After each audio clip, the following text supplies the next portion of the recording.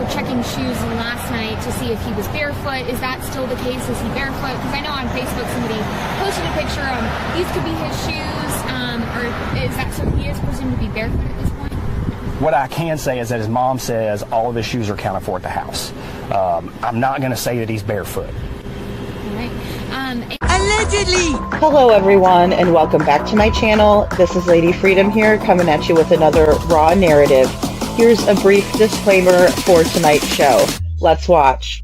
That's ignorant!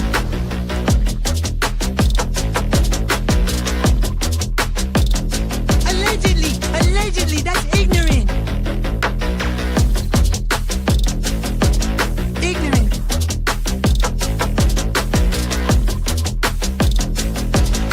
Judgment, Austin. Chloe, you read my thoughts. You've got the shinin. You mean shining? Shh! You wanna get sued? Judgment, Austin. You just use that shin of yours to call me and I'll come a running. But don't be reading my mind between 4 and 5. That's Willie's time. Hey, yo, Bob. I love it when he does that.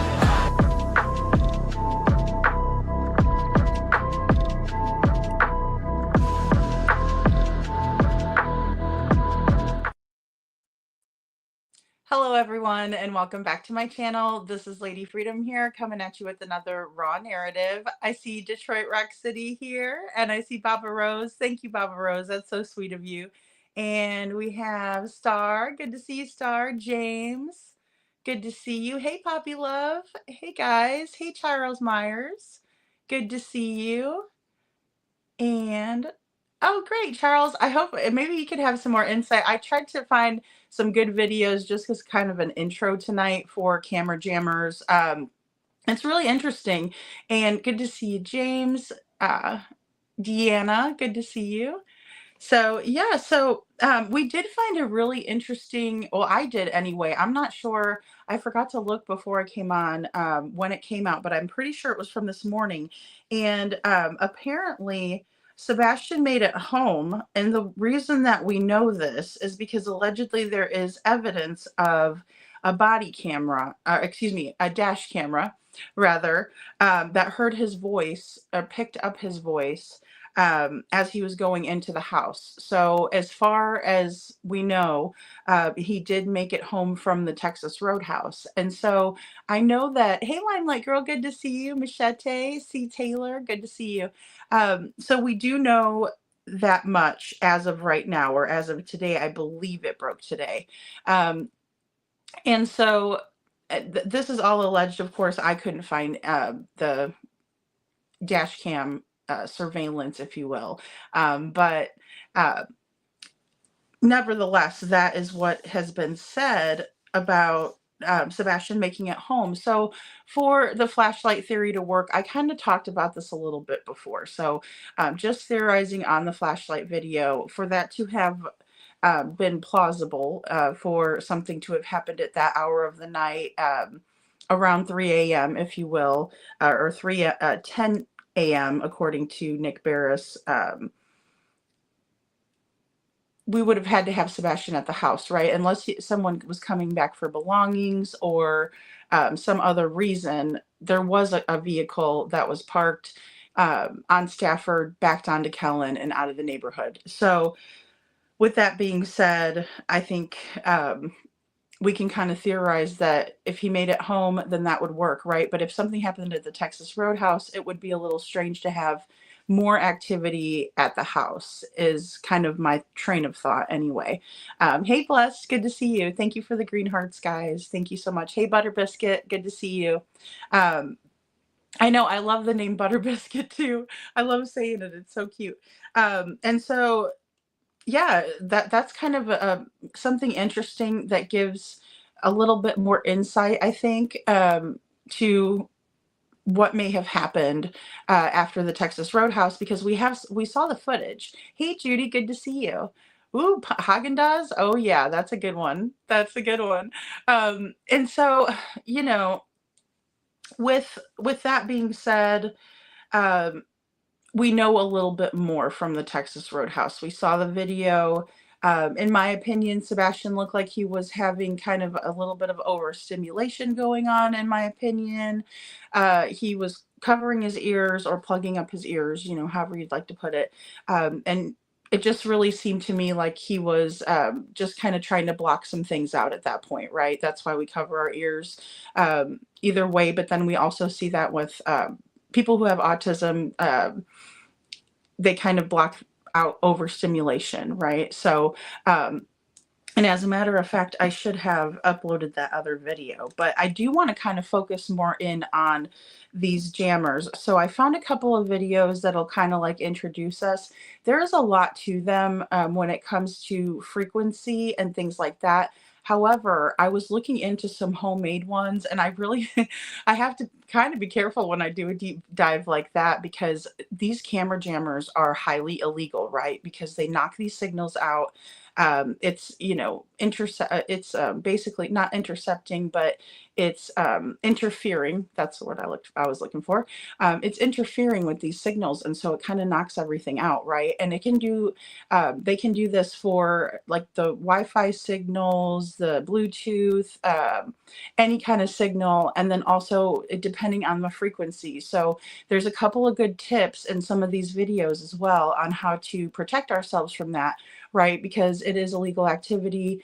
A lot of criminals will use them in order to knock the Ring cameras out so that way they can break into homes, different things like that. So it's really interesting. And ooh, buy one, get one free. That's the kind of stuff I like, Judy. That's awesome.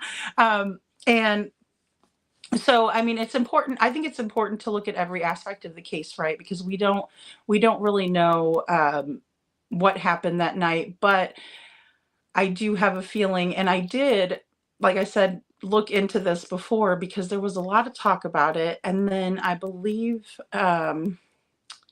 someone did a video on it, and it was really well done. And I don't want to give credit if I don't know exactly who it is, but maybe you all can let me know in the comments if you remember someone making a really great kind of video on that.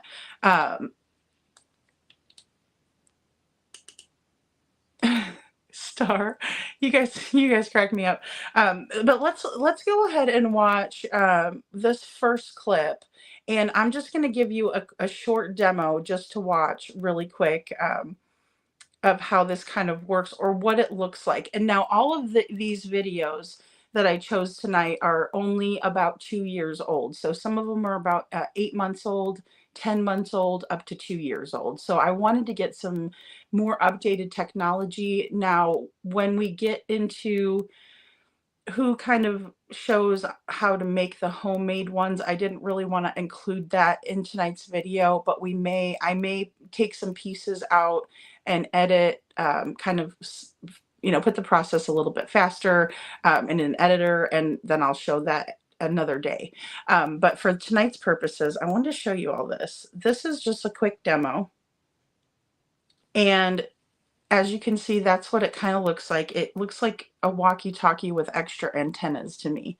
And here's a close-up view. And now this is showing how it actually works, right? Lost connection. And it does this. Now, one real surefire way to protect yourself against something like this would be if you are hardwired to if the security camera is hardwired to your home, where it's not on a Wi-Fi, right? Because we're just talking about something that would disrupt these signals using different frequencies or basically a lot of noise, right? Just to kind of jam those signals up. And it's very high-tech stuff, and I'm not going to even pretend as if I am an expert in this because I'm not. But I find, okay, yeah, Butter Biscuit, the mob crew did it. Okay, that's who I was thinking. That's who I was thinking of, and I didn't want to, say that it was that person if it wasn't. So great, yeah, thank you, C. Taylor. Yeah, a few months ago, yeah, it was a while back, and it was so weird because I was doing some research on it too, and I don't remember what exactly triggered me to do that, or it may have been something that was said in an interview perhaps or something, but also the fact that Katie working for Brinks, um, excuse me, she didn't have a whole lot to say about the cameras in the area or I mean, she said that they were looking back. I remember in the first interview that they did on a news station, the one right after Duchess with Holly Thompson, and basically she said they are looking at footage from before everything happened too, before he went missing. So I'm assuming they're talking about possibly, BJ's because they were there, the bowling alley because they were there, just the different places that they, started out. So that piece was really interesting. Just looking back and thinking about, okay, also they mentioned cameras like trail cameras for hunting purposes, or people who like to put those trail cameras out. They were also checking those as a source. Hey Lizzie, good to see you.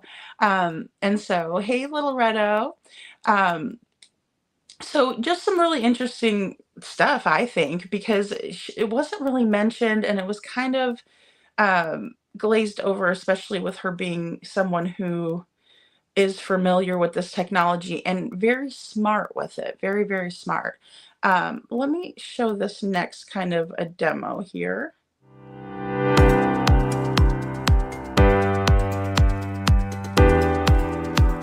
Jeff Keenan here. I've been hearing about burglars that have been hacking wireless doorbells and cameras that are connected over Wi-Fi. They're using this device, which is only about $15 worth of parts, and it's being sold everywhere. Now, this isn't a hacking device, it's just a microcontroller that you can use for many legitimate projects. But the instructions to build this DAuth tool are out there, and it's pretty easy to do for me at least. So once I built this, I wanted to test it against my Ring Video Doorbell 2. I ran it, and in less than a minute, it knocked it offline.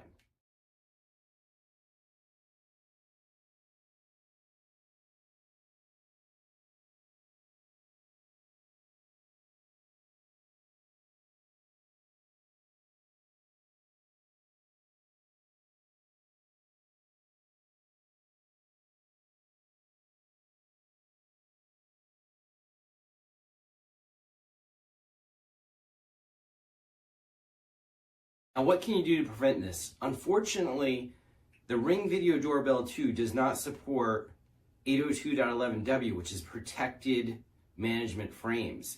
If it did support that, then this attack would not be useful. Another option would be WPA3, which the Ring Video Doorbell 2 does not support. If you have a Ring Video Doorbell 2 and you're worried about these kinds of attacks from burglars in your area, then the only thing you can do is to upgrade. The good thing is there's at least two low-cost options. So the Ring Video Doorbell Plus, which is the old Ring Video Doorbell Pro, and the new Ring Video Doorbell Pro 2, both support dual band Wi-Fi. Now these devices only support 2.4 gigahertz Wi-Fi. So if you have a dual band device, it's not going to be able to affect it. It's just going to shift to the other band. And I haven't been able to confirm it, but these newer devices should also support WPA3 and protected management frames. Unfortunately, a lot of these older devices are using just 2.4 gigahertz Wi-Fi because it's cheaper to implement. So a lot of the Wi-Fi security cameras are going to be hackable in the same way. So if this is happening in your area, I'll put a link below for the new Ring Video Doorbell Plus and the Ring Video Doorbell Pro. And there you go. Remember to like and subscribe for more videos about Wi-Fi and tech products.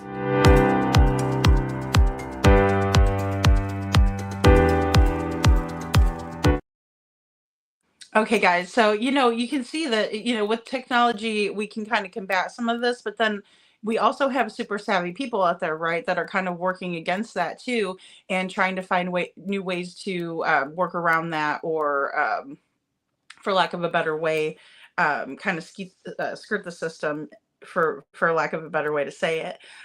So he made this little microcontroller, this device, and it knocked out. He called it a DAuth, and I think that there's some slight differences, and I don't want to bore you all to death, of course, but there's some slight differences between that and a jammer. But either way, this little tool that he made basically knocked the Ring doorbell off, and it was a Ring Doorbell 2, knocked it offline in like a minute, less than a minute. So that was pretty amazing, in my opinion, using that technology. Hey, Mickey Shell, good to see you. Yeah, it's very interesting. Thank you. And thank you for the green hearts. I find it to be really interesting. Hey, Lori. Um, I do too. And especially because there was a lot of kind of wacky things going on with the cameras that night. I haven't been able to find, there was some kind of research that I pulled in, and I haven't been able to find it because I'm a little unorganized with all the amount of notes I have and stuff like that. And I also handwrite a lot of stuff. So, but I didn't see anything particularly that stated that it would knock the timing or the timestamp out of whack. But a lot of the research will point to, how do I say this? It'll say if you're, you have to really look closely to see if there's any like discrepancies in your footage. So when you're looking back on the footage, you will see something like the connection was lost, or there might be holes in the footage, so to speak, like missing pieces to it, and machete. And what I wanted to look up was a certain, hold on one second.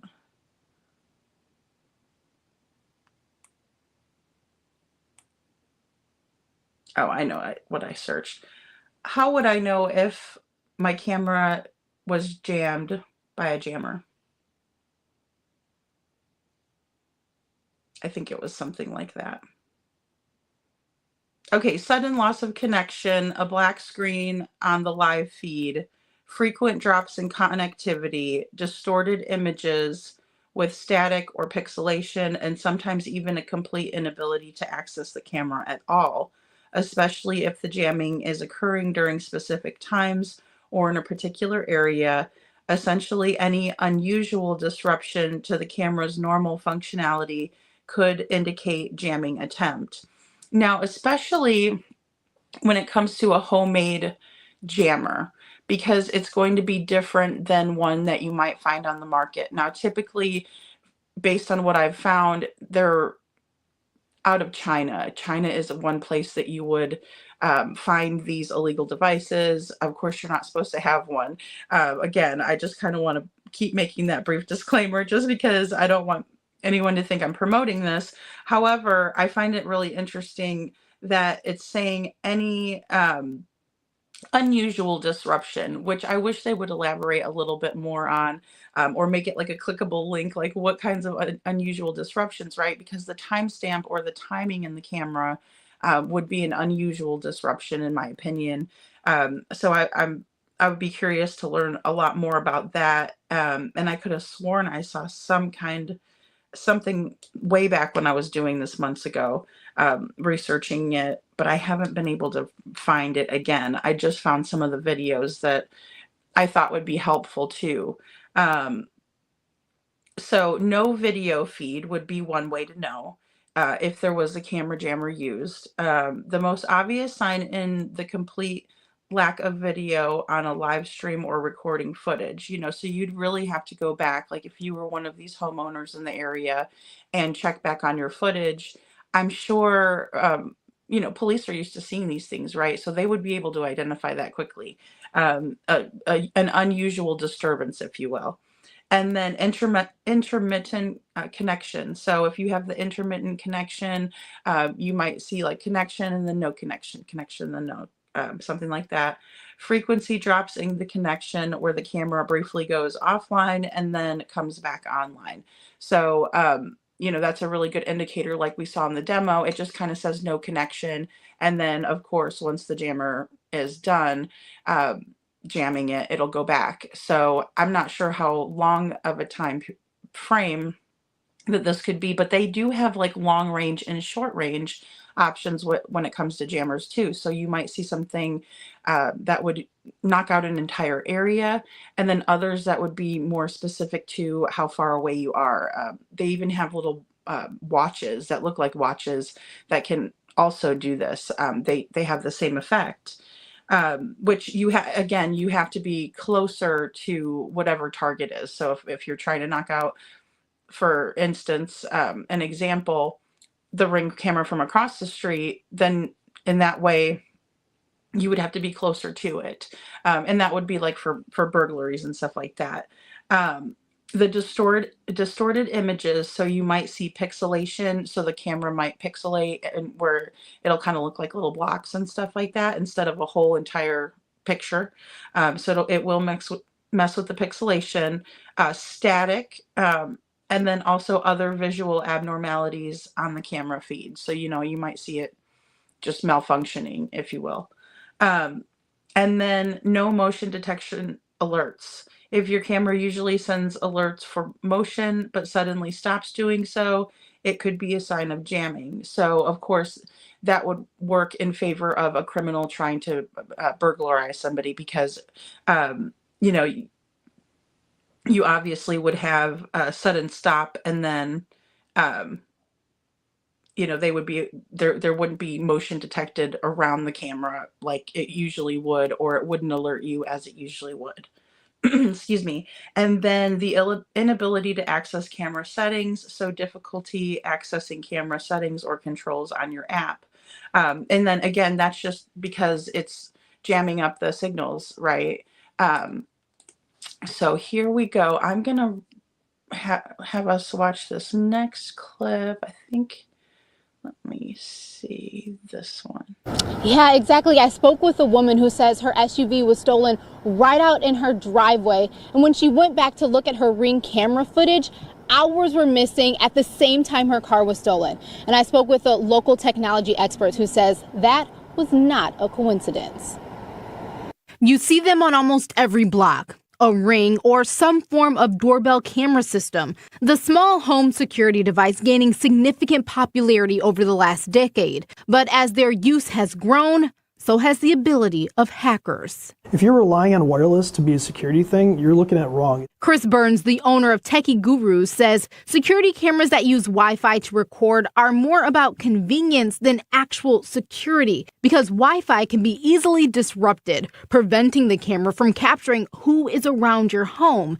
And criminals are catching on. A woman in Detroit found out the hard way when she says hours of her Ring camera footage were missing during the same time her blue Trailblazer was stolen from her driveway on August 14th. Similar stories popping up across the country.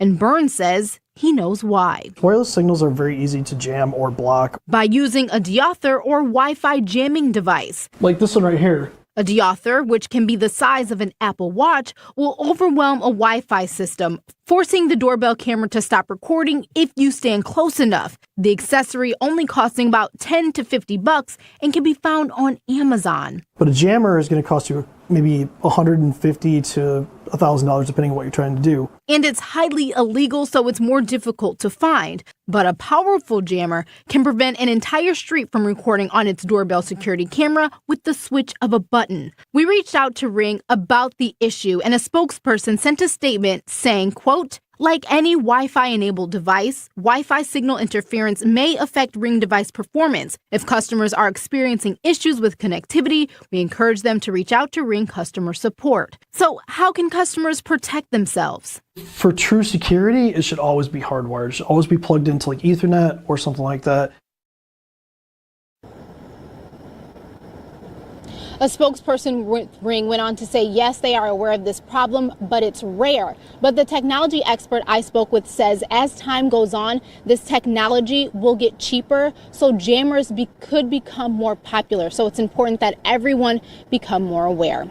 Live in Detroit, I'm Kiera Hay, 7 Action News. Yeah, we rely on these cameras, whether it's Ring or other versions, and you think you're safe, but now crooks are catching up. So frustrating.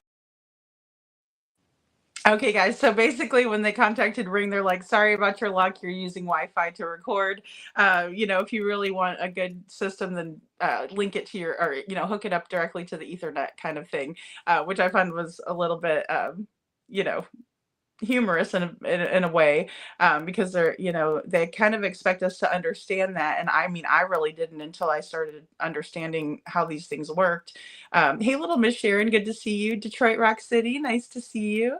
Hey, Tinks, I am Too Bear, nice to see you too. And the analyst, thank you for being here. They didn't talk of her van. She probably used her van's tech, in my opinion. That's a really good point.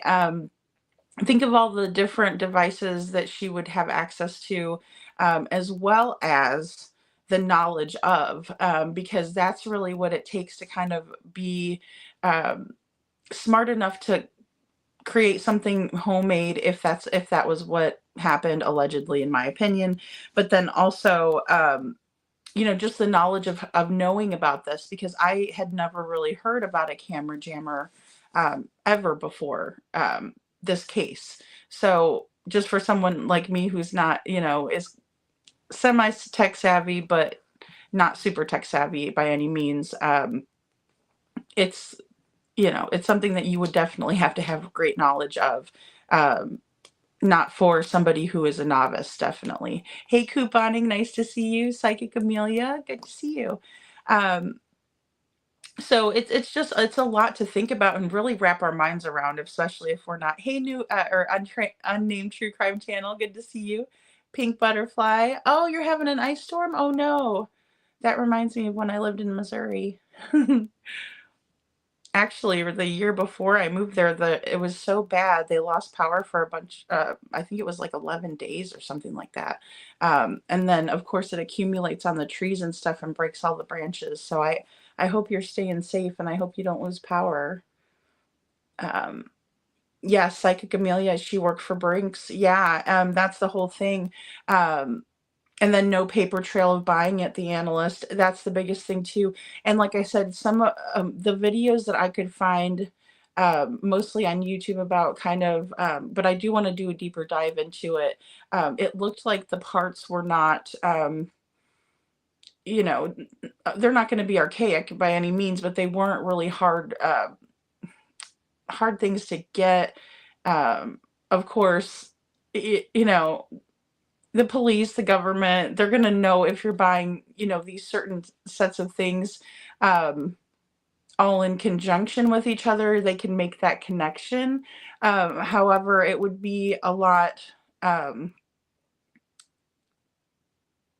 it wouldn't be, if you already had those. Okay, so this is how I'll put it. Sorry, I want to make sure I'm thinking before I'm speaking here.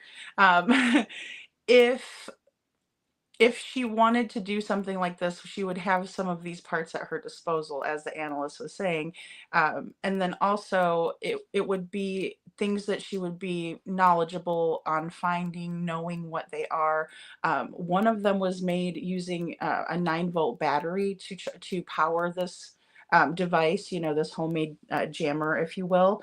And so just really, some of it is really just household items that you can use. Other things are going to be like the little chips, the motherboards. I'm not as savvy with this as I'd like to be. But you would have to have that great knowledge, of that, which we all know that Katie does possess that. Especially the military background is another thing, allegedly, that would really allow for and facilitate this.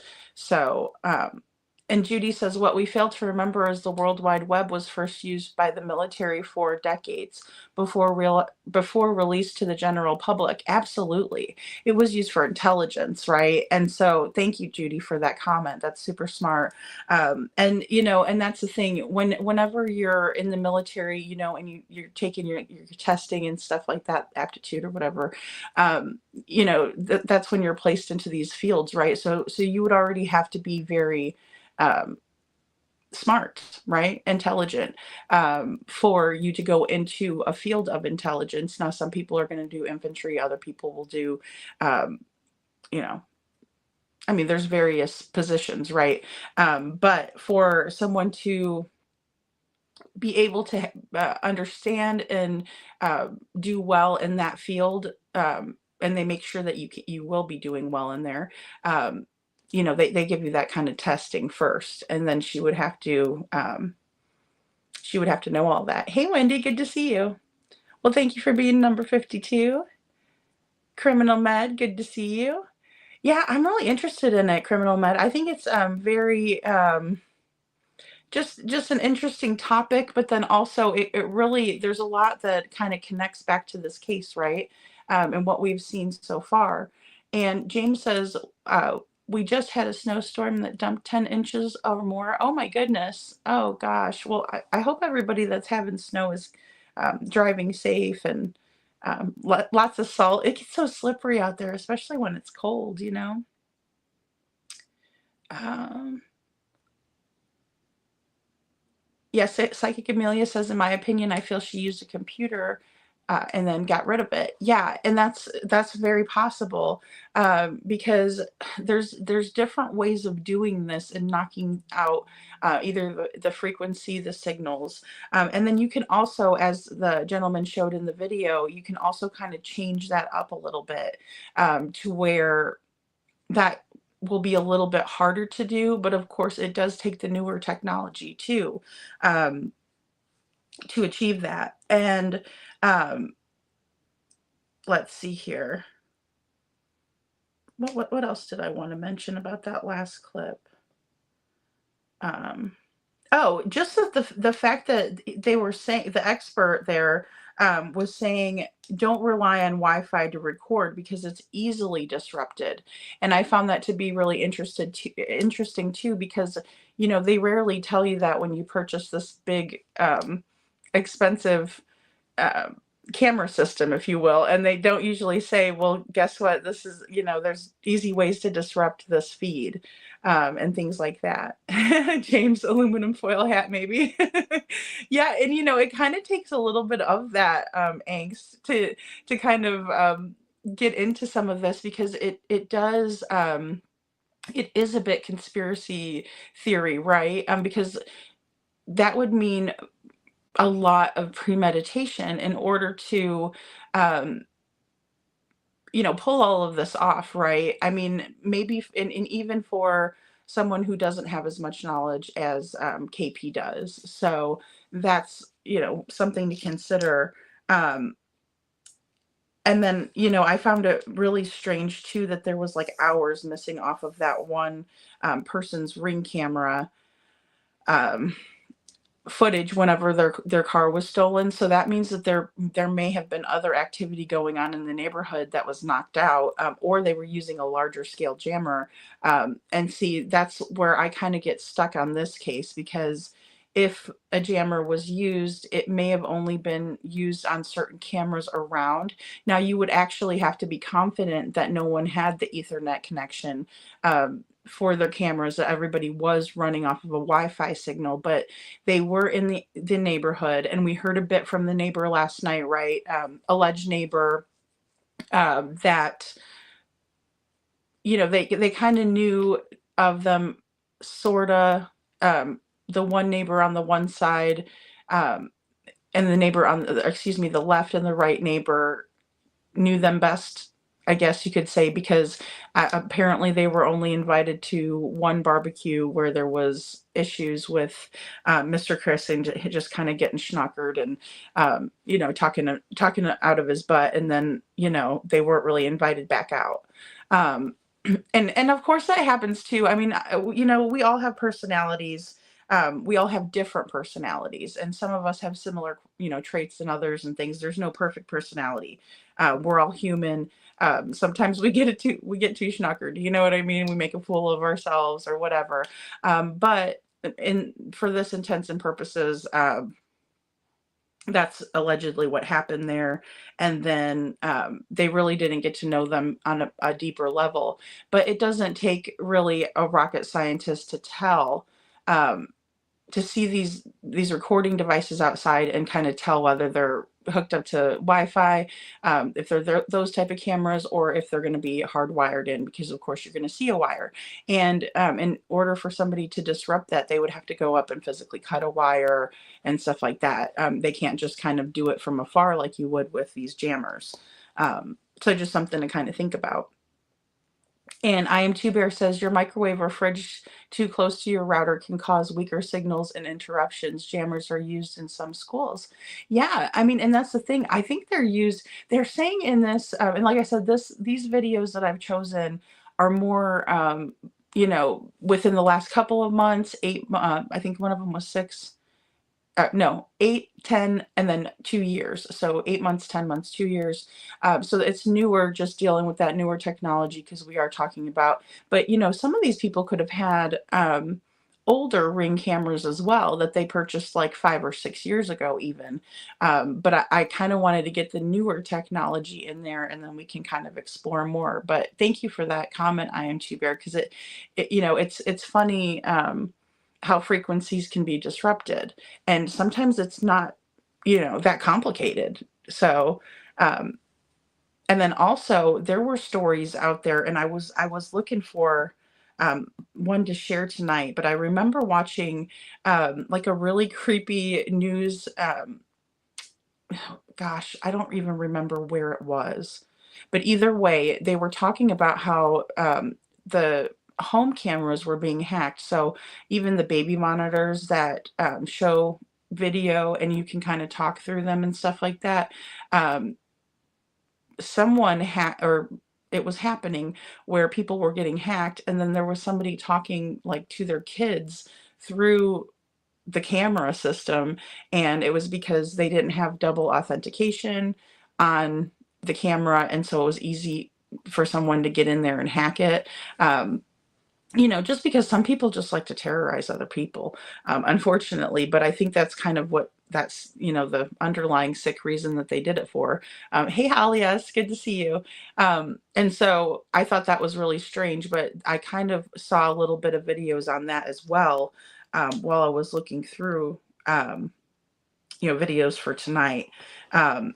So it's just a scary thought just to think that somebody could get into your camera system that is in your home, especially because that's where we're the most vulnerable. We walk around, sometimes not wearing a whole lot, and that can really be a scary thought. And then also when you have little kids or teenagers, just they're susceptible to other people sometimes. And Butter Biscuit says they have Wi-Fi jammers that look like Apple Watches. Yes, yes.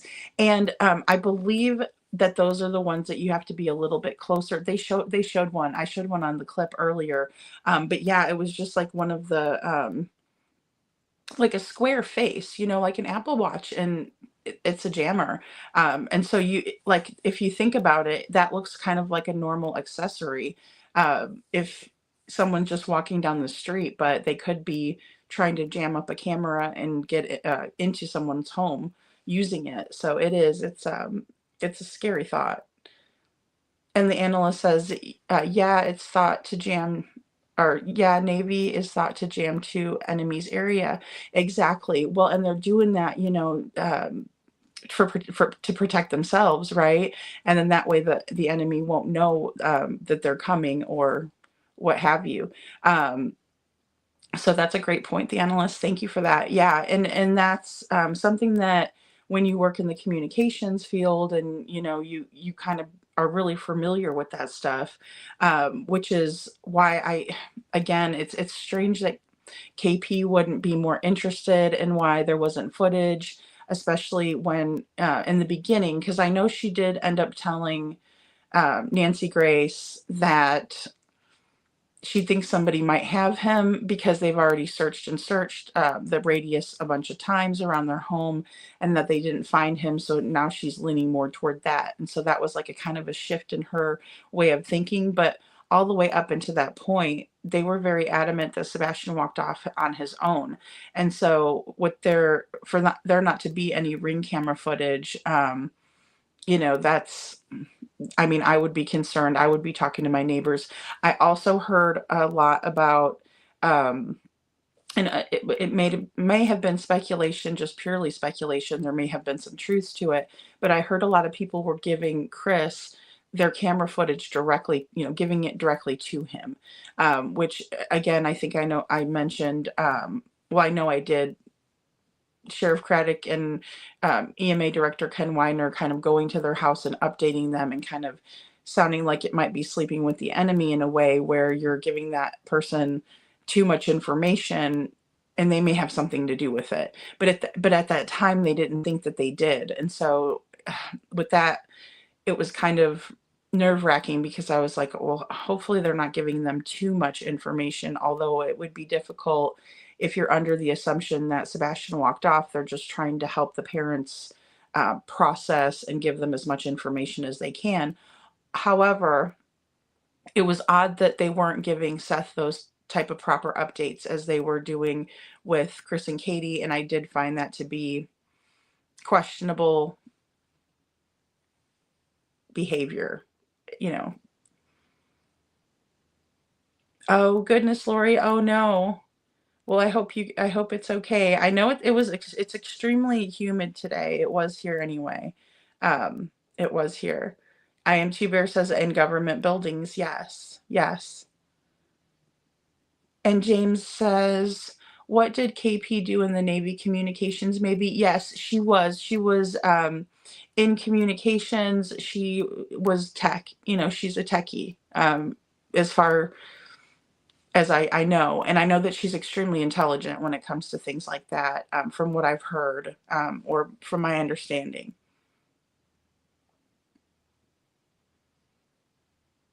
Oh, wow. Psychic Amelia says there was a girl who hacked into government in a high school next to me. Oh, wow. Some of these people are super, super savvy. You know, when we get into people who are very familiar and knowledgeable about like coding and things like that. I worked at a software company that sold real estate software. So, of course, that's where my wheelhouse came into it. It wasn't, I wasn't one of the ones doing the coding and having, you know, all these screens around them. And that's all they did was sit in a dark room all day and code and stuff like that. I found it fascinating, but there wasn't a whole lot of me wrapping my mind around it.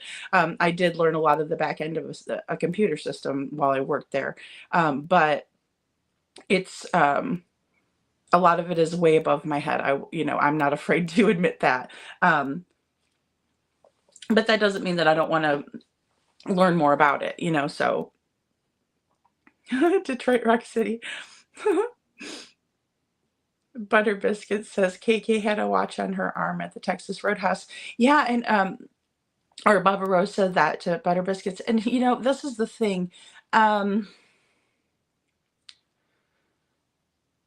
I don't know why they haven't kind of come out with that. And in my opinion, the way I would think of it is that if I didn't have anything to do with it, I would be like, here's my, and I'm sure it was given to the authorities, although they didn't mention it. The only thing that was mentioned was that all three parents' cell phones were turned in to law enforcement. And then they were, of course, downloaded into whatever programs they were using, and then they were handed back over after that process was finished with. But that was done really early on, according to what Chris Proudfoot said. And that's what's hard, because we really, we don't know kind of what to believe and what not to believe. But if it was my iWatch and I had one, I would definitely kind of be showing people that information, like, look, this is when we got home, and that sort of thing, just to kind of put people's mind at ease. You know, and some people are bigger into their privacy though too, and they don't want to put that out there. But yes, that is something. And then also, if we notice, and I kind of talked about it briefly before, that the iWatch wasn't really lighting up or going off. So I don't know if she had the notifications set to the iWatch or not, or if they were more or less just, you know, she used it for other purposes, right? So, ooh, 19. I am Two Bear. That's freezing cold. Brr. And Criminal Med says, does a jammer cover up an area or a specific device? You can do a specific device, but then you can also have one for a wider area. I'm thinking it's like the ones that have the more antennas are the ones that can handle a bigger area because they're knocking out all of those signals. There are jammers that I've seen that can do multiple things like the Bluetooth, the cell. Some of them don't do all of that. They just kind of go after the certain frequencies. But then other ones, and I think, let me see if I can't pull this one up next, and I'll show you, because this guy's pretty knowledgeable too in explaining. Is it this guy? Hello guys, Life Hackster here. Quick video today. I've been seeing comments and receiving emails lately on people asking about Wi-Fi jammers or Wi-Fi blockers and how they can protect their Wi-Fi cameras from it. I'm not going to dive into Wi-Fi jammers and how they work, and I'm not sure how often they're being used to jam or block Wi-Fi cameras. Personally, I haven't heard of it being used here where I live, but we will not dismiss it either. Pretty soon, we cannot say that bad guys will just pick houses without security cameras. Because now, if you walk around your neighborhood, most houses will have some type of camera system or even just a video doorbell. Eventually, these guys will pick houses that have a system that can be easily defeated, and a Wi-Fi or a wireless jammer will probably one thing that they will use. And will pick houses that have Wi-Fi cameras first. Just knowing the brands or looking at your branded security yard sign or window stickers, which I highly discourage, they already know if you're using Wi-Fi cameras. This is why I'm making this video on how to make your security cameras not susceptible to Wi-Fi jammers. And we will assume here that not just Wi-Fi they're going to block, but all wireless signals. The easy answer is to have a wired system. Now, this is different from Wi-Fi cameras that are plugged or wired in, because these cameras still use wireless signal to send out motion notifications and its video and audio. What I'm talking about are cameras that you directly connect to your router. So those are IP, PoE or Power over Ethernet, and NVR cameras. These are not going to be affected by any wireless jammer. What if you already have invested in Wi-Fi cameras? Now, depending on the system that you have, if you have a system that also records the footage to the cloud, like Ring, except for their PoE models, Arlo, Blink, Nest cameras, except for the Nest Cam battery, you're kinda out of luck, because signal jammers will both jam the motion notification and also the recordings from being uploaded to the cloud. So you will not have anything. With Ring, they have their Stick-Up Cam Elite and their Video Doorbell Elite, which are wired PoE, so they're not susceptible. And as for the Nest Cam battery, it does have an internal storage on the camera itself, that if the Wi-Fi signal is lost, it is still able to record the event. Now, you will not get any notifications, but the recording should be there, which will eventually be uploaded to the cloud when the Wi-Fi signal has been restored. This is also true to all Wi-Fi cameras that have a built-in storage. Either they have a microSD card or they have the internal storage, like the Eufy and Reolink's Wi-Fi cameras, or if you have the Wisecam V3. They will record the motion event even when the Wi-Fi signal is jammed. You will just not going to get any motion notifications or be able to access the cameras at that time. And we have these type of Wi-Fi cameras, and there are a lot of different brands that will have the same setup. These are wired and have these two connections on the back, a 12-volt for power supply and an Ethernet port. They will have local storage, mostly a microSD card on the camera itself, and some will have cloud storage backup option, like Wi-Fi cameras from Reolink, EasyViz, and even the cheap Blue Rams that I recently reviewed. These Ethernet port, which in a Wi-Fi setup is not needed. But if you want this camera to be Wi-Fi jammer proof, just do the extra step to use an Ethernet cable to plug this into your router or network switch. You do need to reset it and do the setup again and choose Ethernet connection instead of Wi-Fi. Now, this camera will continue to work even if your Wi-Fi is blocked or jammed. One cool thing about this, that if these bad guys know better, they know which cameras are using Wi-Fi or wireless connection, and the telltale sign are the antennas. But if you set this up and plug in directly to your router, they will not know that they're still being recorded and motion notifications are still being sent to you. If you're already invested in a Ring, Arlo, or Nest systems, you can easily add just one or two cameras, either an IP or PoE or Power over Ethernet, or like I said, Wi-Fi cameras that have the Ethernet connection on the back that will act as a backup. I recommend to have at least two brands anyways, especially in the front of your house, just in case one brand goes offline. The only thing that needs to be planned out is how to run the Ethernet cable from your router to the camera. I'll be doing a separate video on this because I'll be testing power line adapters to extend your network connection without having to wire or snake in Ethernet cables. We will see how it performs or see if it works. Anyways, at this moment in time, Wi-Fi blocking or jamming Wi-Fi signals is not common. But all these Wi-Fi dependent security camera brands, especially the ones that just uploads to the cloud, needs to adapt. Because wired PoE, IP NVR camera brands are getting better in accurate motion notifications, have better video quality with higher resolution because they record locally, and they're getting better on their phone apps, and they don't use wireless signals, so it cannot be jammed. I wish that Ring and other brands to start making their camera network ready. You know, have an Ethernet port on the back, especially their plugged in ones. Well, that's it for this video. Any questions, comment down below. Thanks for watching and see you in the next one. Okay, guys, so that's just a little bit more on that wired power over Ethernet. Just a good option in case you don't want somebody to be able to jam you up or,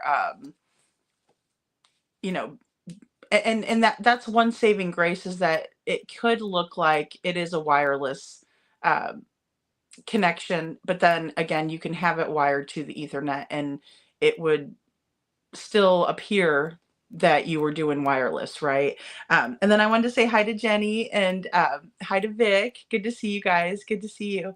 But it's really it's something that, again, if you're putting those little stickers out there to show, hey, I have my home under surveillance, or, you know, some people will put, you know, smile, you're on camera, something like that. But the fact that somebody would know which type of a brand you would use and things like that, I thought it was interesting that he advised against that, because again, those are the indicators people are looking for if they're trying to do this and use it for nefarious reasons. And then also he mentioned that there would be, you know, no access to your camera at all, which is another thing that can be really scary, especially if somebody's trying to do something in your home or to someone at your home, that sort of thing, or burglarize your home.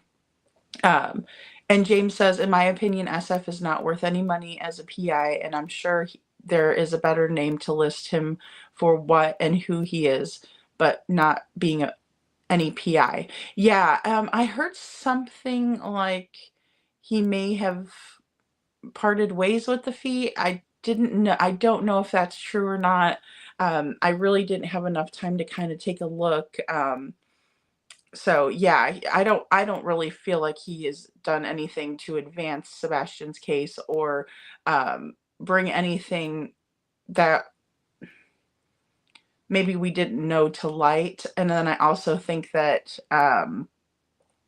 that 306 picture he released as recently, you know, blurring out certain aspects of the picture, I honestly don't think that that is something that was from that night. Although it's all alleged in my opinion. And C. Taylor says, I can silent my Apple Watch notifications just like my iPhone or computer. I can silence notifications based on time and or location also. Oh, that's interesting, C. Taylor. See, I don't have an iWatch. I have mine programmed to silent at my work address. Oh, okay, right. Yeah, so then that way it won't, you know, alert you like while you're at work. Okay, that's interesting. Thank you for letting us know, because I wasn't really aware too much.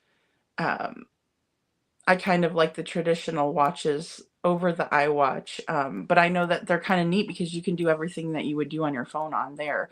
Or if you wanted to send a quick text or something like that, or check your text, it's kind of neat that you can do that right on your watch. So, and Machete says, I need to figure out how to do that. I'm always like, what do I want to watch, or what do I want to watch now?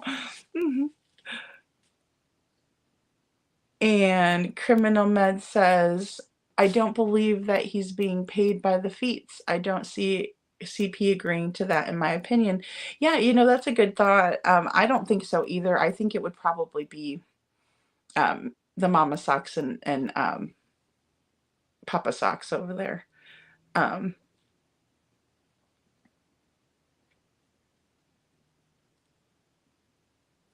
And Star says, don't quote me, but I think she was in the Navy until somewhat recently. Brinks may have been right after she got out.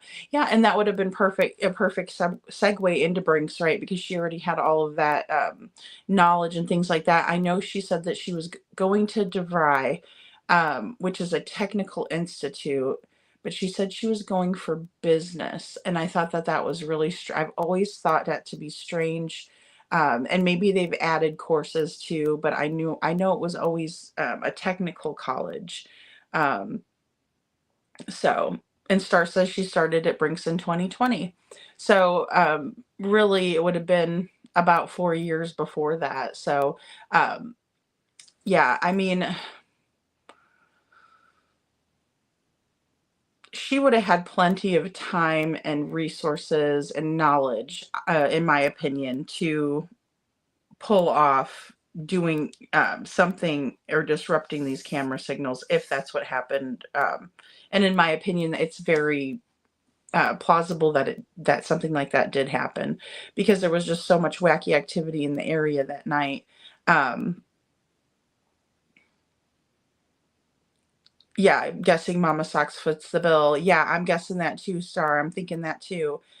Just because, you know, hey, Scranton Strangler, it just seems like that would be par for the course. But then again, maybe it was a group effort. There may be people that are, because there's a lot of people that support the feet, so there could be people sending them money on the sly too, to help them out. We don't know everything that's going on behind the scenes, in terms of kind of what kind of help they're getting, and of course that's all alleged because I don't know for sure. But hey, Mama Cedar Street, good to see you. Oh, good. Well, thank you for listening. And CP, I don't know exactly what he did in the Navy, but I know he was in it like a career, it was his career. I heard also that KP was a higher rank than he was, and that she made made that faster. She All I will say is don't underestimate Katie is all I can say about that, in my opinion. Hey, Donna, good to see you. Good to see you.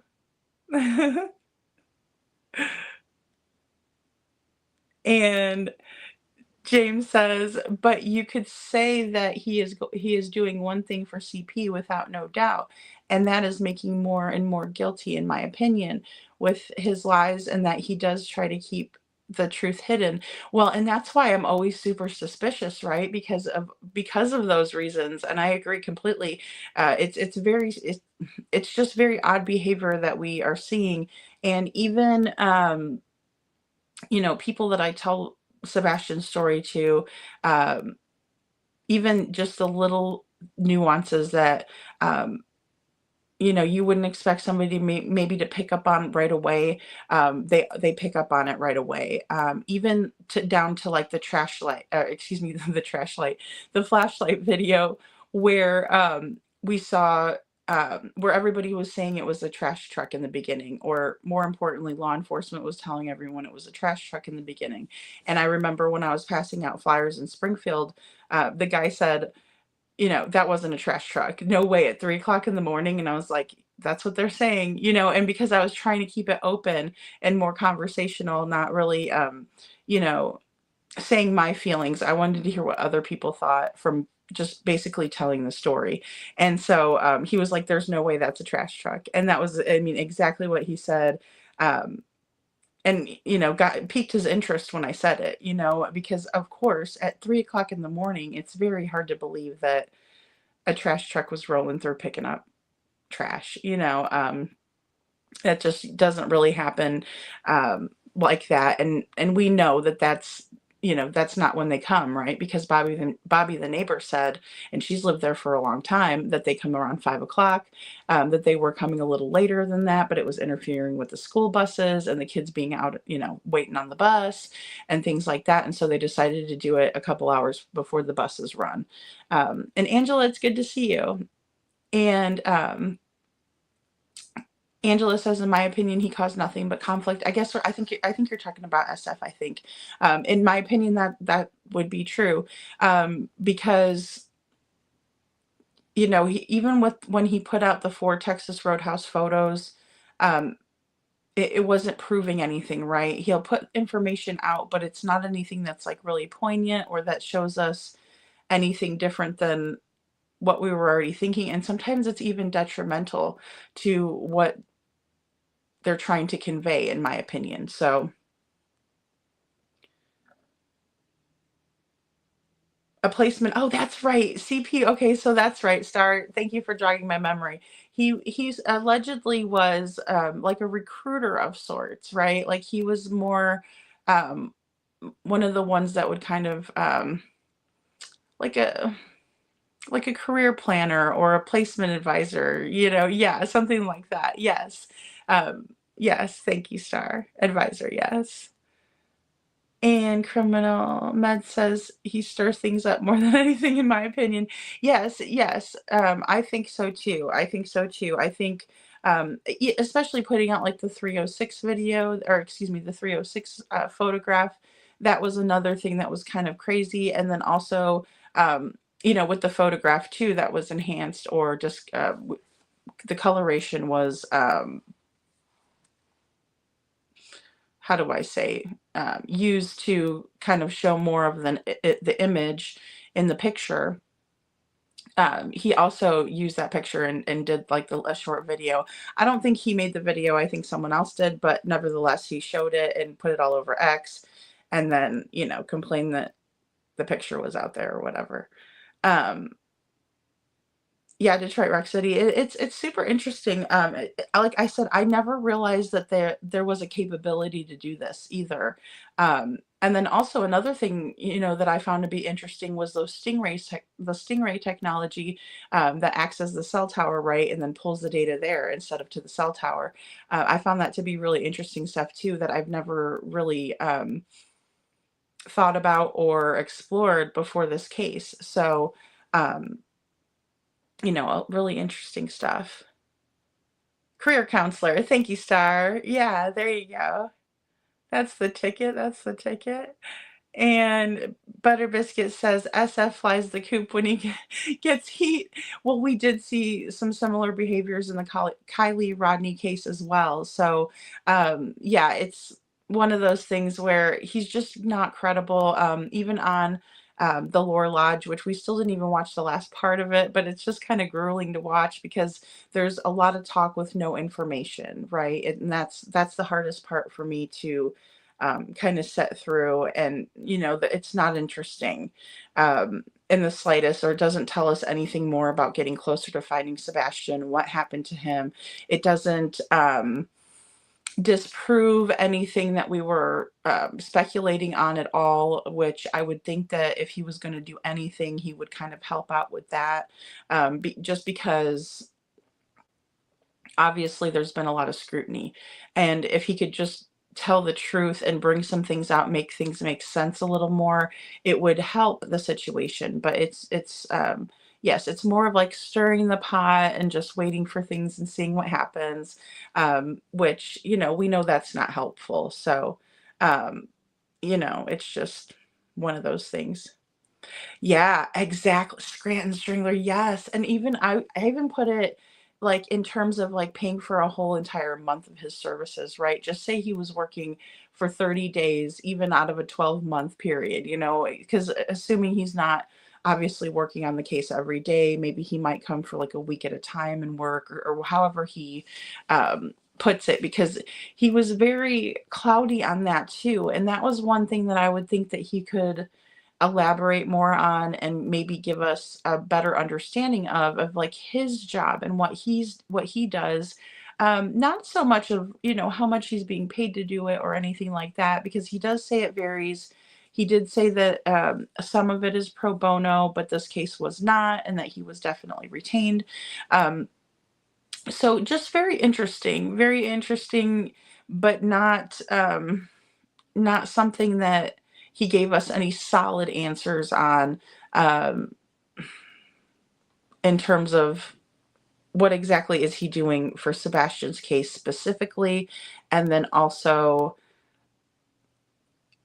he told us that he was retained, but he wouldn't say really by who. He just said that Katie and Chris are on the paperwork and his client is Sebastian, which obviously that's who we want it to be about, but I just found it to be kind of like more of a rabbit hole to go through when it should have just been a straightforward answer. Like, yes, I've been retained. No, Chris and Katie aren't paying for it, or yes, they are. It's just, it's very cut and dry. It's yes or no answers really. But then, he wants us to kind of go down this little rabbit hole and listen to like a whole bunch of nonsense just to get to an answer, which we never really get to that answer. It's just down the rabbit hole. So, and James says that's who I believe is paying SF, because we hear how CP is mama's little boy. Yeah, exactly. And just the fact that there's been a lot of that flying monkey behavior from Mama Socks, and also the sister, in my opinion, in the beginning, where she was kind of trying to tell people, well, we were out since this time, searching, and we find out later that that couldn't, really be possible, that doesn't make sense, and so, and maybe they just thought it best to keep quiet after that part, but. And Baba Rose says, I got my grandson a watch at college with his phone number so I can keep up with him. Oh, that's cute. Yeah. And I mean, and that's the thing. Technology is really awesome. And I love having it around, but it can definitely be used for bad, or good. Hey, Starflower, good to see you. And, oh, did you say DeVry? Is that what you meant by DeVry? Thank you. Yes, DeVry. Yeah, and I was wondering, because I know like years and years ago, that, DeVry was just basically a technical college where they only had certain areas that you could study, but then I'm sure it's, changed since I was familiar with it. But, aw, Vic, I'm sorry to hear that. Squash is good for you though. That's healthy. Oh, thank you. Thanks, Jerry Lynn. I appreciate you. Thank you very much. Welcome in, and I hope that you enjoy being here. And Baba Rose says, James, I think we are leaving out the money bags, the big D. Well, that is one other aspect too. They may be getting family help, right? It might be a collective effort. And maybe some people's hearts are in the right place too, where they're like, hey, we're going to help you pay for a PI so we can get down to the bottom of this, right? But then we see SF and he's more or less just like posting craziness on X and that sort of thing. And then also way too involved with the YouTubers. That's my opinion. Just way too involved. Not really taking into consideration the content they're putting out. I don't know if that's something that he enjoys watching, or if that was just, I don't know how that kind of came about. I do know that there is kinship there between the Proud Feet, right? And I think that's been out for quite some time. But there's definitely some family ties, if you will, and maybe that's why he feels compelled to associate, if you will. But yes, Michette, exactly. A bunch of the neighbors' cameras allegedly stopped working. Yeah, and I mean, that's just a really good indicator, too, because if it was one of those things where it was like super duper windy, or if it was storming really bad, that might make a little bit more sense, right? That the cameras would have a reason to have connectivity issues. I remember one night it was raining here, and like I just got kicked off of my live and I couldn't get back on there, and I was like, what the heck's going on? And it was when I first started going live, and so I just figured, oh, okay, user error or something like that, but it turns out it was from the weather. So weather does play a big factor in that.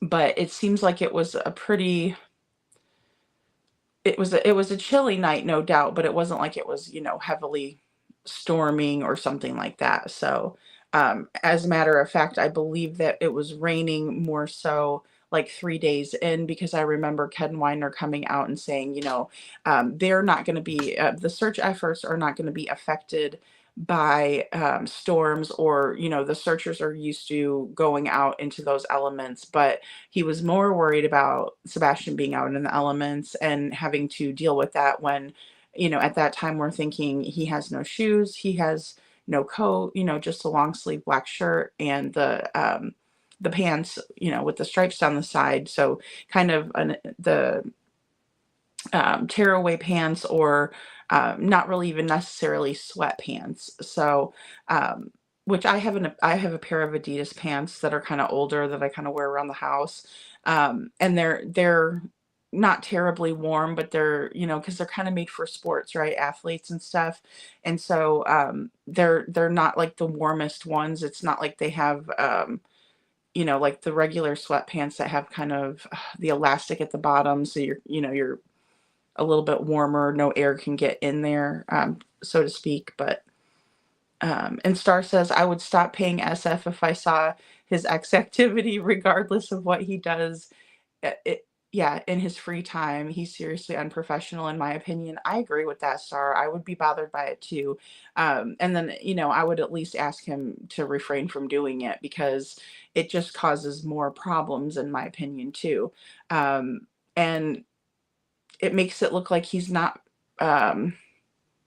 professional or invested in the case for the right reasons. Like he would rather turn it into a circus than actually find the answers, doing the research, talking to people, even knocking on doors and finding out information. I think he's more interested in defending the fee, or a lot of people were saying like PR, public relations kind of thing. So, thank you, Lori. That's so sweet.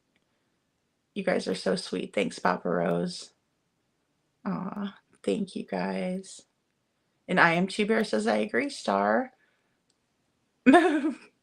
Machete says, I'd be like, what WTF is this guy doing? No kidding. I would be too. And maybe they didn't know about his reputation before that, which is people change. I get that. Maybe he learned hard lessons in that case and he decided to turn over a new leaf, right? There's always that aspect of it. But in the same way, it's the same kind of stunts, the same misinformation, the same kind of inserting himself, but then not getting any answers. And when you're a PI, you're expected to get results, right? Especially because you're paying a bunch of money for their services. Even when it's a pro bono situation, right? Because you're desperate for help and you're going to a PI. If you have to go to a PI, I think it's safe to say that you're not in a very good position at that time, right? You're looking for a loved one, you're looking for answers.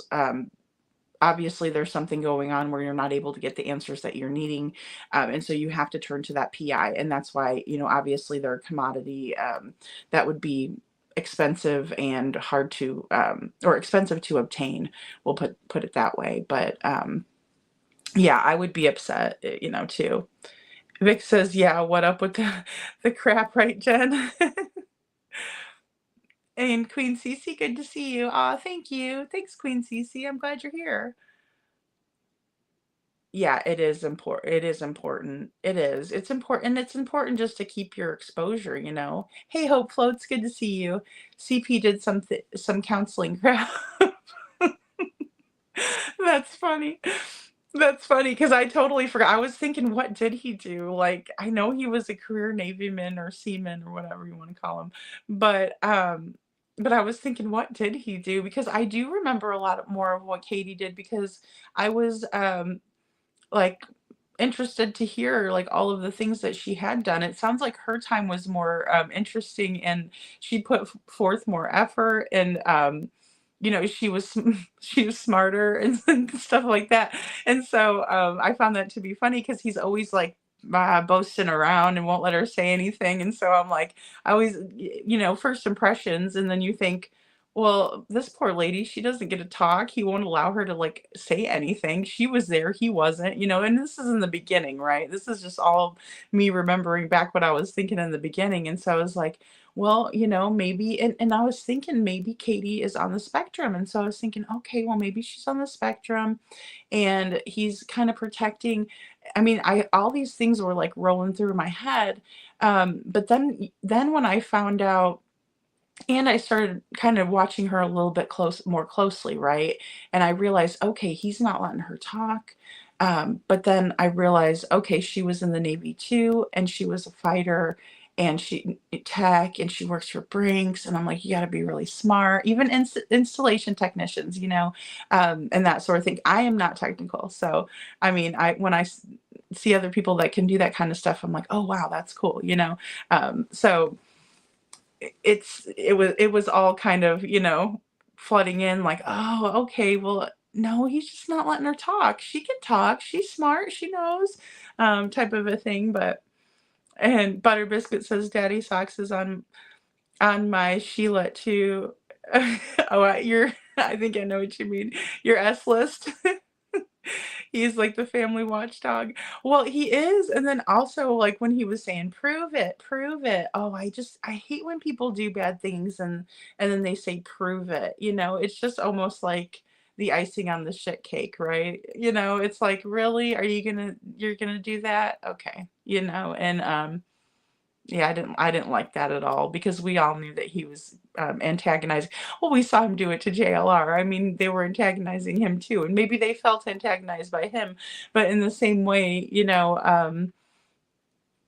I don't know. I think I would be more, accepting and I would have been more warm to someone who was driving past just because they were interested and wanted to find out more and help the situation, than I would be, you know, um, confrontational and things like that. I might say, "Well, thanks for helping find out what happened to my grandson," or something like that. I would give him a warmer reception than he got, and that's just my opinion. But um, Criminal Med said that I can't see CP as any sort of a counselor.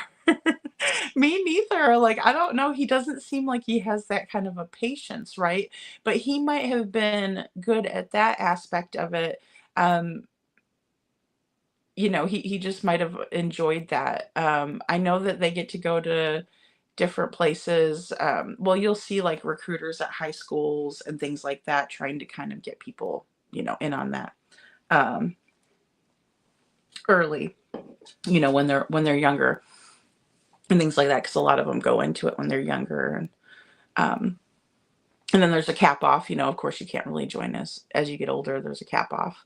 Um, And James says, "Oh, that is another possibility because, in my opinion, there may have been a third person, sorry, who was driving, and that may have been Big D himself, too, in my opinion."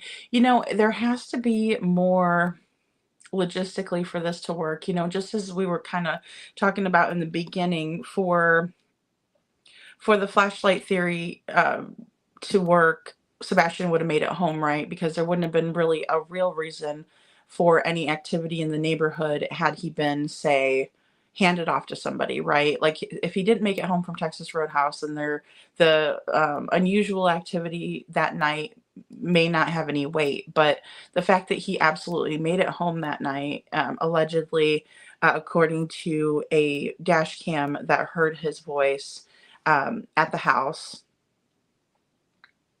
then there would be a reason for somebody or for us to, excuse me, for us to um, think that the theory of someone in the neighborhood in the middle of the night, something happened that night or that early morning of the 26th.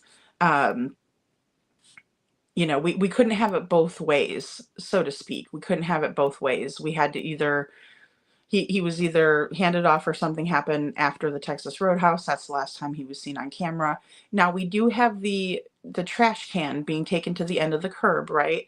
Or the end of the driveway. That was Sebastian's chore. He took the can to the end of the driveway, Katie says this. Now again, she adds these details in as they're coming in, because it's not mentioned on Duchess. It wasn't mentioned in the Holly Thompson interview, which was their first TV interview, with the Katie was wearing like the striped sweater, and Chris was wearing like a mint colored kind of a green button down shirt, and they were in their house. He's wearing a ball cap. The only hands video, when it's just their hands, that was Caitlin Miller, that it wasn't mentioned there. And then we hear it on Chronicles of Olivia. I'm trying to think back. There was another Duchess interview in between or around that time, but I'm almost positive it's not mentioned in that one either. So the fact that someone's camera, and it was leaked back to Chris and Katie, that Sebastian was, or someone, because Seth also saw the video and said he couldn't confirm that that was Sebastian. Something happened in that time frame for that, and she added that in later on, saying, oh yeah, that's his chore. But we didn't hear anything of that before Chronicles of Olivia, in my opinion. Yeah, see, Daddy Socks was also military too. Yeah, and that's the thing too. And and that was another similarity too with Craddock. Craddock was also Navy, right? He's still in the Navy. And then, we have that too, which is also going to create a little bit of an unconscious bias, even if we don't want it to, right? Because when we think about military, I know people in the Navy, of course, that's mostly when my family is in the Navy. But I've known Marines and that sort of thing, and they're always like, once a Marine, always a Marine, right? Stuff like that. And you have that camaraderie, that brotherhood, sisterhood, just that, that bond, right? You're Navy, I'm Navy. Because I even kind of explored a little bit too, with Seth being a corrections officer. It is backing the blue more than backing your Navy person, right? For lack of a better way to say it. And so I kind of explored that a little bit too, because I found it to be odd. Usually, if something happens to one of their brothers in blue, they're like right there, right? To support, to love, to, give them whatever they need, support services, food train, whatever it is, just support. It doesn't seem like he had that, in my opinion, versus what we saw when Chris and Katie had the home visits, and they were going to update them and different things like that. It's something that's, interesting in hindsight too. And Scranton Strangler says, CP, a counselor, like camp counselor? Oh no, I can't see. The patience is not there. The patience is not there. Thank you, Star. Thank you. Roxy R says, CP had to go to anger management classes. I don't think it worked. No. And the thing is like, when they do those court ordered classes, it's not like you have to pass with a certain, you just have to go for a certain amount of hours. It's not like you have to be like, okay, this person, we evaluated this person before they went in, we evaluated them when they left, kind of a thing. It really doesn't work like that. Now, Tennessee might be a little bit different, but all of the kind of states I've looked into and how that kind of works in that way, it's more or less like giving the person resources so they can get their stuff together so the kids can be reunited, reunification type of a thing. But more so, it's not like they're like, well, you need to score, a 95 and pass the class, or you have to pass it with at least an 80%, or we're going to make you take it over again. It's not like that. It's more or less like, take the class, appease the court, you got it taken care of, right? And the judge might ask you, are you doing better now? Did you learn anything? Type of a thing. But it just seems like in this case, and in many of them, that CPS wanted to just close it, get it off their desk, and move along. But then there was 4, right? And then there was a 5th one. So, and then that's not even including what all happened with Nina, too. And then Baba Rose says, James, don't forget what Nina said about Big D. Yes, exactly. And that's one thing. I do want to revisit Nina's interview. It's just, gosh, it's just so painful to listen to her. It's so painful, and it's just one of those things that I think it is necessary. I know it is, and I did show a little bit of what she said in my video like months and months ago when it first kind of came out. But I never did show the whole thing, so we might explore that too. Because you know, or maybe even just some of those pieces that happened, like when her daughter was sick and she relied on them to watch her other, excuse me, watch Faith. Um, and she was thinking that, you know, it wasn't going to be a big deal, but then she finds out that it was a big deal and that they were actually setting her up to steal her child, for lack of a better way to even say it, allegedly, in my opinion. So, um, and you know, I'm not sure, Machete. I'm sure he did.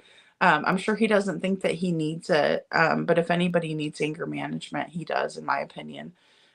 Scranton Strangler said, I think neighborhoods would be angrily calling the sanitation company if the trash was picked up at 3 a.m. I know I would. Oh, definitely.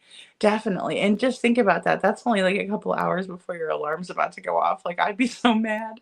Um, and Star says, I guess he just advised naval recruits on what would be the best fit. Yeah, like one of those things where like you go in there and you talk with them, you'll sit and talk with them and say, you know, these are my interests. And he probably had like a whole like page of things that, just real easy kind of what do you like to do? What's your background? Da da da da da.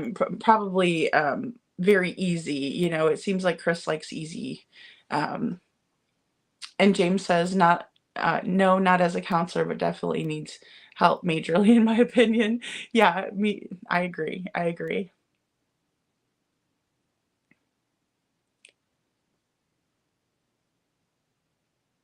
And let's see. It is strange, Butter Biscuit.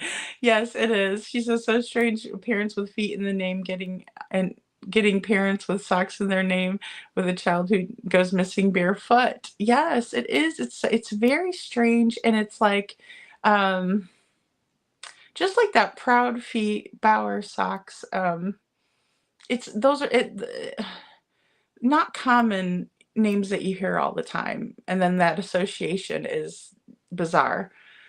And Machete said he needs to get a counselor, in my opinion. Oh, yes, definitely. I think it would help. I think it would help out tremendously. But it's like that's one thing that really bothers me is that the resources that are offered or that are applied when these things happen, it seems like they really fall short, and they don't really even give the help that's necessary. Whoever recommended he goes to the anger management, I think it was on the right track, definitely. But it is difficult because, with someone that doesn't think they need help, it just doesn't help. Okay, so C. Taylor says, just looked it up. DeVry does currently offer business and management area of study, both online and in-campus options. And, Katie sounded like she was reading a chapter for school. And just my brain, too, and because I'm older as well, like I was thinking like an actual chapter. So I was thinking she had like a textbook out and she was reading that chapter for school, but she could have been reading a chapter online. So that's always a possibility too. But thank you for letting me know, because yeah, like I always thought DeVry was more, because she said business. What'd she say? Well, she said bitness. I know she says bitness. But business administration, I think she called it to Nancy. Um, you can't make this ish up. I know, Star, you just can't. You just can't. Any way you slice it, right? And I think I'm a little bit behind on the comments, guys. I think KK was lying on Nancy about DeVry because she hesitated. Well, and I just think that she was kind of, like, who said it? I'm trying to think of who said it last night. was saying like she's a good multitasker because she was sleeping. She was talking on the phone. She was reading a chapter. She was, hollering at Sebastian to go to bed. All these things were happening at the same time, right? And it's almost just not believable. It's like a triple quadruple alibi. Like I wasn't doing anything. I was sleeping. I was reading a chapter. I was doing this. I was doing that. And Butterbiscuit says if Chris was an advisor, he knows how to redirect conversations and keep conversations in a certain direction. Yeah, I agree with that. I do. I agree with that. And it takes some charm, right? You're trying to recruit, you're trying to find the best way for a person to choose their path, right? And how they're going to go through the process. And so you'd have to be okay with working with people in that job, which is hard to believe in that way because um, of Chris's history. But then again, maybe he liked having that authority over some younger recruits, and them looking up to him and giving him that, um, the adoration that he would receive, like, oh wow, and how long, because if you think about it, I mean, I think I would be that way if I went into it and I'm meeting a career counselor and he's been in the Navy for 10 years and I'm just brand new, and I'd be like, wow, you're like a real life hero, and you might be a little starstruck, and so he might have liked that aspect of it too, that control again over someone who is maybe a little bit more naive than he is, about even the process. And he's kind of the expert, right? And explaining to the person, and the person's listening, hanging on to his words, because it's their first time, right? Or they're new to it. Um, and Detroit Rock City says, she said she was studying and talking on the phone, so multitasking, but couldn't get up to check the thud. Yes. Did she mention the thud to CP? He was on the phone with her when it happened. That's a really good point, right? So he never mentions anything like that. And we know that he always likes to kind of like jump in and, talk over her or cut her off. And so he's never mentioned anything like that. And even when it was mentioned when Katie wasn't on panel, when Chris was on Web Sleuths, he said, I'm not going to go into that. And Chloe PI's like, well, Katie went into it. And he's like, well, I'm not Katie. I'm not going into that, and he was very adamant that he wasn't going to go into it. So that's another thing that was, kind of odd, because he had the floor then. He didn't have to cut her off. He could have just, you know, said his what he thought. Yeah, I was on the phone and Katie did hear Sebastian, messing around in his room, and she told him to settle down, and I'm surprised he didn't take the opportunity to say, and if he didn't, I was going to give him a whooping when I saw him next, or, whatever. Just because it always seemed like, he would not really undermine Katie's authority, but, trump her authority. In the way of, well, let me handle it. I'll go in his room, make sure he cleans it up, that sort of thing. Just based on the history of, how he painted the picture of what the dynamic was like.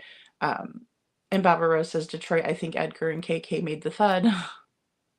I do too. I think they were so nervous on Nancy that was just kind of something that came out, and she probably thought, oh shit, right after it came out, because she's going, Nancy says, well, what kind of noise was it? Because Nancy's trying to kind of get to the bottom of, was it, something where you knew he was playing, or you heard, because she originally said it was just like a noise in his room, that it wasn't uncommon for her to hear him making noises in there, so was it, the noise from a cell phone? No, because she said that they didn't let him have one in his bedroom, or didn't let him have access. Did she hear him playing with a game in there?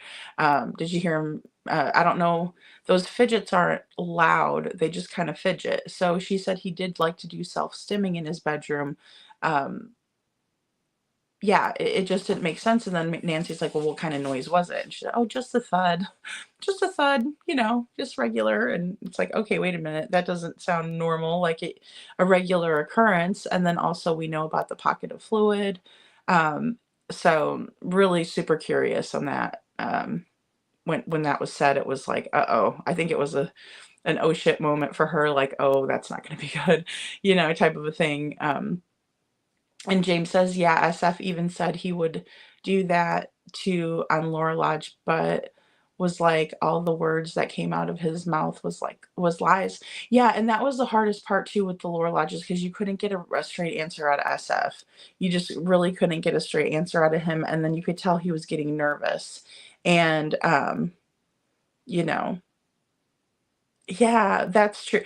Criminal Mud, that's true. She says, if I hired a PI, I certainly wouldn't want my business and how much I paid shown anywhere, in my opinion. It's funny that he was okay with answering that, and then other questions, he wasn't. It was weird how unprepared he was as well, because I'm telling you, if that was me, and like I said before, I do find it odd because I've never saw a PI that was actually out there really, kind of putting out fires for the client. It's more of like giving out information. But yeah, if it was me, and I was the PI, I would just be trying to give out, information to show that my clients didn't have anything to do with it if it was this type of a case, because you almost have to do that at this point because it's all about damage control from what the interviews that they've done. And in my opinion, the Queen Bee interview was really awful. I mean, talking about Crisco saying that he's going to start a YouTube channel, Bangers, Swangers, and something nasty.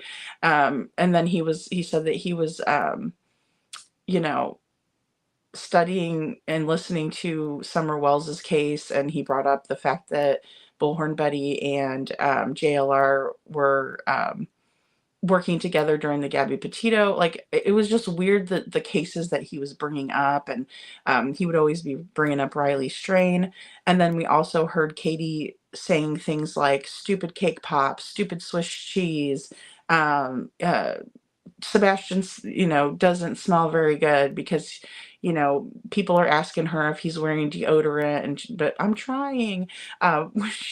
She also says on that interview that, well, Chris also says that the dogs weren't put up in the pen when he was away for work, that they slept with Katie. He spilled the beans on that.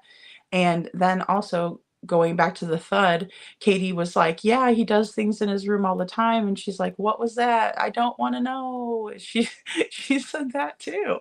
So there were certain things in there that she was just going on and on about, and he was doing it too. And it was just, it just didn't help. It hurts them tremendously, in my opinion.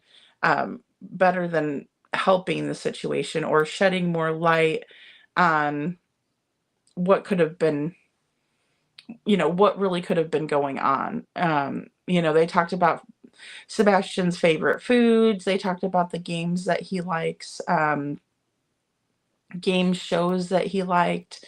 And then she says stuff like, oh yeah, me and Sebastian love to watch Wheel of Fortune. He don't ever get the puzzles right. And like even the panel was silent. And I'm pretty sure Cluminati was like, I'm pretty sure I heard that. And it's on my channel. I took out most of the commentary and I just left Chris and Katie and what they were saying. I left in the commentary for context. But they did it to themselves, the things that they were saying. Why would you say something like that about your son who's missing? Oh, he don't ever get the puzzles right. Blah, blah, blah. You insert a horrible insult, just crazy in my opinion. And Scranton Strangler says when SF started talking about the construction site and Sebastian possibly getting covered with dirt while hiding, I thought that was the beginning of a cover story. In my opinion, it might still be. Yeah, and Scranton Strangler, they actually have they have been building up in that subdivision, more. Obviously, it's been a whole year now, but there's also a new playground over there too that was just put in. So when I saw that on the map, I was like, holy crap. So yeah, and my mind went to a bad place.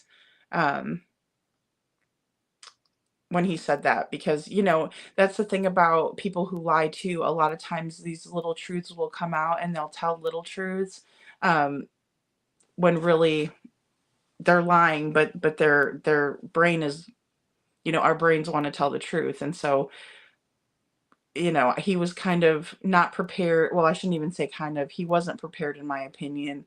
He went up there and just thought he was gonna, I don't know what, dodge questions or whatever, speak in circles, word salad, however you want to put it. Um, but that's what he did, in my opinion, and he didn't really help things. And maybe he spilled a little bit of beans. I don't know. You know. Yes, he is. I agree. I think he is foolish, and I do think that X is like so much nonsense. I haven't been really on X in a while. Hey, G of Twins. G of Twins says you're being too nice. There's no way the extended proud feet are paying to help find Sebastian. I know, G of Twins. I've just been trying to be a little bit more diplomatic about it, because I understand. And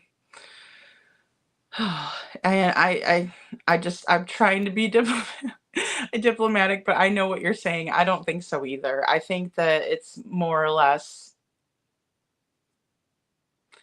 they're part of the reason why he's not been found, and they don't want him to be found. I think that's the hardest part to really wrap my mind around, is how they wouldn't want to try to find this beautiful young man. It's sad. Their own family member.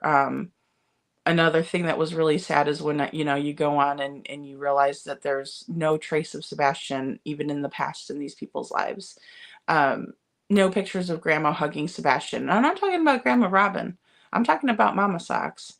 You don't see her standing next to Sebastian hugging him. You don't see a group photo with Katie and Mel Proudfoot. You know, we all know she's not, you know, that's not her last name, but we'll just call her that.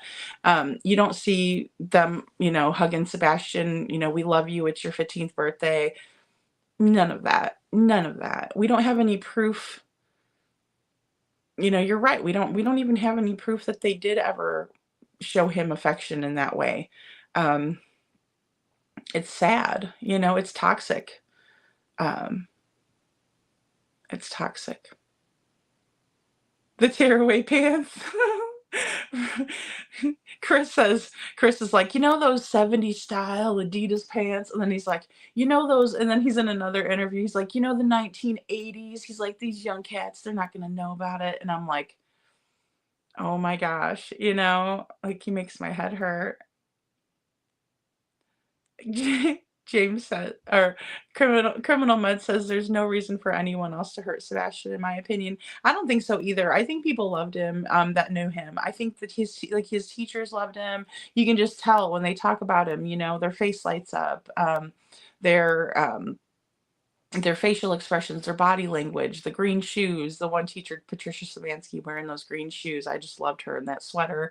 It was just like, how sweet, you know, and all the kids at school were wearing green for Sebastian today. You know, everybody wanted to do that for him. And we don't see that, you know. And I said in the beginning too, you know, where's the green light bulb? Where's the green ribbon? You know, these are military personnel. You know, they know what the ribbons are for. They know what they represent. But yet we don't see a big ribbon around their tree. We love you, Sebastian. We can't wait till you're home. We don't see a memorial in front of their house. I mean, I would be putting candles out every day. That is the least of the things that can be done on their end. And it's not been done. You know, that tree is from my yard. I have Sebastian's lights, and then I put the cross up. You know, but I had those even in, when I lived in Missouri. I just had them across my little fence that I had up. You know, so you do those things when you're trying to keep hope alive. You do those things when you care. They just show that it just shows a total lack of care on their part, and I just never could understand that. It's absolutely sad. And James says, yeah, private means being private. At least that's what I would think and believe. Yeah, and I mean, you know, my thing is that I guess they don't necessarily have to be completely private. In this case, I think it would behoove them to be. in order to get good information, in order to kind of stay under the radar, if you will. So I think that having a spokesperson may help. Although that's kind of more of a new kind of a thing. I mean, in the past we've seen it. Um, it's not as common, but I think it would be better if they stayed under the radar and just did their job as a private eye, where they're investigating certain things, going back to the beginning, interviewing people at the Texas Roadhouse, interviewing anybody that may have worked at BJ's that day, that may have checked them out, interacted with them. They did frequent the Texas Roadhouse, so that would be another place that he could, if it was me, I'd go sit down and maybe order some food and at the bar or something, listen around. Maybe next time I'd go in and get a table and I'd maybe talk to a wait staff and, that sort of thing. It's more of a stellar move to keep yourself private, even though the definition of the private investigator isn't necessarily that they're private, not in the public eye, if you will. But it would behoove them to be, because they would be able to get more information. It's just kind of like the person that goes and sits down in the park and just observes. They're not going, "Hey, I'm watching everybody over here." They're quiet. They might sit over there, maybe eat a sandwich, watch, act like you're just there. You might bring your dog and pretend like your dog. I mean, there's a lot of ways that you can kind of sleuth and spy, right? So a private eye, you would think, would have that set of, you know, how do I say it? You would think that a private eye would want to remain more stellar than be like, "Hey, look at me, look at me." This case, we see SF that wants to really be, "Look at me, look at me. I'm on X. I know how to type. I can, send out a nasty message. I can make a dumb video, or I can have my friends do it for me, and I just sit back and laugh and collect the check." Not something I would want the PI to do. In my opinion. Yes, Cammie KP was in the Navy, not the Army, but she was in the Navy. Yes, ma'am. And Vic says, if your child is missing, unprepared for the weather, you run looking, not taking a damn trip to the job site he wasn't even working at anymore. Yeah, absolutely. And even to, like we were talking about last night, she drove up to the school, but she just drove around the parking lot. She didn't get out, peek in the school. Is he in there? Maybe he went to go see the animals, because they do have several animals in the 4-H the FFA area, because it's a hands-on school. They offer a lot of things like that. They offer, like, people who like to do hair. They offer those types of classes for them too. So more like a vocational type of a learning environment, which I think is really, really cool of Beach to offer those things. But either way, they offered those things. And so I would think, if Sebastian was my child, I would probably go up there and say, okay, is he in there petting the bunny? Or, you know what I mean? Is he in there checking the pig out? Whichever one's his favorite one in there. We all know it was cats, but they don't have cats in there. They had more like kind of barn animals type of a thing. And Butter Biscuit says SF spent more time fussing over camera footage instead of effing looking for Sebastian. I agree. And that's another thing, that it's just very weird that he's like, "Oh yeah, the parents didn't have anything to do with it," but yet he's not presenting any information that's going to make us believe that, or any hardcore proof that we can really, sink our teeth into and be like, "Oh, okay, well, I stand corrected." Everything that he puts out, it's just more and more proof that, what our original thoughts were possibly more correct than we thought. Allegedly, of course.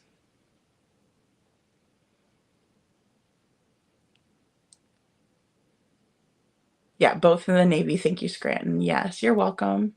Thank you for being here, Cammie. It's good to see you. You're late like always. That's okay, Vic. We love having you here. You're right. You're right on time. Exactly, Baba Rose. I love telling people that. You're a wizard. You arrive exactly when you mean to.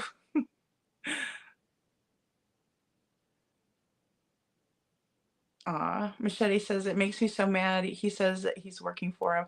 I know, and that is it is maddening because it's like there's a lot of people that'll do things in Sebastian's name, and then they're doing the wrong thing, but they'll be like, "We're doing it about it's all about Sebastian." And it's like, "Oh, please, spare us because we know it's not true." Um if that was true, then you would be telling your clients to go out there and at least do a vigil. If that would be my advice. If he's kind of advising them, that would be my best advice. I'd be like, "Hey, we need to get a vigil started for one. Let's get one out there. Let's bust out a flyer." Duchess for the Missing was making beautiful flyers for them in the beginning. I don't know if she is anymore, or if she's even involved with them anymore. But she was having her and then her teams and people that she works closely with, they were making beautiful flyers for him. Why can't they make a flyer like that and do a vigil for this kid, for their kid? But they haven't. I would say you need to be out in the community where people can see you passing out flyers. I mean, that is good, solid advice. If he's going to be an advisor to them, but he's making stupid videos about enhanced photograph, and it just I don't I don't know. It's just weird. It's very bizarro. And it's par for the course with the case. And Queen Cece says, I think KP is socially awkward and her husband just has a loud mouth, in my opinion. Yeah, he definitely does. And then of course if we add on, you know, the ego and, the narcissism, because I'm almost positive that's, part of his personality. I'm not a medical professional, but like I said, there are, certain criteria, certain characteristics. And if you meet that, a certain number of those characteristics out of, however many there are, just to kind of put it blankly, you might be a narcissist, right? And honestly, I see a lot of those characteristics when we look at CP. And of course, I also grapple back and forth with, is Katie, mean spirited, mean hearted? Did she want this to happen? Was she on the same page as Chris, allegedly, in my opinion, or is she afraid of him? And I think both can be true at the same time. Sometimes we get ourselves in over our own heads, and that could very well be in this case. And Cami says, it's kind of risky to commit a crime with a camera looking at you because your homemade device might fail. Yeah, it's super risky, right? And it's even more risky when we think about how those cameras can appear to be wireless, but they can be hardwired at the same time. And so if that's the case, you would really have to know. But here's the thing about people who are in the military. They know how to get intelligence from people without the person knowing about it, for one.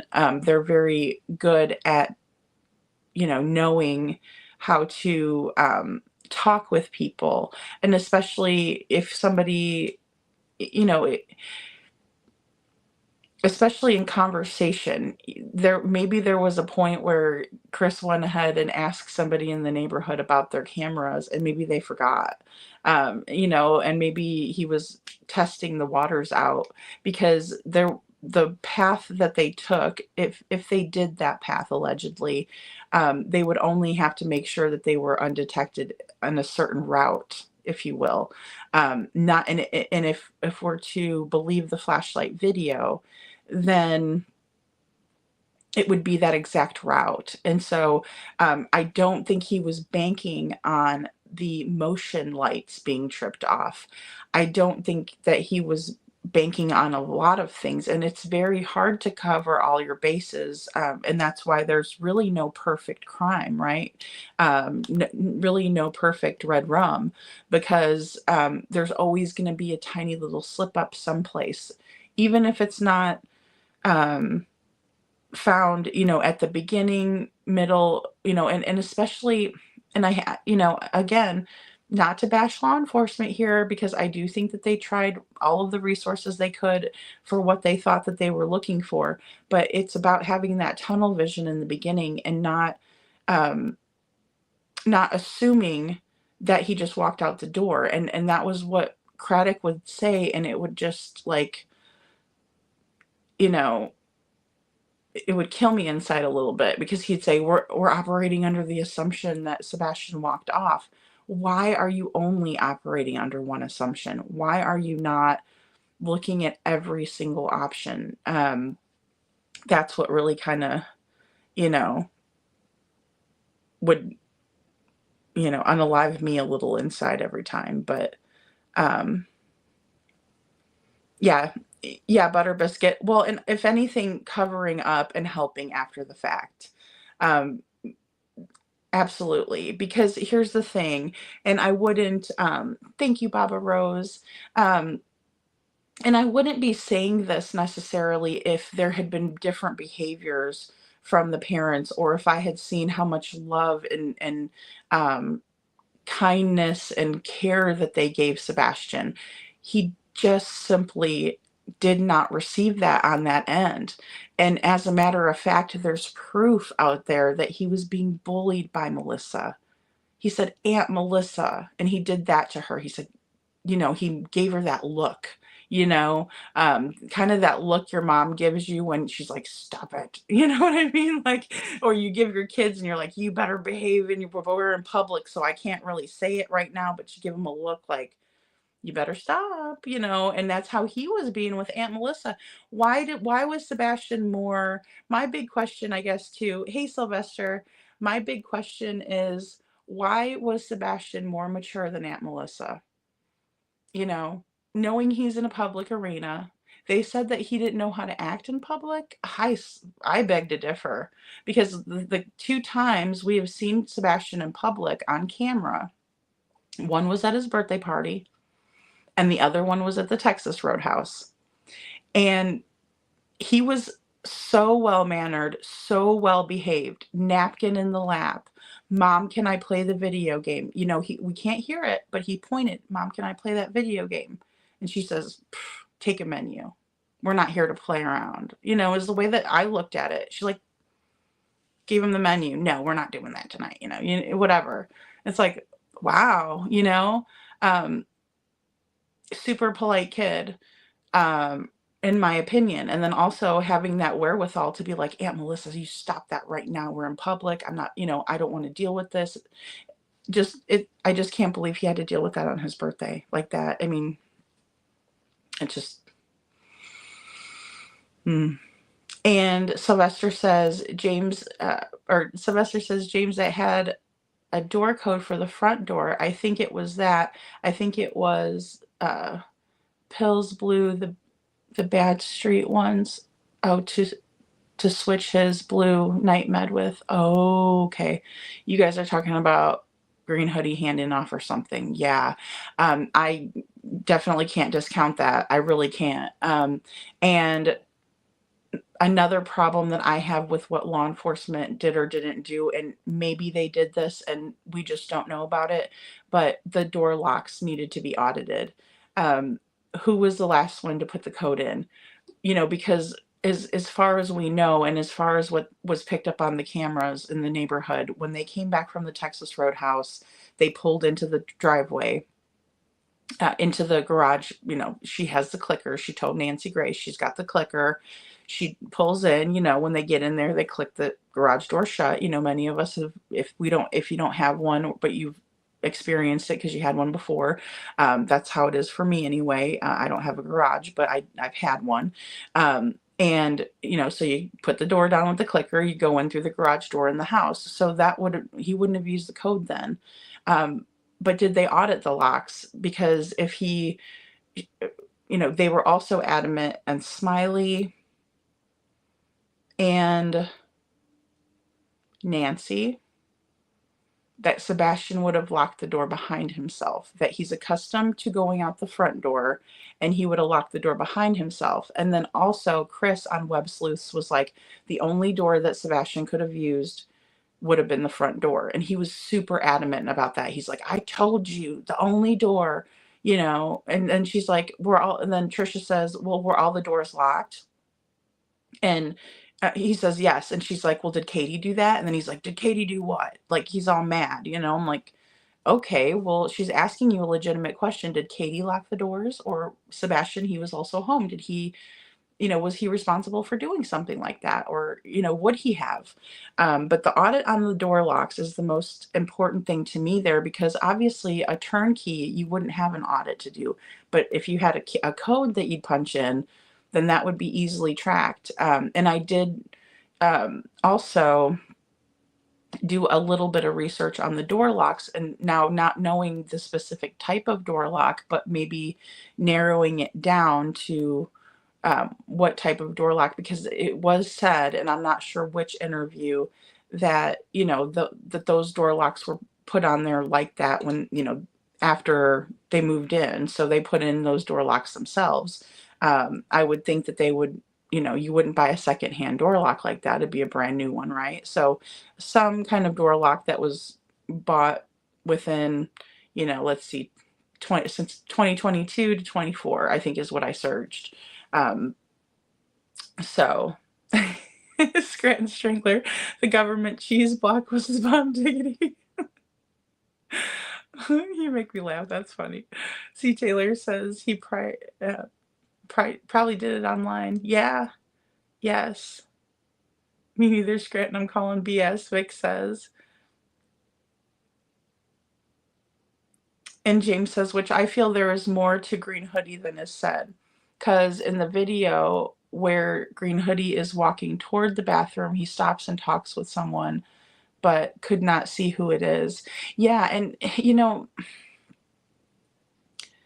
I just think there's more to it too, just the whole way that person was like kind of lurking around the parking lot. Like, what were they doing lurking around the parking lot?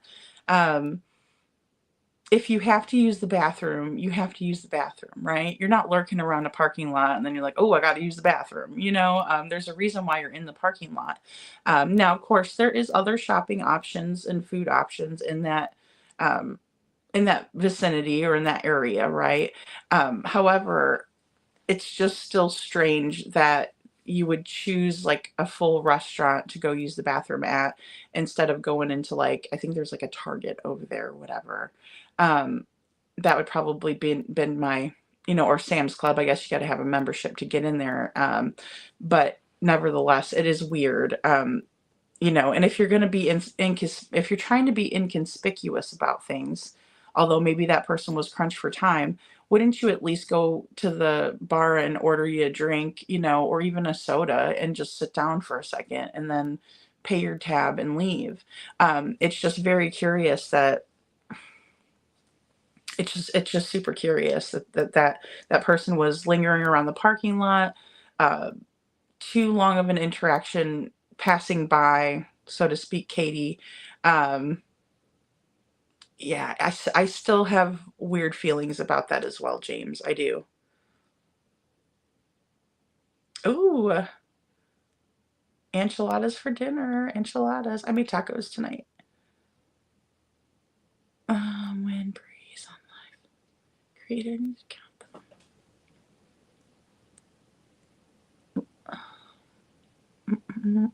Sorry, guys. I'm a little bit behind on these guys. I think I have one more clip. Let me go ahead. I'm going to check and see, because I think I had one more clip. Let's see. We watched that one. Here we go. This is the one we didn't watch. Residents across Los Angeles are being terrorized by burglars who police say are using Wi-Fi jammers to disable security cameras, allowing them to get into people's homes undetected. The blockers disrupt signals between security cameras and video feeds, including systems like Ring and Nest cameras. Samantha Cortese is live in Glendale with a look at how this technology is contributing to a rise in home burglaries. Sam. Micah and Cher, truly unsettling when you rely on your security system to keep an eye out when you're not home. But we spoke with one security expert who said there's one thing you can do right now, tonight, to help prevent these thieves from hacking into, jamming, blocking, disabling your Wi-Fi system. The alarm company's not triggered, we're not triggered, and they're able to get in the home undetected. A new trend in crime, Wi-Fi jammers. These small devices, recently used in Glendale burglaries, pause the internet at someone's house so thieves can break in without being on security camera. They're choosing homes in some cases that they know to be unoccupied, and they turn on this device that cuts the signal, that cuts their Ring cameras as well as their alarm system. It's happening a lot, not just Glendale, but other places. In Studio City, people on Delano Street reached out to us saying in the last 3 months, there have been 6 to 7 break-ins, usually in the evening. Thieves are on camera holding a device, then the Wi-Fi cuts out. LAPD says the investigation is ongoing, but can confirm cameras were disabled. The jammers are very dangerous. In fact, they're certainly illegal. If you get caught with a jammer, it's an $11,000 fine from the FCC. Scott Schober is a wireless security expert. He says short of hardwiring your whole house, there's one easy change you can make right now.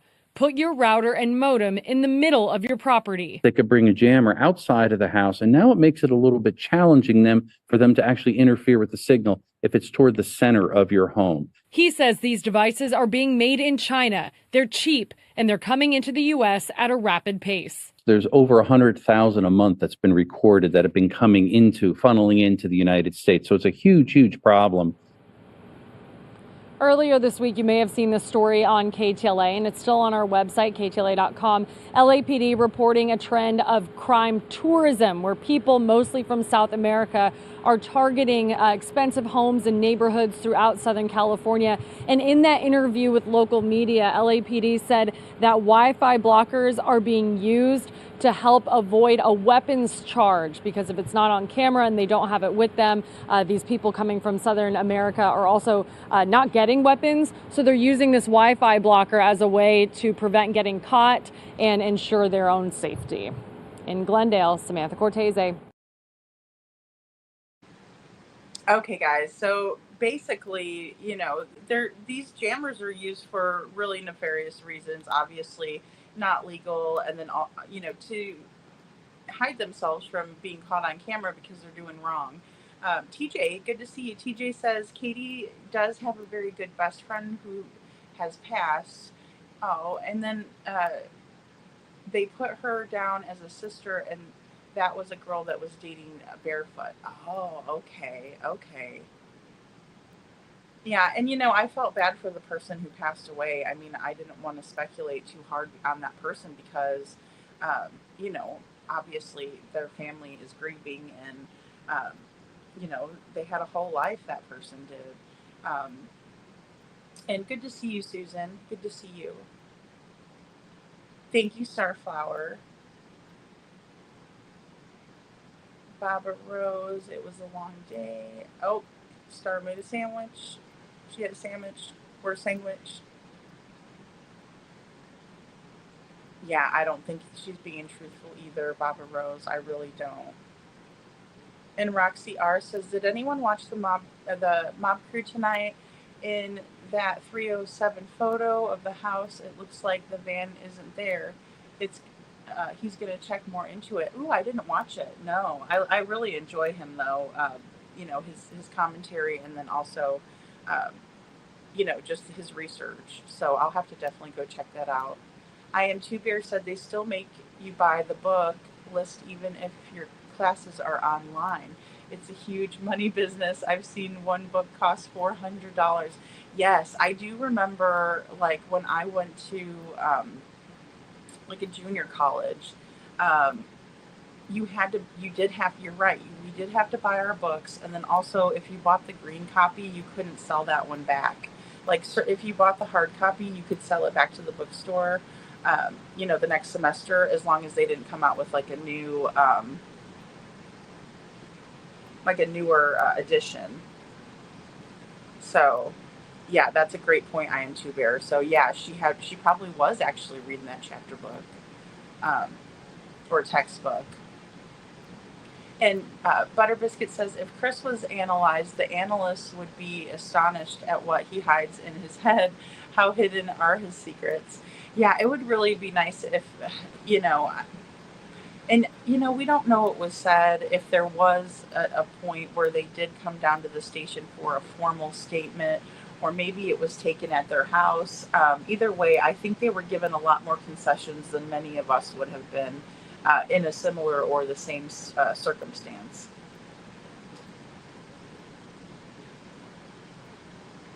Yeah, super bizarre, Detroit Rock City. And James says, and Dog the Bounty Hunter was wanting us to see something that he believed he did, which don't think anyone really caught it or did not say what it was, so maybe passed on it. Well, and I also heard, I think it was on Evil Exists, there had been some threats made to personnel at night, even to Dog the Bounty Hunter. Apparently there was an email that had people's personal information, their children, and awful things being said. It's at the point too now where it's very dangerous, and there's certain aspects of this case that are getting more and more dangerous, which leads me to believe that we're on the right track. Otherwise it wouldn't be an issue, but lo and behold it is. So, just something to think about there. And I didn't see the van, Criminal Med or Roxy. I did not see the van when I'm thinking back on that photo. And Roxy says, if that van isn't there, that could explain why he stuttered around when asked about it, in my opinion. Oh, yeah. And I don't think he's being truthful about any of it. I think he's just hoping that if he puts out an image, nobody will ask questions about it. But he's dealing with, the true crime community, that we question everything, and why shouldn't we? And we have to be free thinkers about things. We can't just take people's word for it. And C. Taylor says, Vic, sorry I left out him, Sebastian, like you. I'm not convinced it was Sebastian. Yeah. It's hard. It's hard to think that it was. It really is, because, the footage is dark, grainy, and, maybe law enforcement has worked to enhance it. That would be something that I would be hopeful towards. So, in my opinion, Dog isn't doing anything. Maybe some of his subordinates might be, but they've gone quiet for the most part. It's been very quiet, and then also I don't go on X as much either. That's one thing that I've kind of tried to stay away from as much as possible, unless I see like a good update, or unless you all wanted me to go over there and read off of something from there. But it's just gotten to be kind of a bigger pissing match back and forth, and I really don't think that that's helpful. Even though I understand why it has come to that, I also don't think it's productive. But there may be a means to an end there, but where the ends justify the means. But I don't know. And Baba Rose says Roxy RKK got another job. She's not at Brinks. Why? Yeah, I heard that too. I heard she's not with Brinks anymore, and it may have been because of all of the hoopla around the case. It could have been because she didn't want maybe people to know where she works. Understandably so. I mean, I can't completely say that I wouldn't understand that aspect of it. However, it's just a lot to do with what they've said and how they've rubbed people completely the wrong way.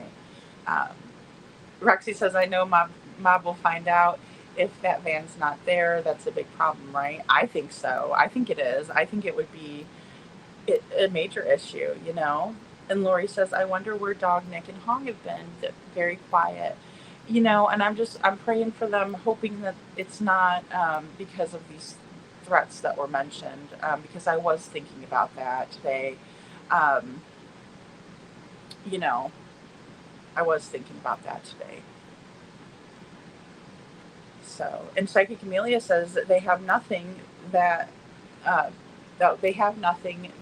why are they not saying anything, in my opinion? Yeah, completely. I completely understand that. I think it would help the situation. Like I said, if it was me and I had an Apple Watch, I'd be showing everybody. I'd be like, look, this is me. I was asleep.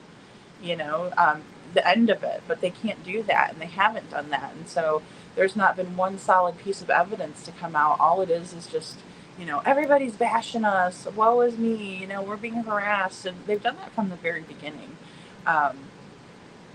which I don't know. In my opinion, if my neighbors were out there holding a vigil for my son, you know,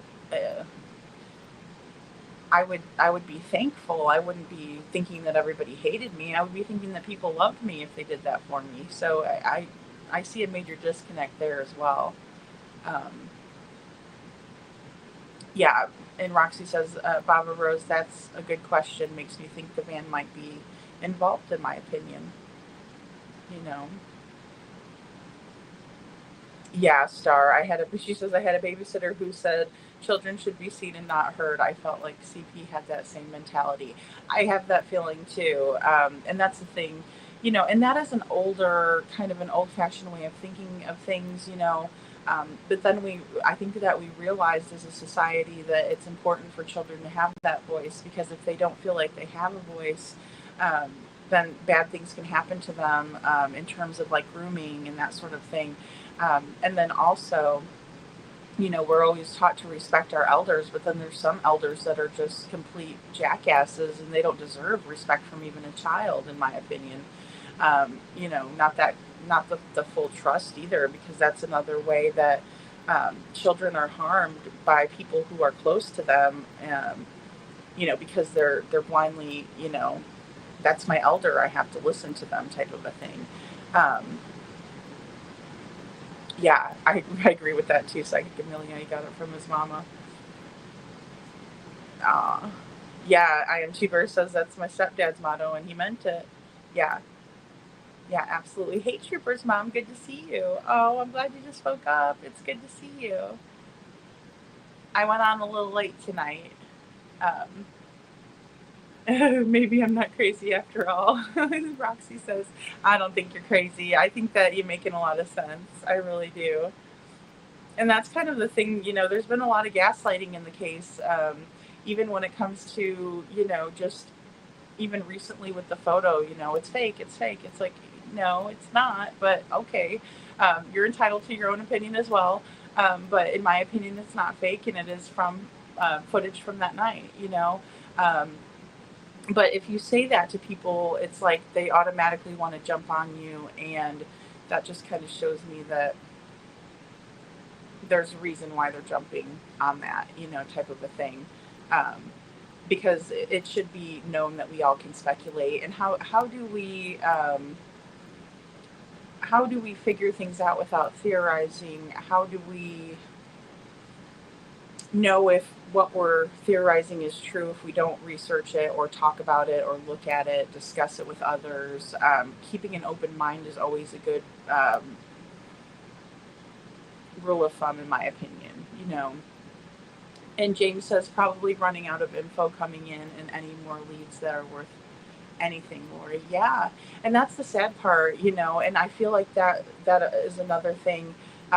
It did make me feel better to see the technology that they were using, in terms of the 5D, the scanner that they were doing, when it was, I think, day 5 is, I think, when that news clip came out, and they showed them doing that in the backyard, which again, if we think about the way the flashlight video shows, it would be a route from the backyard. They wouldn't be coming from the front window out. They wouldn't be coming out the door.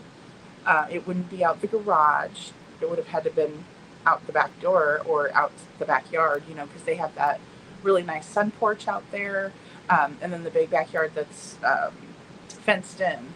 So, and Sylvester says people putting case together aren't going to tell the public. It has to be a hush thing. Yes, absolutely, Sylvester, I agree. And you can't assume nothing going on behind closed doors. It takes a lot to get a criminal case together. It sure does.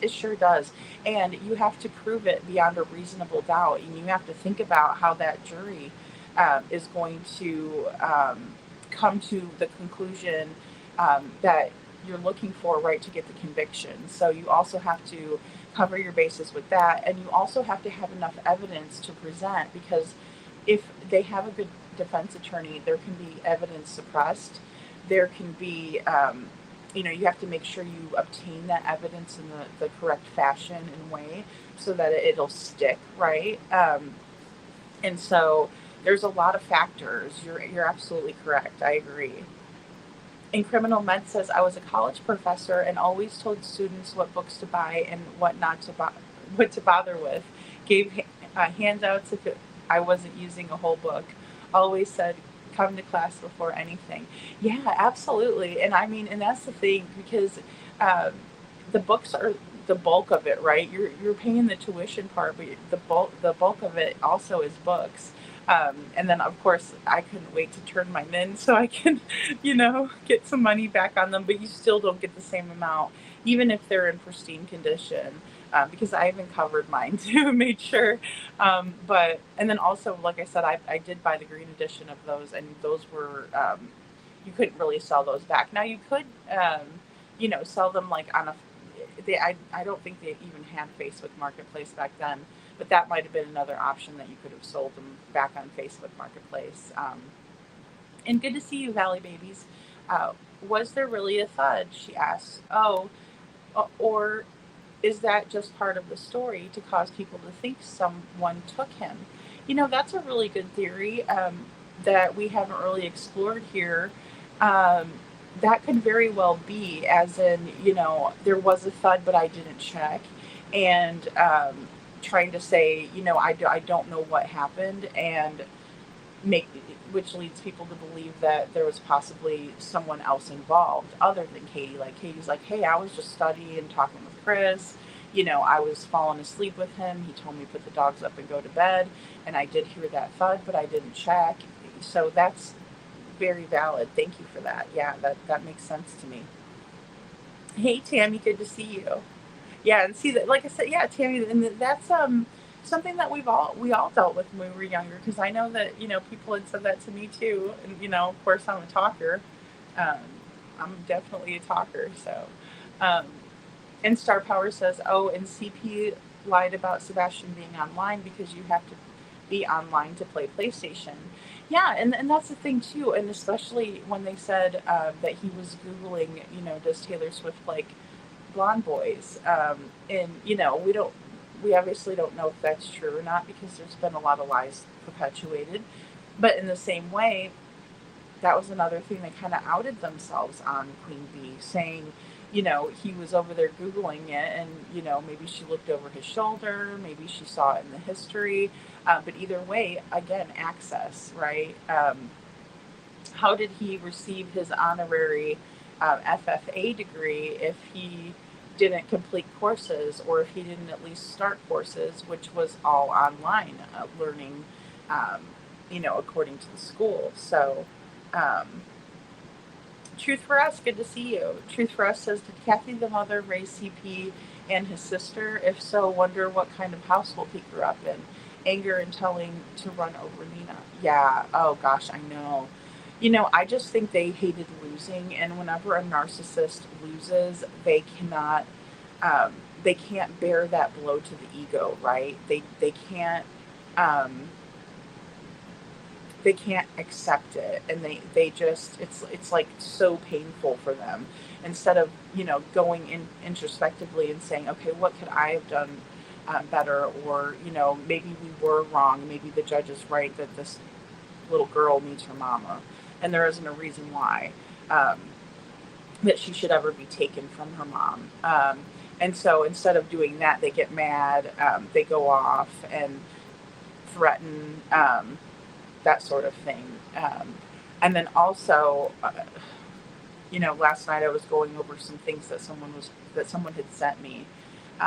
And I'm here to tell you, there was absolutely abuse in his first 4 marriages. No doubt about it. And so when we know that, it's easier to understand what may be going on in this 5th marriage with Katie. I I mean, just horrific, just horrific. You know, and then also we know what was done to Nina's children, you know, who were much younger, his own daughter. I mean, taking a baby in that baby carrier and slamming the baby up against the wall, slamming the baby on the table, being upset when the baby's crying. I mean, those are situations that we hear about before we hear about a sudden passing of an infant because they were shaken. You know, those are the things that we hear about when there's severe ABUSE and mistreatment of children in the home. So Sebastian being an older child, especially even when they met, and then knowing that he was so-called raising him and punishing him and disciplining him how he did, it's just, it really is cause for concern, because it sounds to me like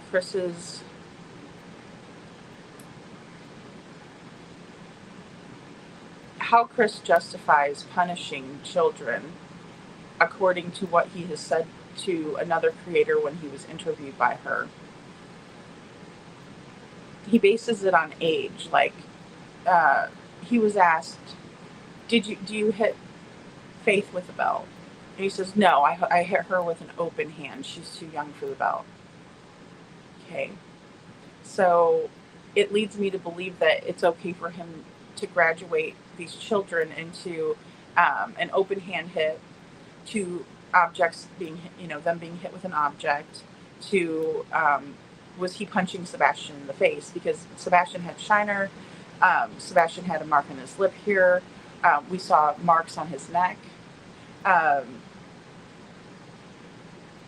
mean, it's like he would graduate the kids. Well, now that you're this age, you're going to get whacked in the face. And what does that teach?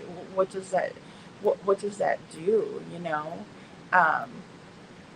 Detroit Rock City says they have been very quiet after they were threatened with $100,000 hit on many of them, even before that. See, yeah, Detroit Rock City, this is what I was looking at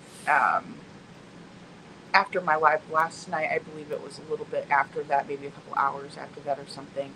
I was kind of trying to catch up on emails, and boy, oh boy. I mean, and that's the thing too. No one wanted to hold them, no one wanted to fold them, and maybe that's why there's been some more quiet, and maybe they're kind of taking a step back and heightening security, trying to figure out who these people are. Some, depending on the person who's making the threats, it might be easier to track them through an email, of course, but then maybe they might have some sophisticated malware, spyware, different things on their computer, VPNs, different things that can kind of combat somebody finding out who they are.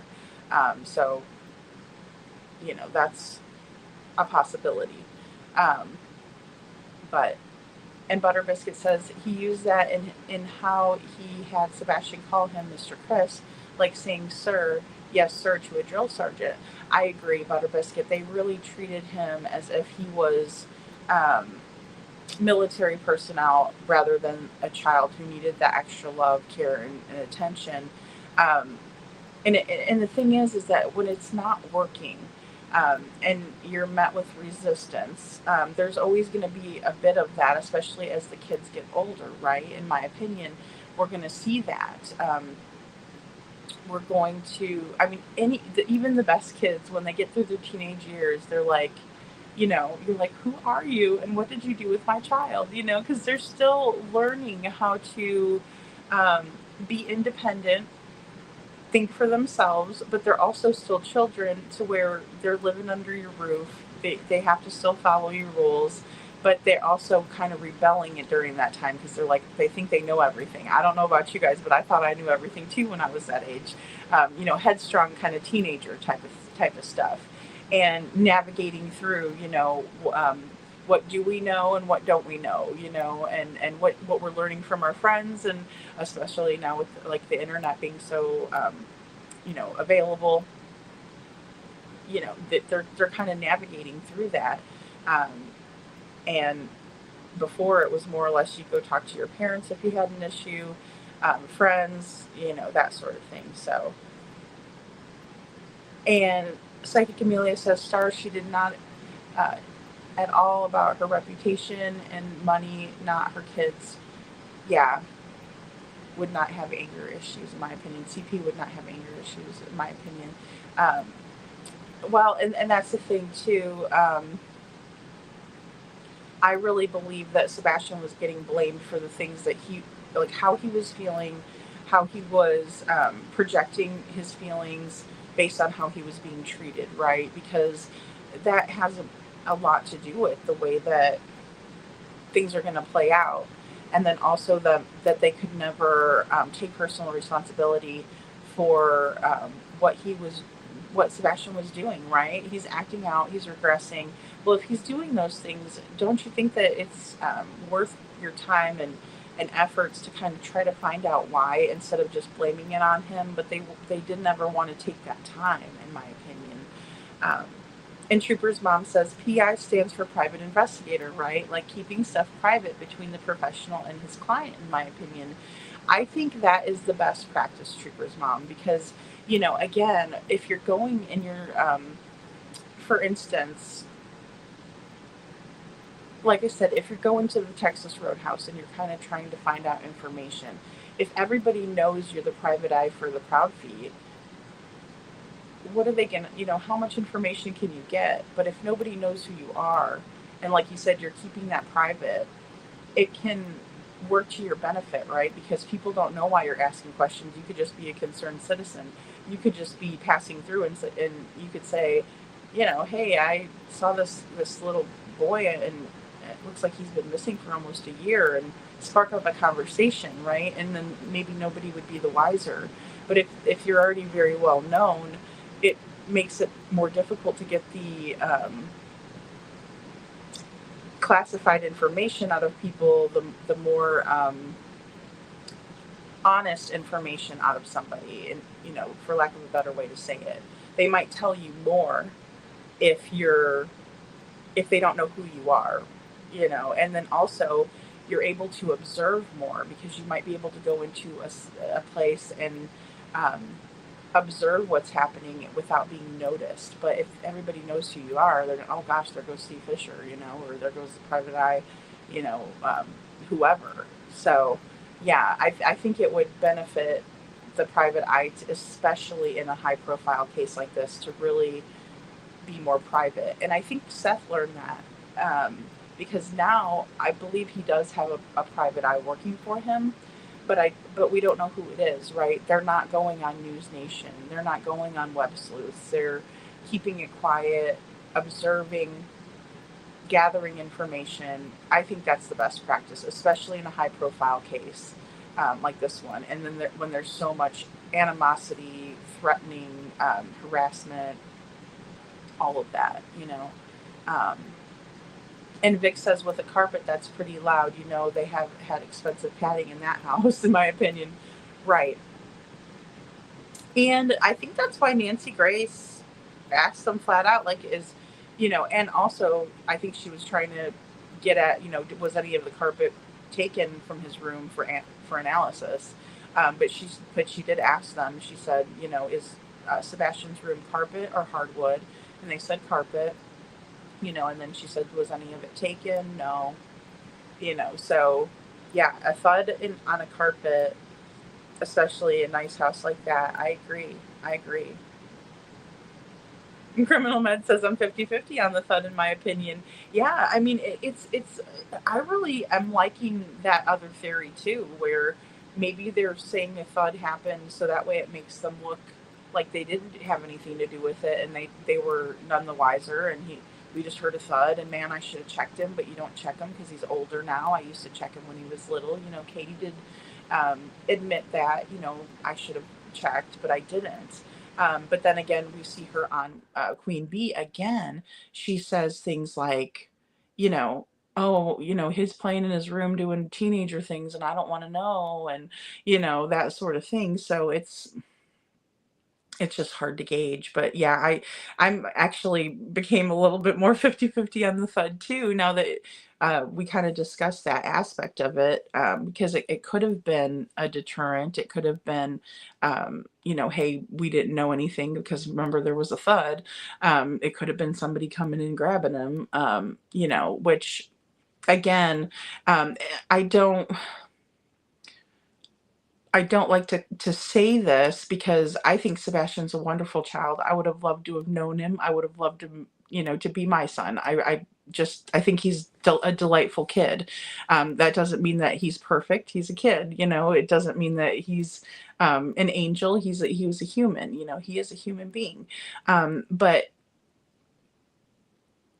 a child that comes with that sort of those sort of needs, right? And the different routine that he would be used to would be very hard to duplicate.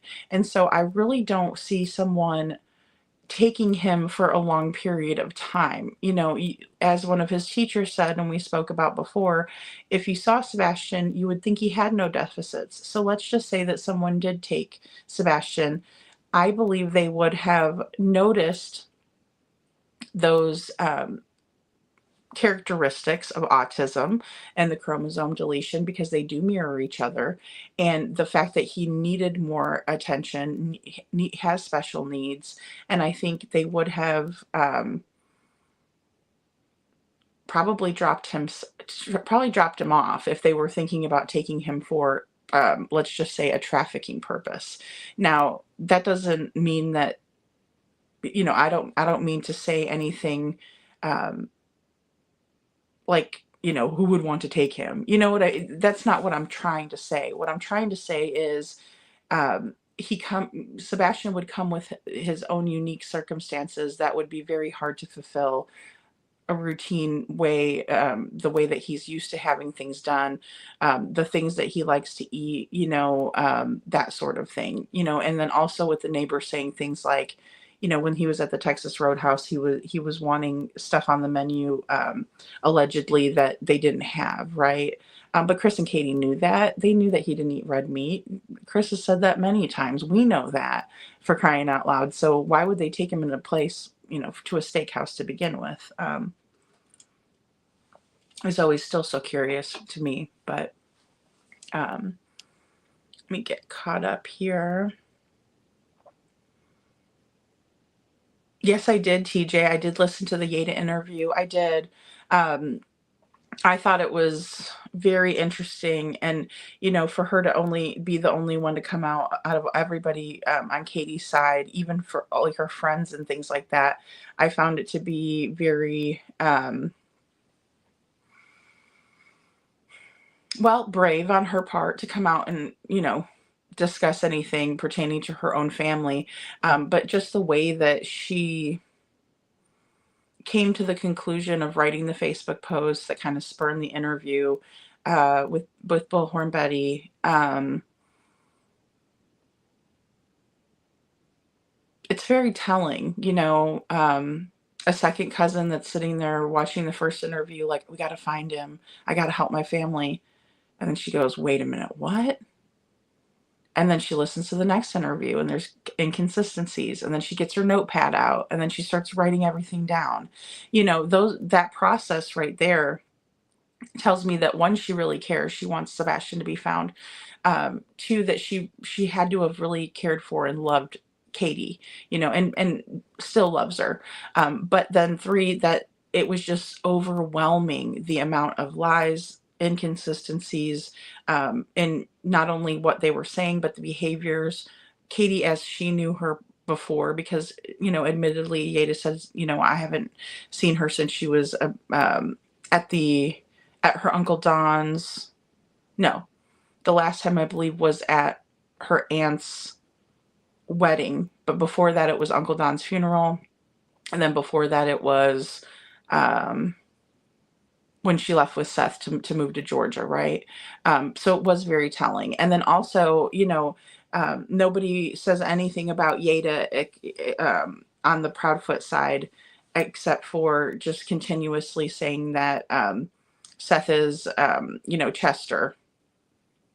when he's not, clearly, because he asked for Katie's hand in marriage, and Uncle Don said, yes, or her grandpa Don, said yes, you may, marry Katie, and it was said by Yada that, you know,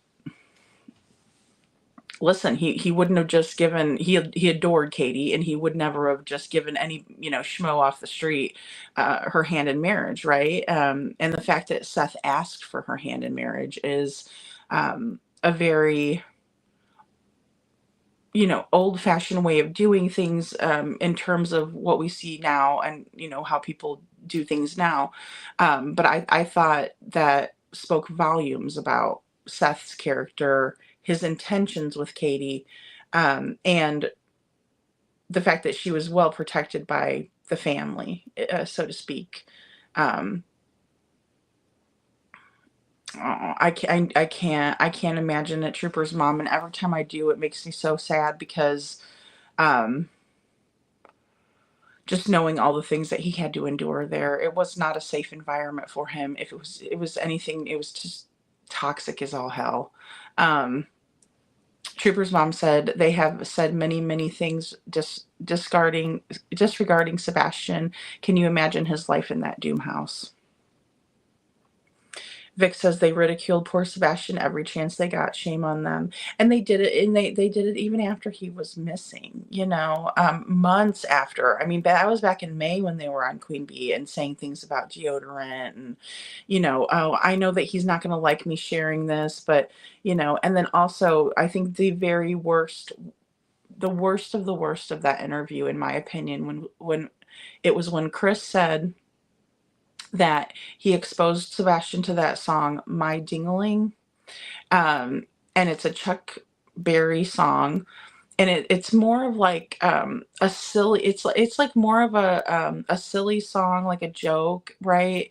It's more of like one of those songs that you might like, hear at like a bar or something, and everybody's drunk and they're like, oh, my dingling, it's definitely not something for a 15-year-old child. It's definitely not something for a 15-year-old child who has been essayed in the past. It's definitely not something that a stepfather should expose a child to. Again, act your age, Chris. Stop exposing Sebastian. You're not his friend. You're his stepdad. You're supposed to guide him, not, in the right direction, not the wrong direction. And I really feel like, in my opinion, he was trying to confuse Sebastian, and that may have been some of the reasons why we hear, oh, we didn't want Sebastian around Faith, because maybe he might do something because of his experience. No, I think he was deliberately doing that to try to confuse Sebastian, a child who has autism, who takes things super literally, right? Super literally. That is how people on the spectrum, just individuals in general, it's more or less, they don't grow out of that, right? I just bought myself, but they don't grow out of that. They more or less always take things quite literally, and in that way, I think that Chris knew exactly what he was doing, and so playing with your dingling, right? That may have been some of the acting out that Sebastian was being blamed for, but he was being taught that by his stepdad. And it's infuriating to me. It has always been. I've talked a lot about it here. So I'm sorry for a lot of you guys who have heard me rant about it before. Yes, blessed. Me too. Me too. It's just, you just don't do that. And then you just don't sit there and blame him. Oh, well, he can't be around my daughter because he's a pervert. No, you're the pervert, because you showed him that stuff. You never should have showed it to him. What the hell are you thinking doing that? You have no right. And of course he thinks it's funny. And then what does Katie do? She's passive aggressive. She's like, oh, silver bells. And she starts singing the little silver bells. That reminds me of Christmas, and it doesn't remind her of Christmas. She's embarrassed as hell. In my opinion, is kind of what I was thinking as I was watching it. But then she goes on to say, well, Sebastian would be upset if I said this to anybody, but he was searching for Taylor Swift, and that's when she said that. And, it was like she was doing damage control, but then she really screwed up. And then people are like, what do you mean he was searching for Taylor Swift? I thought he wasn't allowed to be on the internet ever at your house. Like, it was like a whole no. He couldn't even do school over there on the internet. It's just, it's confusing as hell. And Truth for Us says, as they place information on Sebastian, do you get the opinion that they know Sebastian won't come back and hear it anyway? Yeah, I do. I do. Just because why would you say, first of all, why would you say that about somebody who is missing, just anybody, especially your kid? Paint them in a bad light. Say they like to have accidents and stuff like that, and then turn around and shame the public, like, oh, you shouldn't be saying that. What if he's out there listening? Well, you shouldn't be saying that either. What if he's out there listening? Type of a thing. But it's always like that gaslighting tactic, like, how dare you? And it's like, no, how dare you? Kind of thing. Well, is Psychic Amelia, he's on private property. He very well could be. That was another thing that really has always kind of stayed in the back of my mind, is how much access that this family as a whole has to vacant homes, properties.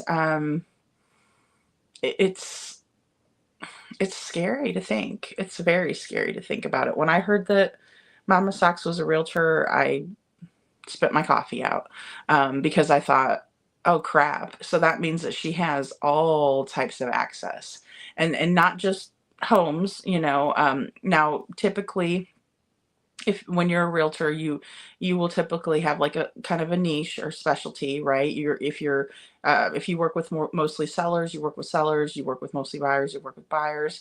You're either a buyer's agent, seller's agent. Some of them that are, more savvy, and they will do both. Obviously, nobody's the same. It's just however you want to, whatever business model you choose, right? Because you're an entrepreneur as a real estate agent.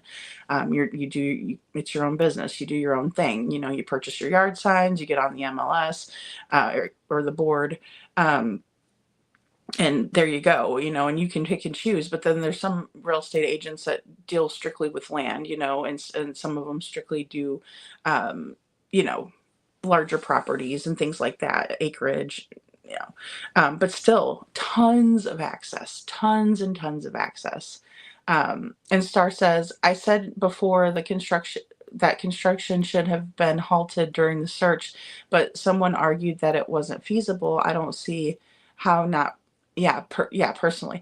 And, they should have at least searched before they allowed anything else. I think that they could have, especially because it's a small area, right? It's just like it was a new phase by an existing subdivision, right next to their subdivision. I think they could have done a thorough enough search in even 2 days' time, making sure that, they weren't covering anybody, so to speak, up. Lord, but yeah, I mean, I completely understand what you're saying, Star. I agree. They should have really looked, because now we have this guy out here saying, oh, well, he might be over there. And it's like, well, what the heck, does look bad on them, Psychic Amelia, it does. And there's a whole playground up over there too now, all concrete and all I don't know. It's a scary thought. And Tammy says, does anyone know if they're living in the RV? No, I think they are living at their house. As far as I know, to my knowledge, they're still, it doesn't seem to be like their home is on the market or anything like that. I think some of that might have been speculation. But I could be wrong. They could have a pocket listing. They could, be doing FSBO. Sorry, guys. They could be selling for sale by owner. They could be,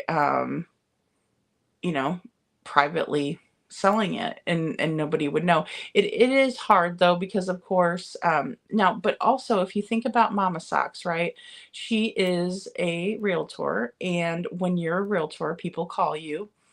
You can put an ad out there for buyers, And these can be out of town buyers that she's just pulling into her CRM and working her leads, right? And these might be people that, you know, are calling her and, you know, do you have any houses? You know, we're looking for a 4-bedroom, 2-bath house and in this school district, right? Because that's always a big one when you're working with buyers. They want a certain number of bedrooms, a certain number of bathrooms, and then they want the schools. Those are the big ones. So it could definitely be you know, she could be doing this, you know, under the radar, very easily, in my opinion, very, very easily. Oh, hey, you know, I have a special property that isn't on the MLS yet. You know, it's over there on Stafford Court. Let me take you to see it. And, you know, she could show anytime she wants. That's her, you know, son-in-law, or excuse me, her daughter-in-law and son. So, you know, yeah, it's again just one of those things where when you have that kind of an access, it's very easy to be able to pull some stuff off that other people wouldn't be able to pull off. And then again, also, you know, they could have access to a property that isn't too far away from where they live, and they could have taken him to that property, you know, too. Um, yeah, it's just. And James says, you know, when KP said that when he went to bed, oh, sorry, let me reread that. You know, when KP said that she went to bed, she said, I love you, or, oh, when Sebastian went to bed, he said, I love you, mommy, and I love you, puppies. But did anyone notice that she did not say I love you back? Yes, I did. Yeah, that was one of the first things that I noticed too, because I just thought that was weird, because usually it'd be like, okay, I love you too, or, you know, I told him I love him too. Again, like, just so many, you know, so that's a great point, James, because there's like so many little like holes in what she was saying too. Same thing with no showers. Nobody took showers. Like, nobody took a shower the night before. It wasn't like Katie was like, you know, I was out, if I was studying, I was falling asleep. You know, Chris told me I should get some sleep, so I decided to go in and take a bath real quick for the next day. But and then she never said, you know, when they said walk me through your day, never said, you know, I woke up, took a shower, because at some point they had to have taken a shower, both of them, you know. Hey, Ann Reynolds, good to see you, sweetheart. And Criminal Med says there wasn't there wasn't even a toy of Sebastian's in the yard. I had boys and I still find stuff from them in the bushes that over 40. Aw, why not, Mr. CP? Exactly. That is a great point, Criminal Med. And you know, the thing is, I was thinking, because they're military, that they were just like really neat and tidy. But when Bobby said that too, I was just like, wow, you know, so he really didn't have anything like a scooter or a bike, because I just figured it was put up in the garage. Didn't have like a sprinkler, or even like, how come they didn't have a pool up for him? They have the means to do it, so why not have a pool for him so he can um, feel comfortable and feel safe? And because of course we were told that he doesn't like really necessarily going to the beach and stuff like that, because he doesn't like to be dirty. He didn't like to be barefoot in, you know, muddy, you know, situations. So he might not want to go down to the lake or to the river or something like that.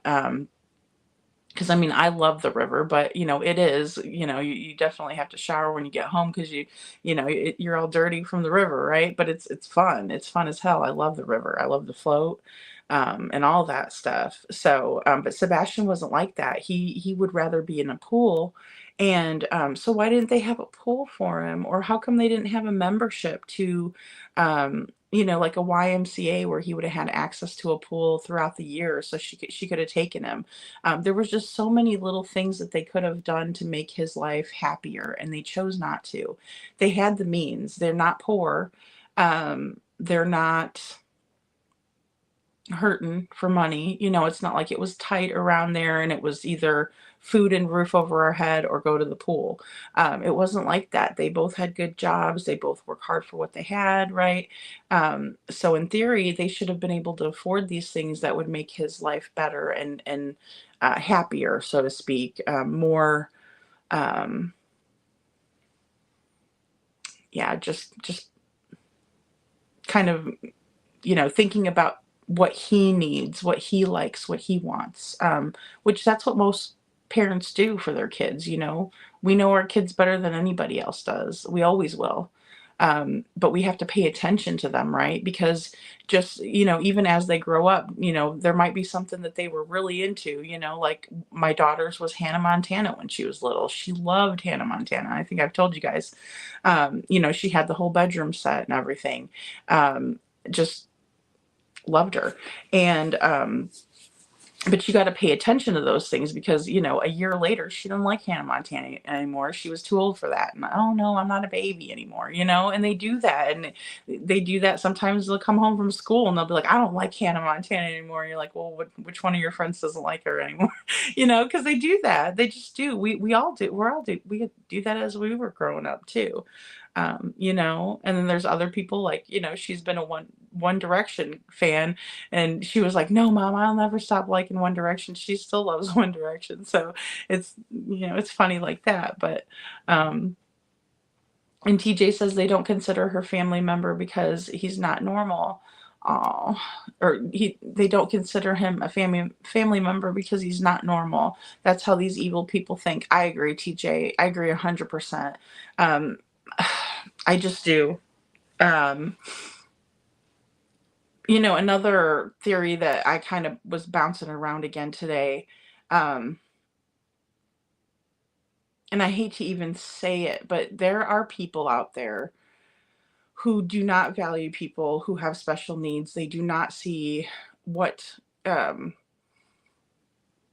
value they can bring to society, right? I follow a lady on and I've talked about this before on YouTube, and she has a baby with Down syndrome. Winnie's like 2 now, I think. She's about 2 years old, and she always will post her milestones. She'll be like, the doctor said that I shouldn't have had Winnie.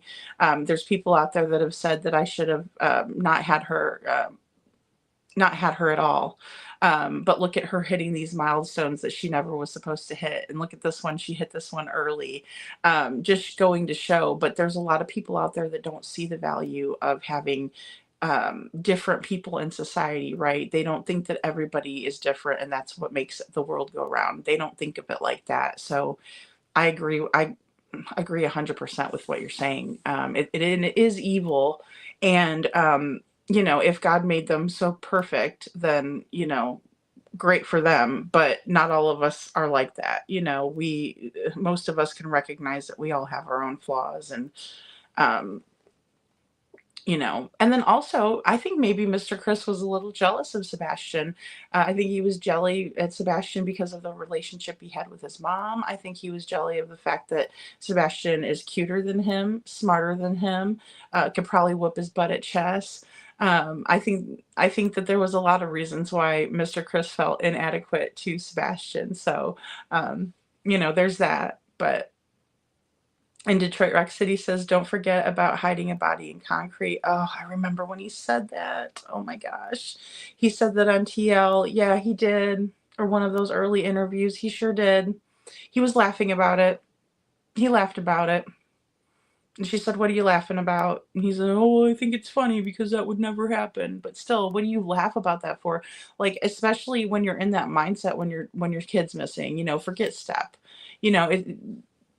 When your kid is missing, for you to even think that something like that is funny and it doesn't automatically make you think, holy shit, oh my, you know what I mean? Or it doesn't trigger sadness, anger, urgency, any of those emotions would have been sufficient rather than laughing at, and oh no, well, you would have to, which we talked about that here as well.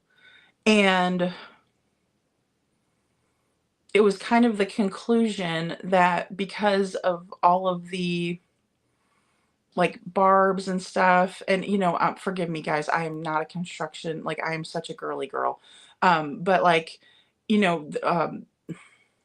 the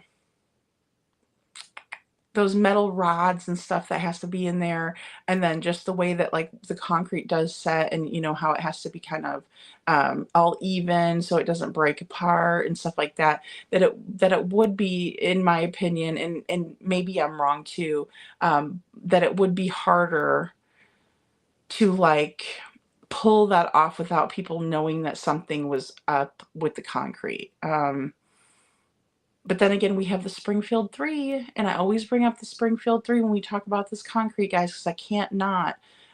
3 women went missing out of Springfield, Missouri. A mother, her daughter, and then her daughter's best friend. And very suspicious circumstances. These women have not been found still, but a lot of people think they are under the concrete somewhere under that was freshly poured at Cox Hospital. And, you know, people really legitimately think that to this day, that they could still be under there. So, you know, it, it would take a lot of doing, but that doesn't mean that it couldn't be done. It would just take a lot of doing to do it, in my opinion. You know, humble opinion too, because I'm no expert when it comes to concrete at all. I just know that it's not something that, you know, would ever trigger me to be like, oh, that's a knee slapper, because, you know, like, it's not funny. Like, what if somebody did do that? Or, you know, especially when you're in that mindset of worry. And Baba Rose says, I was wondering if Big D had a hunting camp, maybe on private property. You know, that's a good question. I'm sure they like to hunt, you know, I'm sure. Yeah, that's a good question, you know. And Trooper's mom says that's another failure from our LE. Just the fact of vehicles and construction equipment going in and out of the neighborhood makes me sick. Just saying. Yeah. Oh yeah. I mean, and that it's very possible that dirt could have been pushed up, because I mean, that's something that doesn't need to be like, you know, smoothed over, and you know what I mean? You know how they do with the concrete, you know, it has to be smoothed over, and you can tell if there's, you know, inconsistencies in it, because it's not going to set properly. It is the best way I can kind of explain it. But Star says, personally, I think their home KP might be hauled up and with Mama, and if he and KP are having problems, you know, that's possible too. That's really possible. I find it funny that he's able to stay at the house and not use the RV now that Sebastian's not there, though. You know, just to put it out there. Butter Biscuit says Kathy Socks sells houses. I hope her last house is the big house and all houses. Oh, and it houses all of them. Yeah, I mean, I just think it would been smart of law enforcement not to discount that, because that was always something that kind of, you know, raised my spidey senses. Like, oh boy, she has like a lot of access. I mean, you know, and obviously well known in the area. It's not like you know, she's new at the real estate game. She's been doing it a long time, you know. And then also the other construction company, yeah, you know, and we can't put it past anybody, but I was always under the impression that, you know, Big D didn't have much to do with it. But then when we do, you know, think about Nina and Big D, he was involved in all that too, you know, coming down and getting Faith, and he was definitely involved in it. So the fact that he was willing to get involved in certain things like that, it's definitely cause for concern, in my opinion. So, and Starflower says, my in-laws treat me terrible. Oh no, after my husband passed, oh, got even worse. I'm so sorry, Starflower. There is no reason for that. I'm sorry. I know how that feels. I only had a mother-in-law, but I didn't have a father-in-law. But, you know, I'm sorry, because that is rough, you know, when you have to deal with that, because, you know, it just causes contention and then bad feelings, and nobody should have to deal with that, you know. And Trooper's mom said CP said he likes weird food like tofu and yes, and sushi. No, Chris, people absolutely love these foods. Just saying. I know, I love sushi. I used to not like a whole lot of fish at all. And, you know, I went out for sushi one time, and I kind of was like in a position where I had to eat it because it was like a business lunch, and I didn't want to seem like, the only one that wasn't going to eat what they were eating. And so I had to try it. Like, I was kind of forced to, and I was just like, I don't know what's good. And like, people were giving me, like suggestions and stuff. And I was so surprised. Like, I was like, I love sushi. It's so good. So yeah, in my opinion, Sebastian has a more sophisticated palate. We'll just, we'll just put it that way. And maybe Chris is jealous about that too. You never know. You never know. And Butter Biscuit says we can only hope. And I've heard so much speculation. Um, it wouldn't surprise me. It wouldn't surprise me if maybe they even left all their vehicles there, and then they're driving around different new vehicles, or they're doing that for a decoy kind of a thing to make people think that they're there and they're not. So very possible. And then also we got to remember that the other family members have RVs too, so they could be staying in one of those and no one would be the wiser. So no love lost. Yes, Star. And I am Two Bear said, so Katie bought herself an extra year of marriage, but the socks will backstab ASAP when CP is out of patience. I agree. I agree. It's only a matter of time. They can blame poor sweet Sebastian all they want, but at the end of the day, 4 failed marriages speaks volumes about um, you know, how Chris, in my opinion, deals with adversity and conflict in relationships, if for a lack of a better way of saying it. So I absolutely agree. I absolutely agree.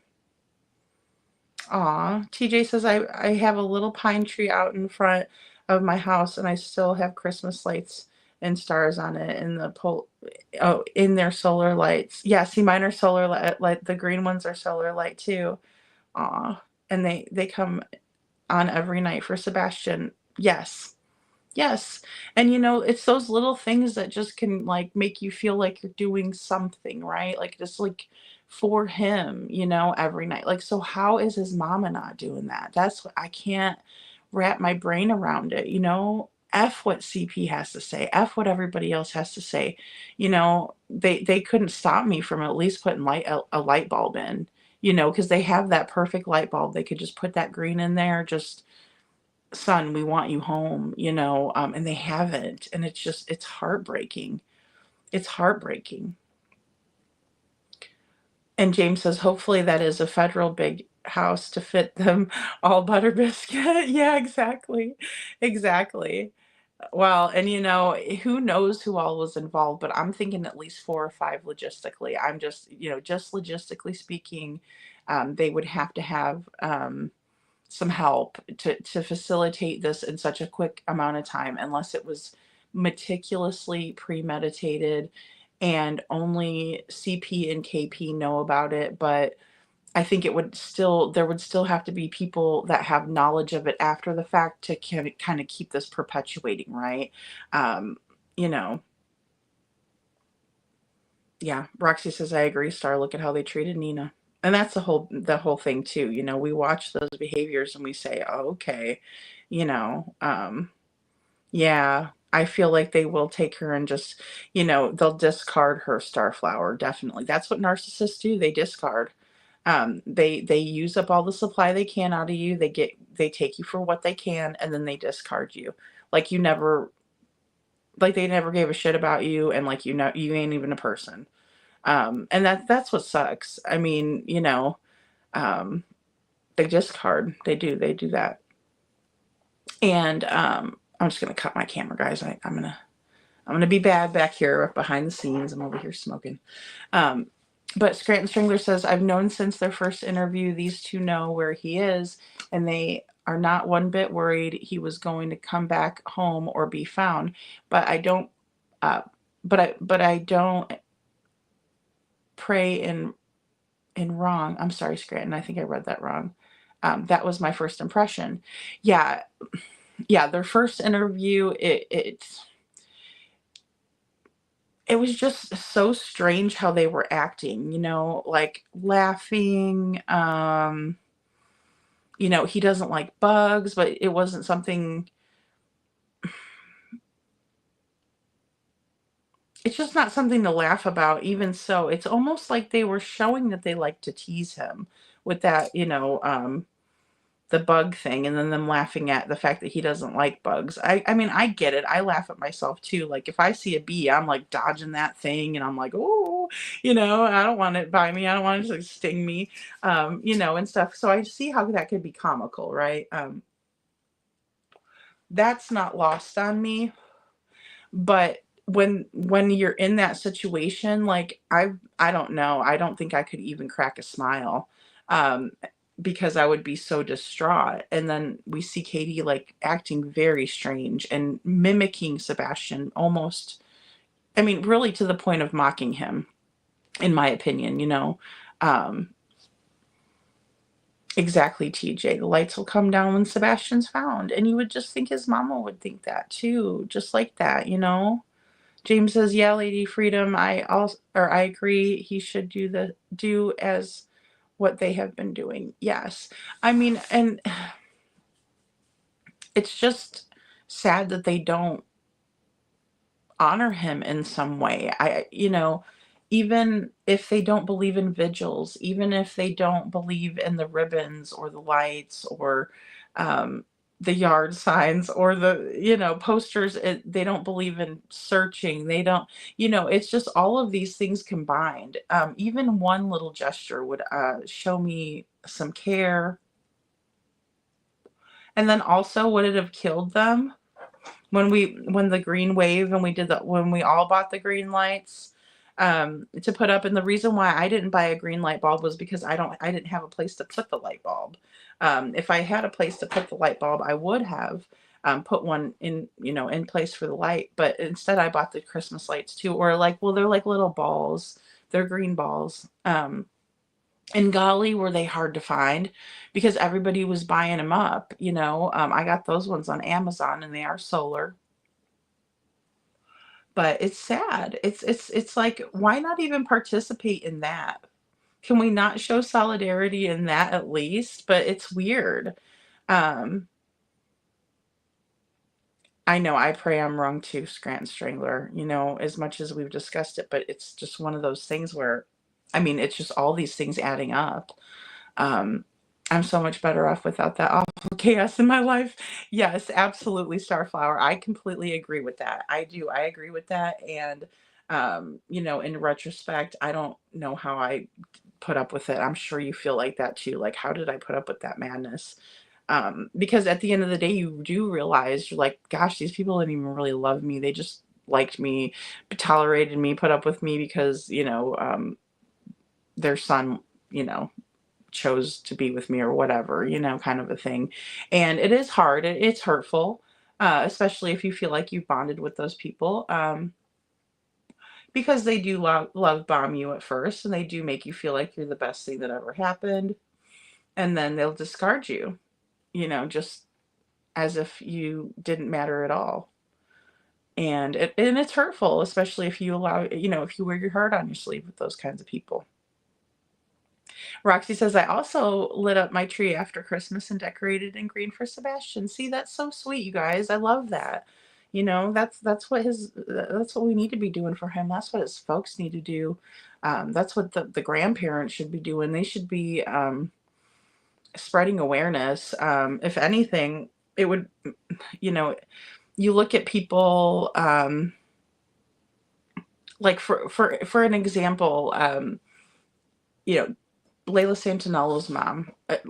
Santinella's mom, she is always out there advocating, right? We see it with Michael Monkey Vaughn's mom, even with her bad health. She's advocating. She's trying to um, figure out what happened. She's pleading with the public. She's not afraid of she's not complaining or afraid of what the public is saying about her. She's out there for Monkey.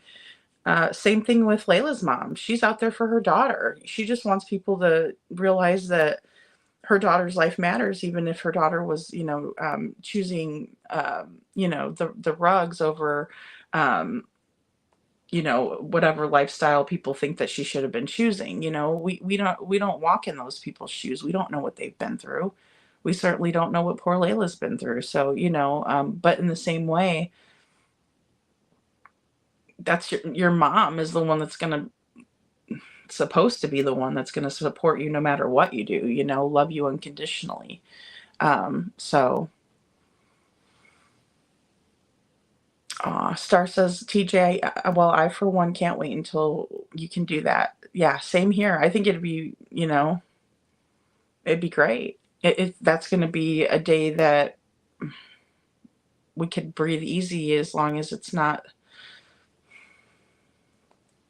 something, nefarious, which the more time that goes by, unfortunately, I feel like that's what we're looking at. It's what we're looking at. I'm going to go down just a little bit more in the chat, guys. Oh, Anne says, Lady Freedom, I'm going to take 2 months off of the Sebastian Rogers case, so I won't be here after tonight. Oh, no, Anne. Okay. Is it just too much for you, hon? I know it's a lot. I understand. I understand that. And,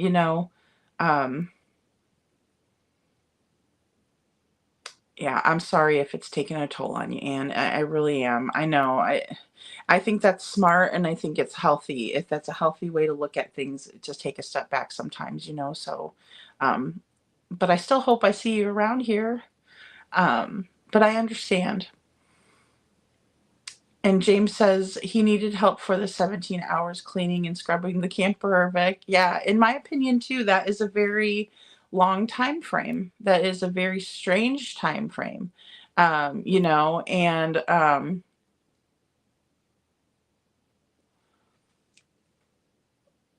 for him, well, he said we went out there, which Katie didn't join him. He made that clear.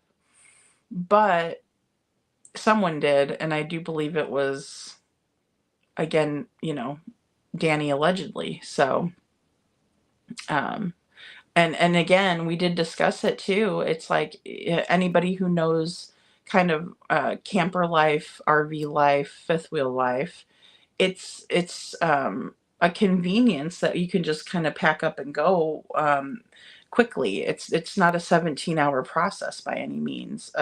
Especially like with a neat and tidy home, the way we saw Chris and Katie live. Now he could have been living some bachelor lifestyle. I'm not going to put that past, just plain devil's advocate here. But in the same way, it doesn't take that long. It shouldn't have, unless they were cleaning up or covering up, in my opinion, Thank you, Lori. Yeah, Scranton says, I don't blame me, Anne. I'm just going to go down. Hey, Trishy, good to see you, sweetheart. Good to see you.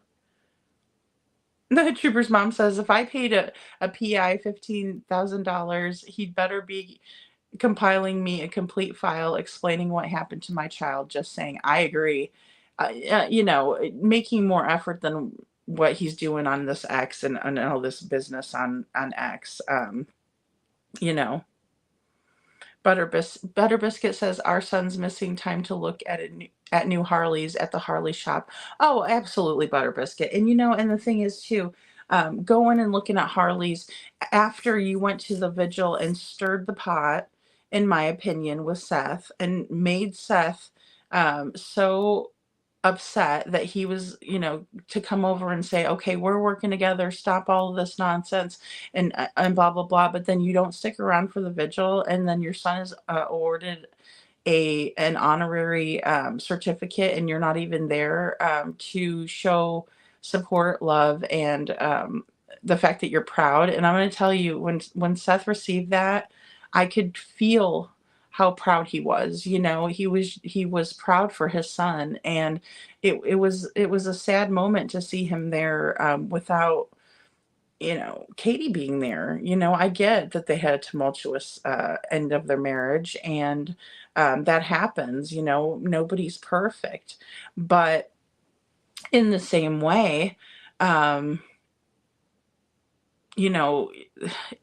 at that moment, you do it for the kid, you know, and anybody that's been divorced, we know that there's certain things that you do for your kids, even though you don't particularly care for the other person, or maybe you don't like the way they act, and maybe it's very warranted that they're, you know, maybe they're an asshole, and you have to always be the bigger person with them, and you know, you kind of become accustomed to that. Either way, it's like you do it for your kids. You know, you're not doing it for that other person. You're doing it for the kids. You know, so they feel comfortable. And TJ says, Katie is not afraid of him. I can guarantee you that. Did you see her in court? He looked like a little puppy dog. TJ, I do know what you're saying. I do. Um, and you know, it's so hard. I grapple back and forth. I do. And you know, I want to be open with that just because of Chris's history. But I also grapple with the fact that Katie could just be diabolical herself as well. And it could be just like a perfect match between the two of them where, you know, she's just as bad as he is. And then also there may be that dynamic as well. So I think both might, you know, could be true. But I agree with you. When you look at her in court and you see that and you're going, you know, she looks like she's having a ball. You know, she looks like she's living her best life with mullet over there. And, you know, aw, Vic says I have separation anxiety. James, where'd you go? Aw. Aw. Trishy, I'm glad you're here. And Detroit Rock City says KP and CP's bosses, KP and CP's boss, and they met on the ship and got busted having sex allegedly. That's how Seth found out. Oh no. Oh God. I'm not laughing. I'm not laughing about the fact that he found out. I just the sex part. Like I'm just picturing them like somebody busting into like whatever the barracks or something. Like, oh gosh.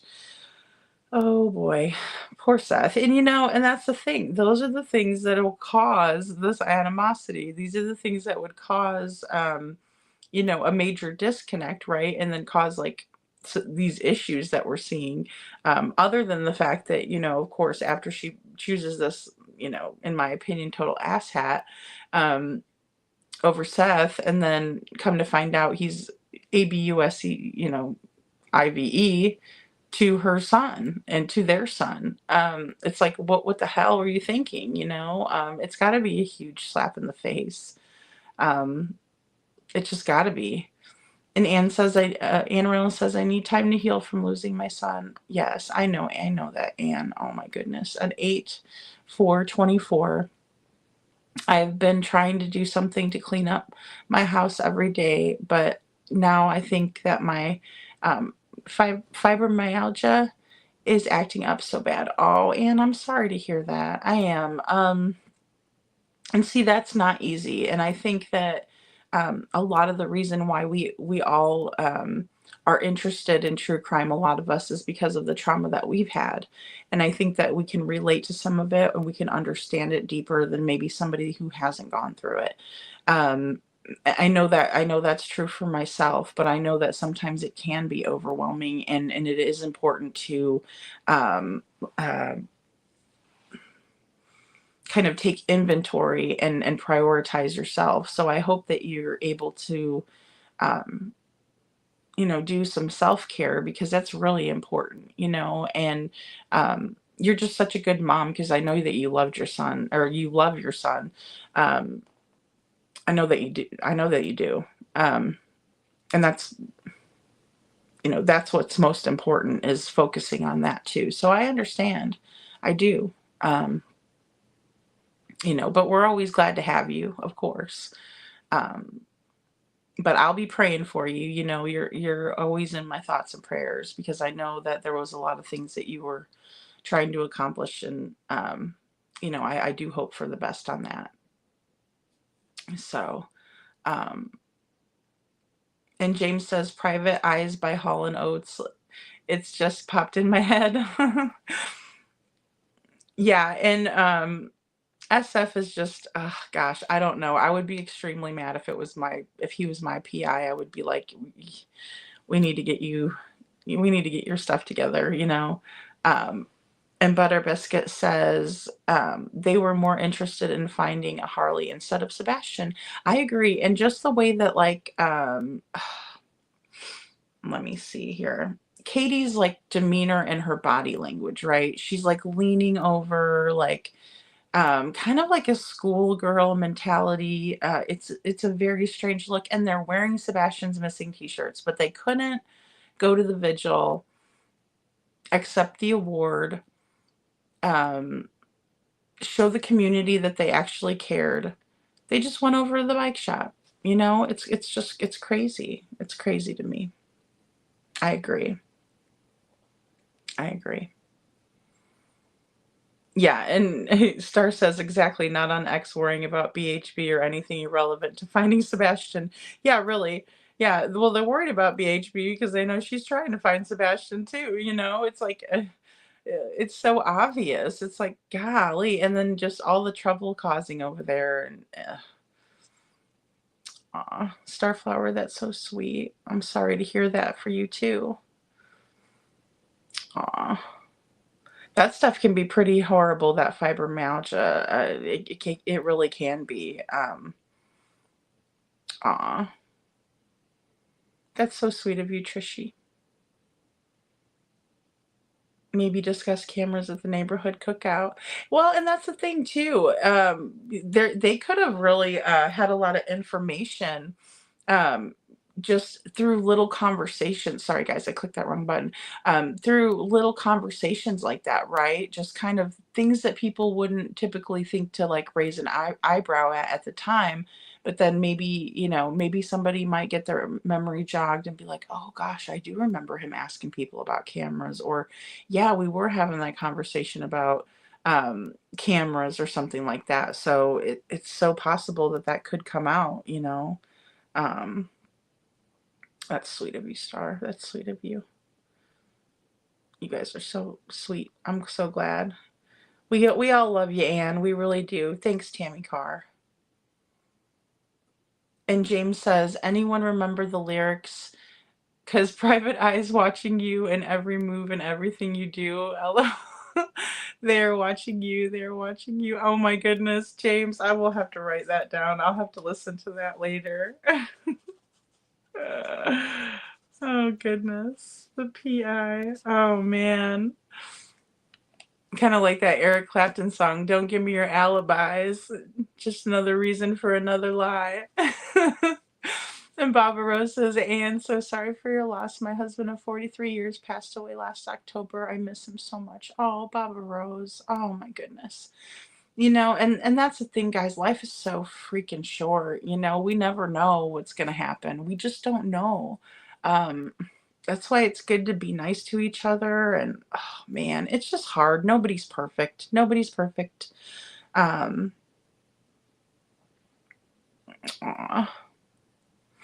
Thank you, Lori. That's so nice. Thank you. Yes. Yes, Anne. She did toss that menu across the table, Machete. She sure did. She just kind of, oops. She just kind of tossed it around like, nope, not a game. We're not playing. Get you something to eat. Choose something to eat so we can, so I can take a picture and send it to Mr. Chris. It's crazy. And then also she's ignoring him on her phone, and then why not let him play the game if you're not going to talk to him or interact? You know, it was definitely not what you would expect to see from like a mother-son outing, right? I always, even, gosh, what was it? Because I moved, so I had a birthday here. It was the year before. My daughter and I went for dinner and a movie, and it's just always so fun to be, to be with her and sit there and talk and catch up, and especially because she's busy with school and work, and it's just like you cherish that, right? I mean, and I understand that, my daughter's grown and she was in college and stuff like that, and so we didn't get to see each other as much. So I cherished it more than I would have if she was, living in the same house, and you see each other more often and things like that.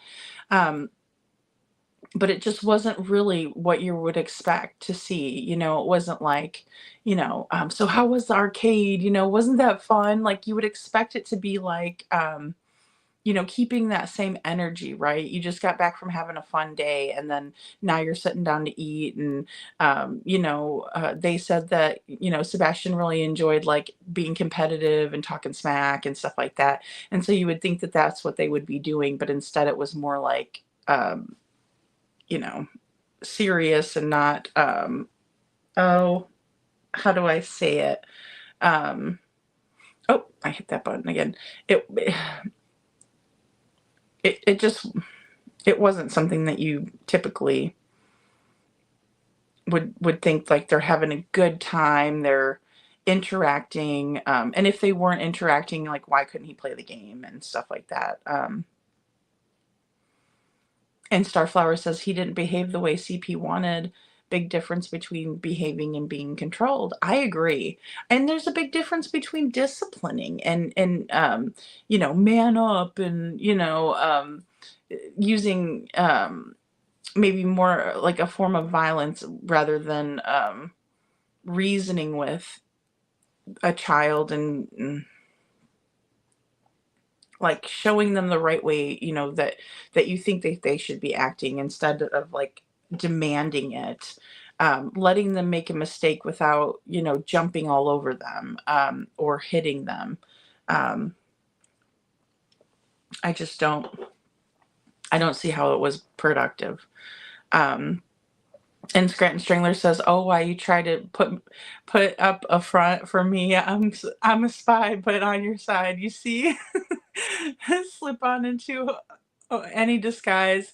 I still know you look into my private eye. Oh my goodness, they're watching you. Oh gosh, that's great, Scranton Strangler. I know, and that's another thing too. How impersonal is that? Like, I would never dream of doing that. It's just so impersonal, it makes Sebastian almost, I would think it would make him feel like an outsider in his own home, in my opinion. Um, Aw, Roxy, I'm so sorry. All I know is we have a strong bunch of people in here. That's all I know. That's all I know to be true. I don't have to say allegedly or in my opinion for that one. And sweet people that are kind-hearted. So I appreciate you guys. Aw.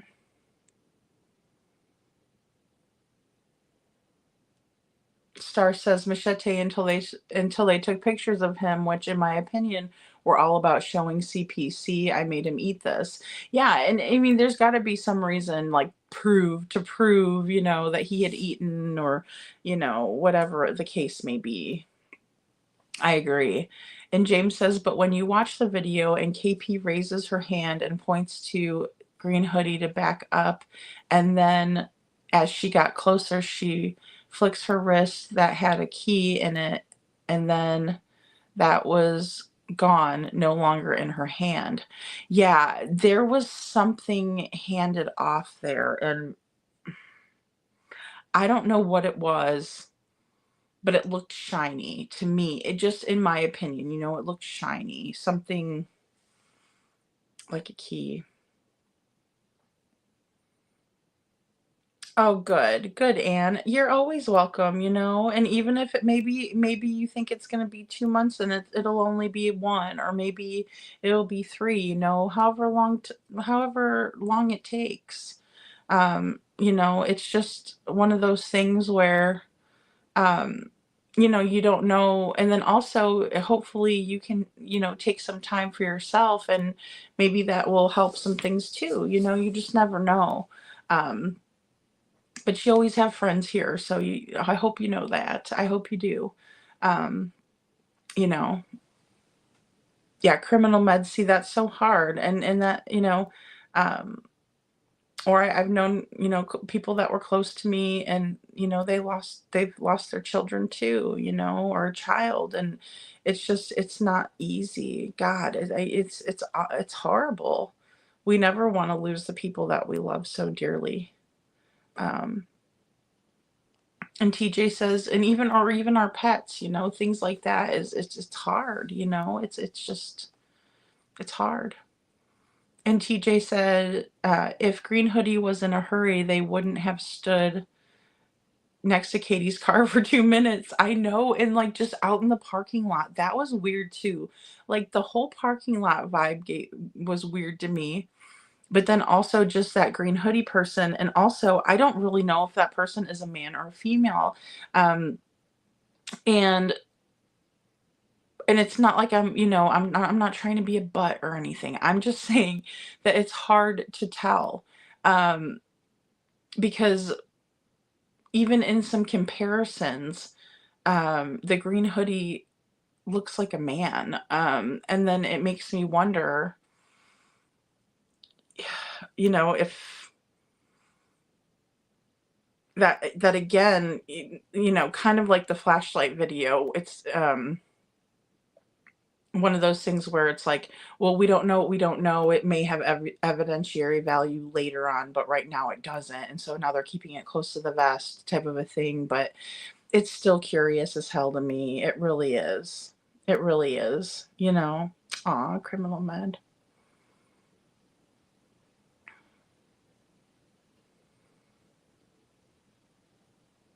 And Butter Biscuit says, I think Green Hoodie only walked in to show a reason for being there because they would be observed on a camera. Yeah, absolutely. That's another, good theory that would match up in a line.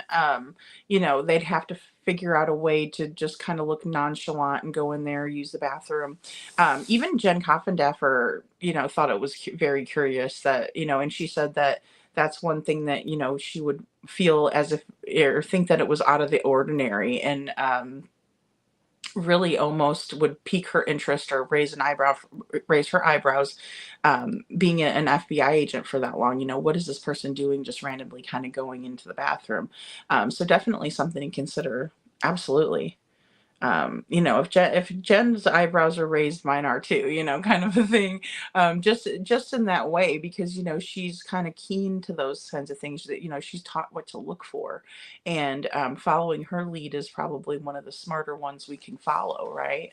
When it comes to people in and around the case. And James says, and she was in more of a hurry when she left than she was when she arrived. Very good point, James. Really good point. And waited for KP, in my opinion. And Sebastian was even scared of her and wanted to run, so he must have known her as well. He was watching that person like a hawk. I mean, his whole, to me, his demeanor shifted, and I could see it. I could feel it. I know exactly what you're talking about. And then he just kind of like watched, like, what are you doing next to my mom? Like, who are you and why are you so close to my mom? You're too close to her, like kind of a protective way. Or also it almost seemed like maybe, like you said, what are you doing here, kind of a thing, which is very possible. Starflower. Oh my goodness. I don't see any grief on the Proudfoots either. I'm so sorry that happened to you. And I call myself that too, Mama Bear. I do. Because, I feel like that for any little kid, you know what I mean? Just even if I see like little kids in the neighborhood and stuff, I always keep an eye out for them. They're riding their bike. If I go down to the pool, I try to go later though. I really do. Because I like it kind of, a little bit more quiet too. But and I'm a night owl. Sometimes I don't get up and around too early either way. Um, but or I can usually go early. Um, but either way, you just kind of when you're a parent, you watch those other kids and you make sure they're all doing good and nobody's messing around, nobody weirds in the neighborhood. I think that's important for us all to have that mentality. So I'm glad. Um, Well, good, and yeah. See, and that always helped me tremendously. Um, Counseling, and not getting discouraged, if you don't find like a good person right away, if you don't feel comfortable with that person, find you somebody else because I had to do that too. There were times where it was like, I just have to part ways with this person. I don't think they're helping me. So if it's not helping you, at first, or the first person that you talk with isn't, your cup of tea, don't be afraid to, get a second opinion. And then, because that's really important to feel, like the other person is listening and helping, So, um, yeah, I think that would help tremendously. It always helped me. It always helped me. Aw, love coming your way, Starflower. Aw, that's awesome. That's a good idea, Baba Rose. That's a great idea. It is so helpful. I agree. I agree. Aw, thank you, Trishy. TJ says China be making all the bad stuff and send it over here, but they don't sell the stuff over there. Well, and exactly. And you know what's so weird is like when I heard China, earlier today, I was like, oh my gosh. And then Chris was like, what does that have to do with the price of eggs in China? And I'm like, well, what does that have to do with the price of a freaking, jammer in China? Was he telling on himself? I was like, oh gosh, that's too coincidental for me. But all allegedly, in my opinion, of course, but I don't know. I was like, it could have been another little Freudian slip by old Chrissy there. Aw.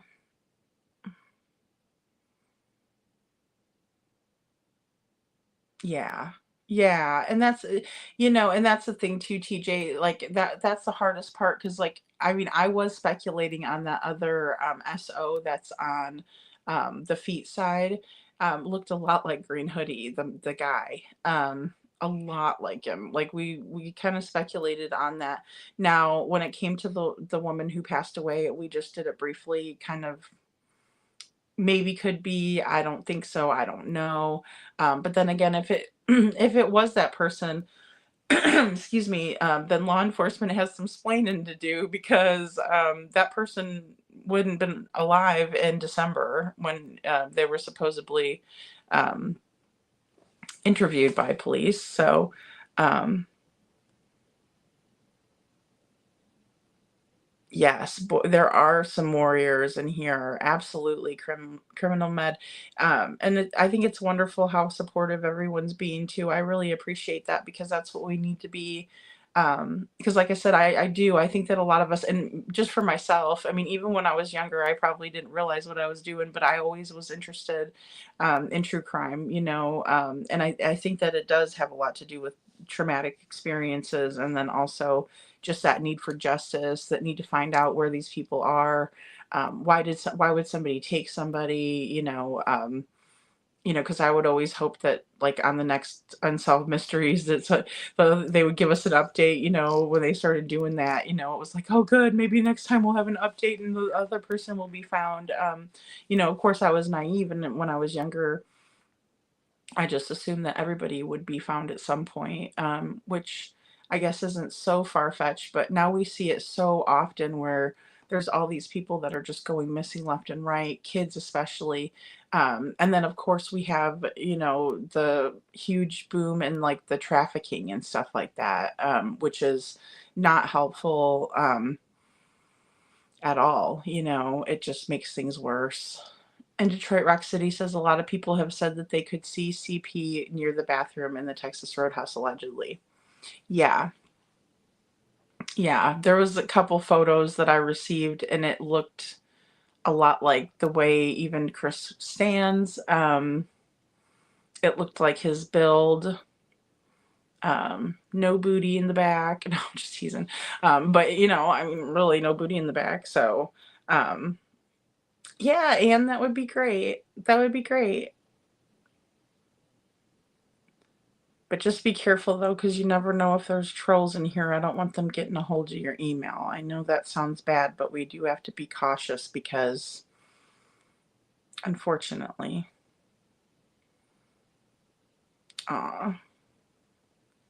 I do too. I struggle finding emotions, behavior from the prophet consistent with anxiety and grief. I know, I do too.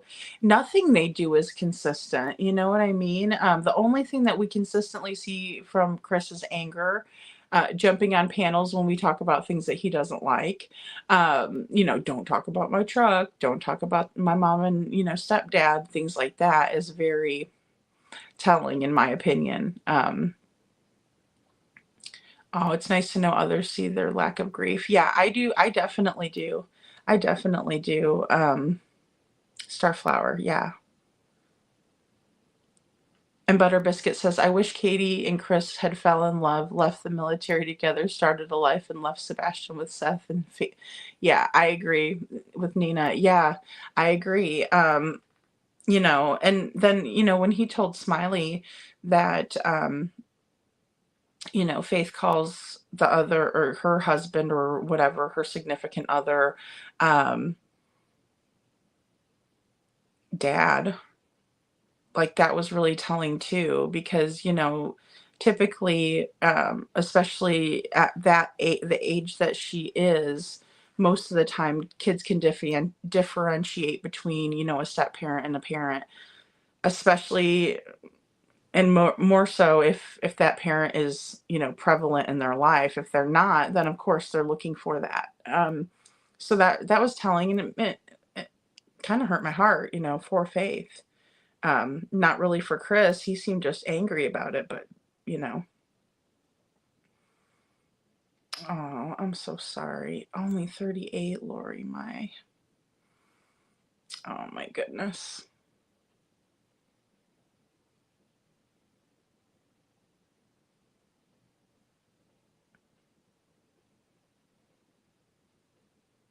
Oh, thank you, Trishy. Yeah, I really want to deep dive into it a little bit more. I just have so many notes I have to organize, but I figured I'd play a couple of videos tonight. We could do like kind of an introduction so everybody kind of knows like what they're capable of doing, how they work, sort of thing.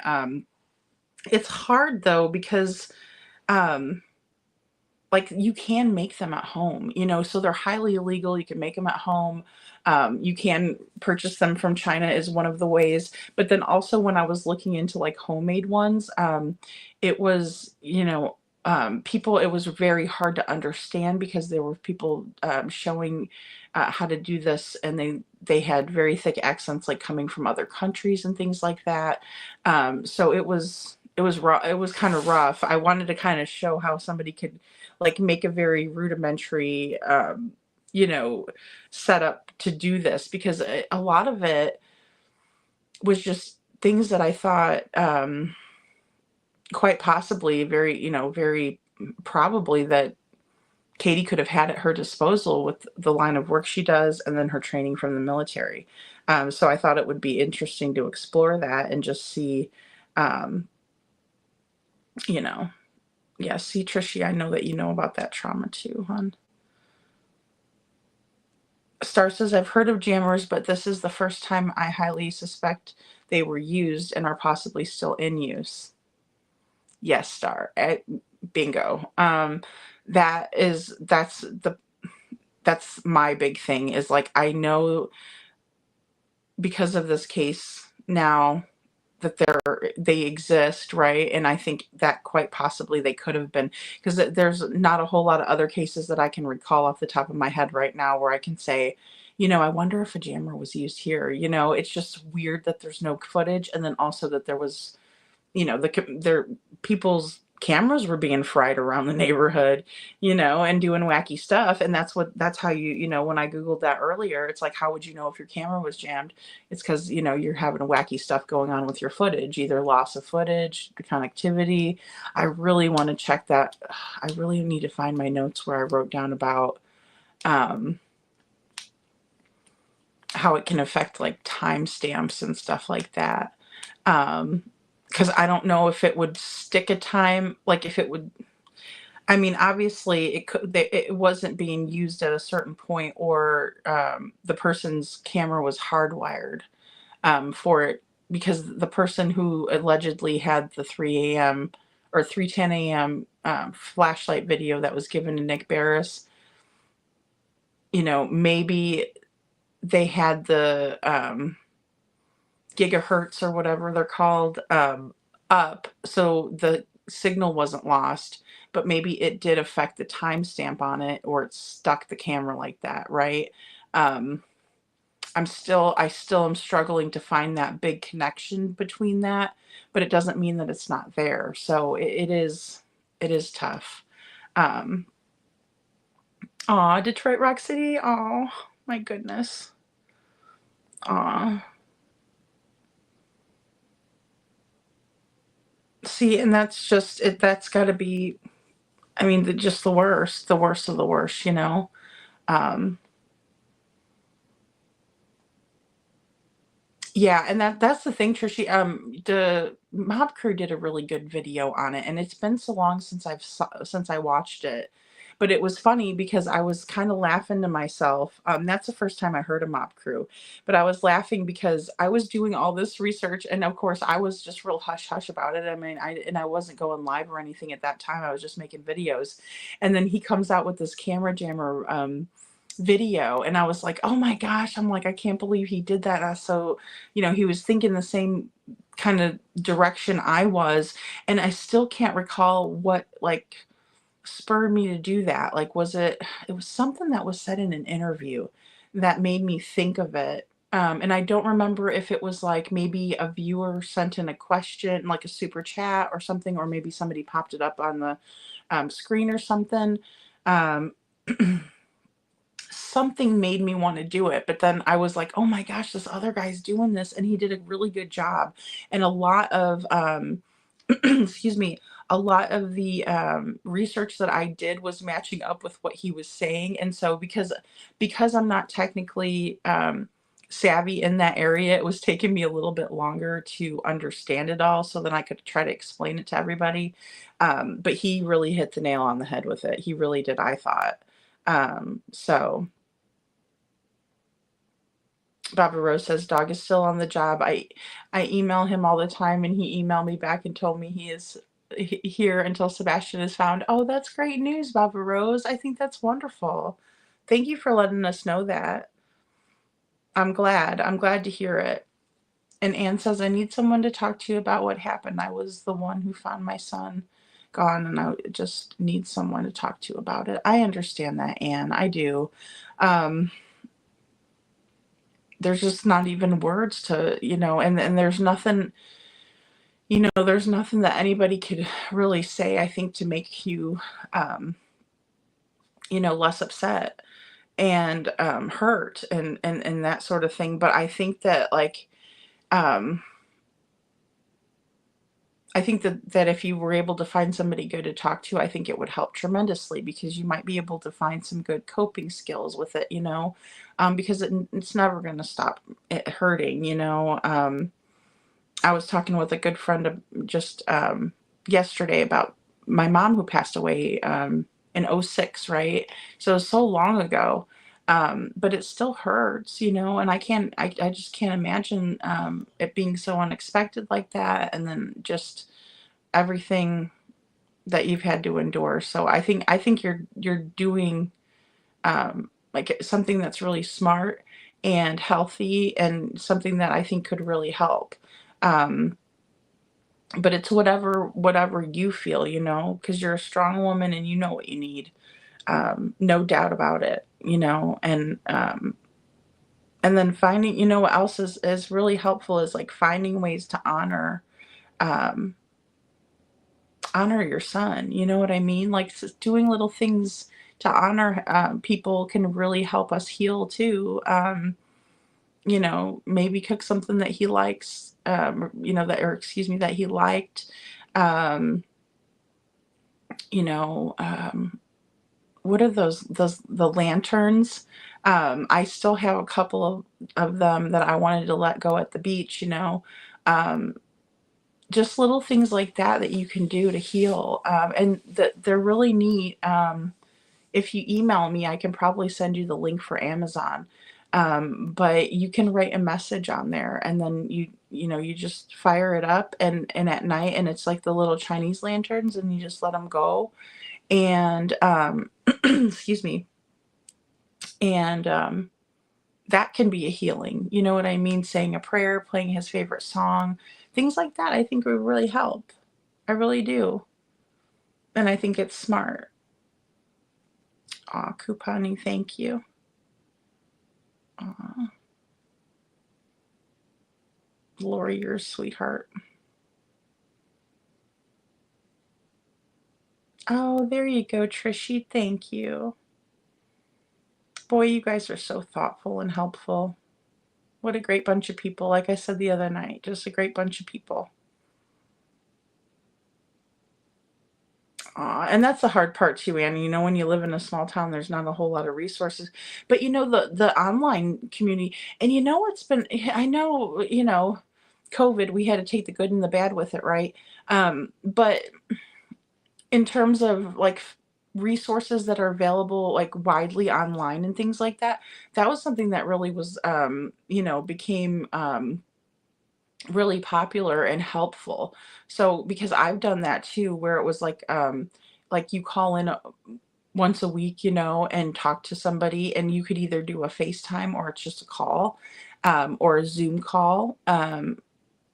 That can be really helpful too, and then you don't have to leave, and you can also find um, like more of a variety of people online. So you know, something to think about too, you know, over the phone, or, you know, do a Skype. Oh, okay, that's a good thing too. That's always a great thing, going to church. And it's great to stick, you know, to lean on your husband too, and he can lean on you, you know, that's a beautiful thing. It really is. Hey, Lisa, good to see you, Lisa. Ah, yes, yes, yes, yes, go ahead and email. Yes, go ahead and email me. I'll check it. I was just getting close to getting everybody's emails looked at, and then all the links and stuff. I'm still not there yet, guys, but I will get there. Oh, Mama Cedar. Oh my goodness. Oh my. Fucking sucks. Yeah, it does. Yeah, it does. I have I have a shirt. I wore it yesterday. It's got holes in it and stuff. But it was a Real Life for Life shirt. Well, it was for our team that we had for Real Life for Life. We were Angels of Hope, back in Missouri. And it's a sock monkey. Of course, I got my sock monkeys up today. Not for that reason, but it says sock it to cancer, you know. And I just can't imagine. There's nothing that makes me more like sick or horrified to just see little kids that are suffering through the cancer. It's just, it's one of those things where I just can't understand why. You know, I just don't understand why. And you know, I just never will understand it. I never will. And I'm so sorry. I'm so sorry. Mm. Yeah, Trishy knows. Trishy knows. Mm. Mm-mm. No, Cammy, I can't. I can't hardly watch it. I do force myself because I realize their stories deserve to be heard.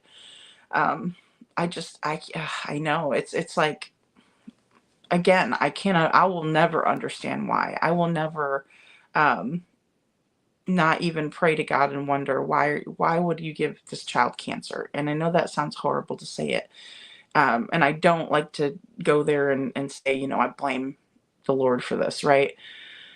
But it's one of those things that you just can't understand, you know? It's like, how come you can't, this is going to sound terrible, but how come you can't give it to a bad person? You know what I mean? What are you doing giving, I don't know. I shouldn't say things like that.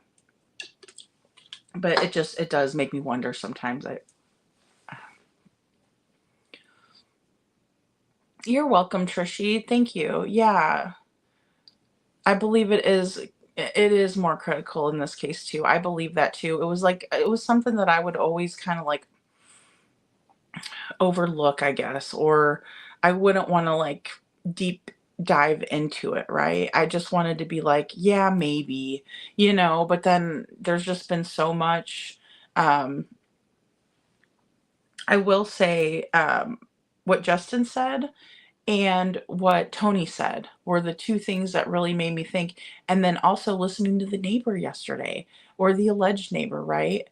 Nobody was saying bad things about Katie necessarily. They were saying all about Chris and how he was being the one that was, you know, out of control and Scranton Strangler.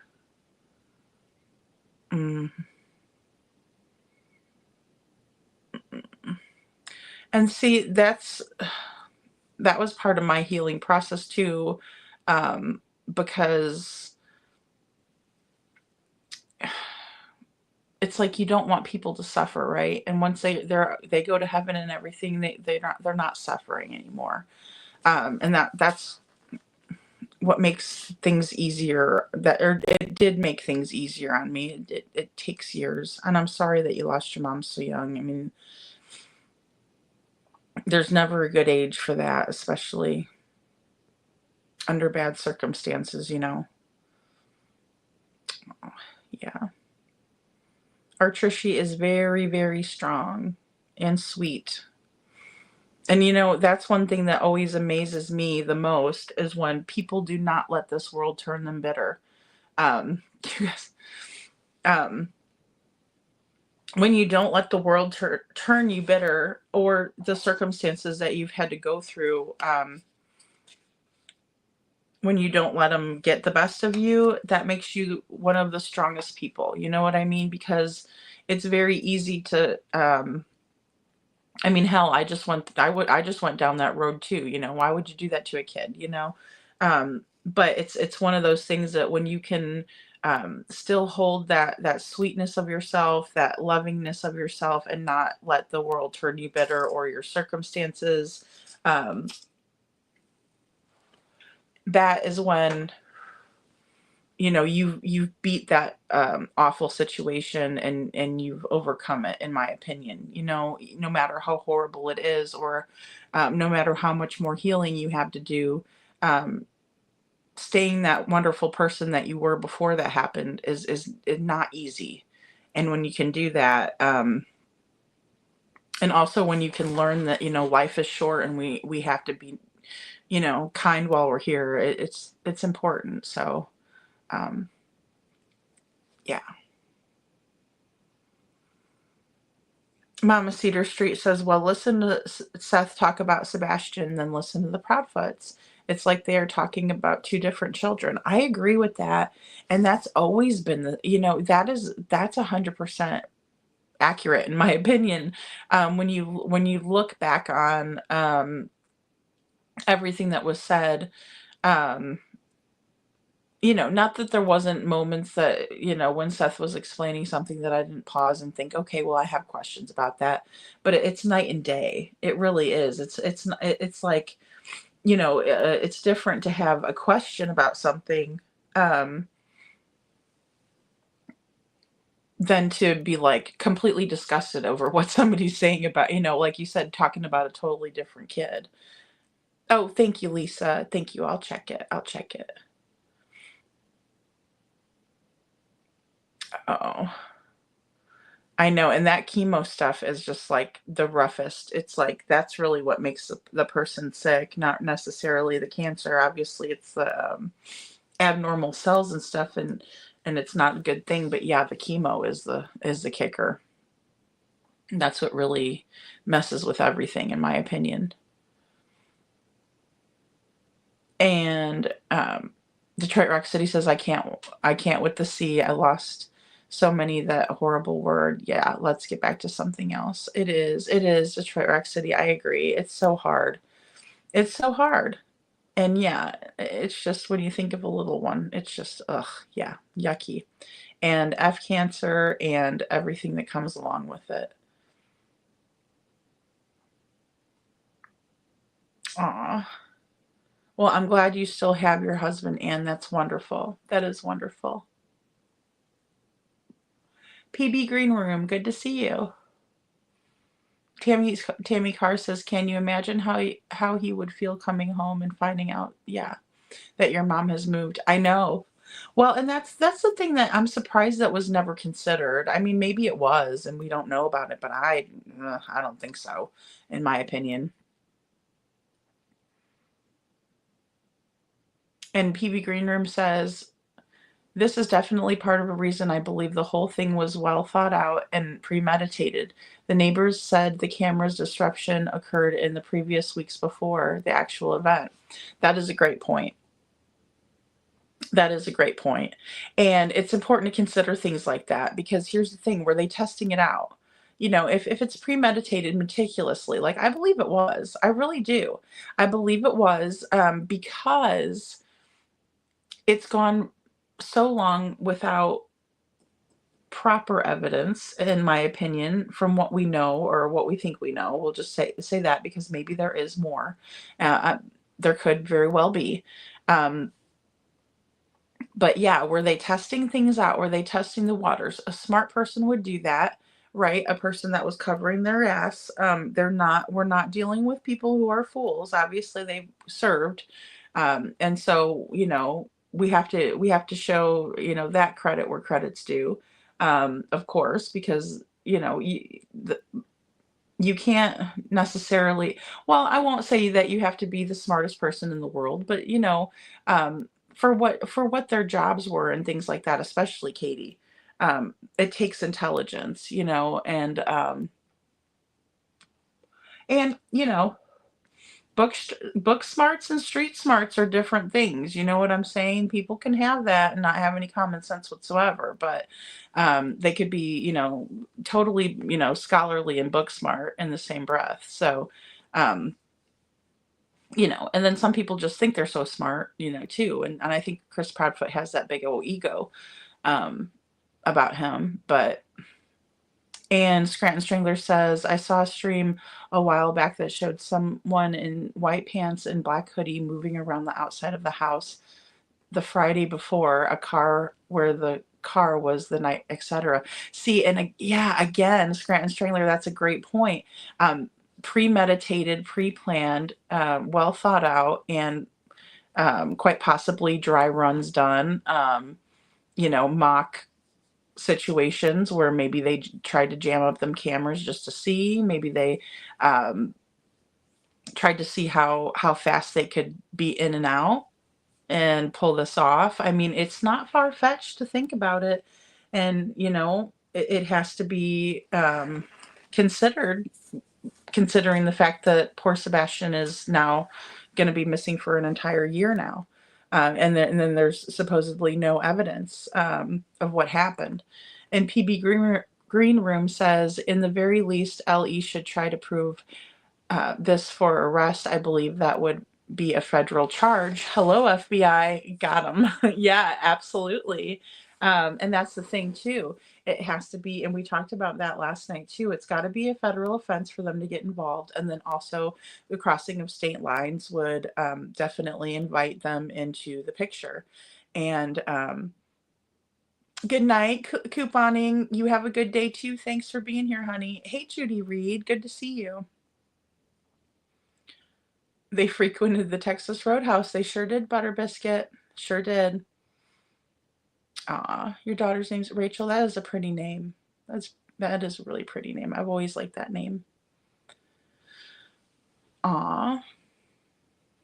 Well, and be careful who you give your phone number to, though, honey, because, goodness sakes, just so many crazies out there.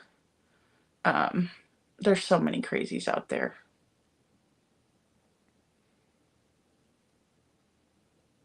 Do you, Butter Biscuit? Oh, wow. I thought Yada was a delightful woman. I think the way that she handled herself was very well done, and I think that she showed that she just only cared and wanted the best outcome possible. I could feel her hurt. You know what I mean? Um, yeah, Trishy, that is so true. See, I was thinking the same thing. We just want, we want you protected, Anne.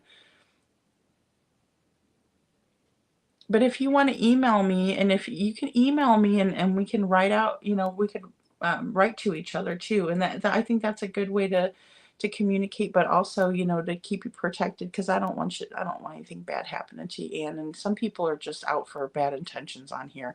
And I hate to say that. I really always like to see, I'm always more of a glass half full kind of gal, but it's hard to be, with people that have bad intentions. So, oh, Joshua, I love the name Joshua. I love Josh as a name, Joshua. It's a very good name. Very good name. And again, another one that I don't have to say my opinion or allegedly. Good to see you, Crafting with Sassy Chicks 101. Nice to see you. Aw.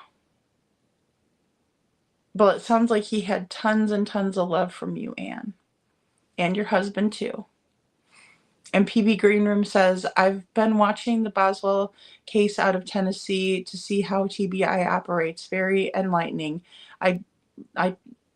It took them 5 years to bring her to trial for the unaliving of 1-year-old daughter. Yeah, I've watched a little bit of it. I did, and I watched a little bit last night. I did not finish up. I started watching Vinny, a little bit of it, and I love watching Vinny. And I'll tell you, they definitely do a lot behind the scenes, and it was very encouraging to me as well. It really was.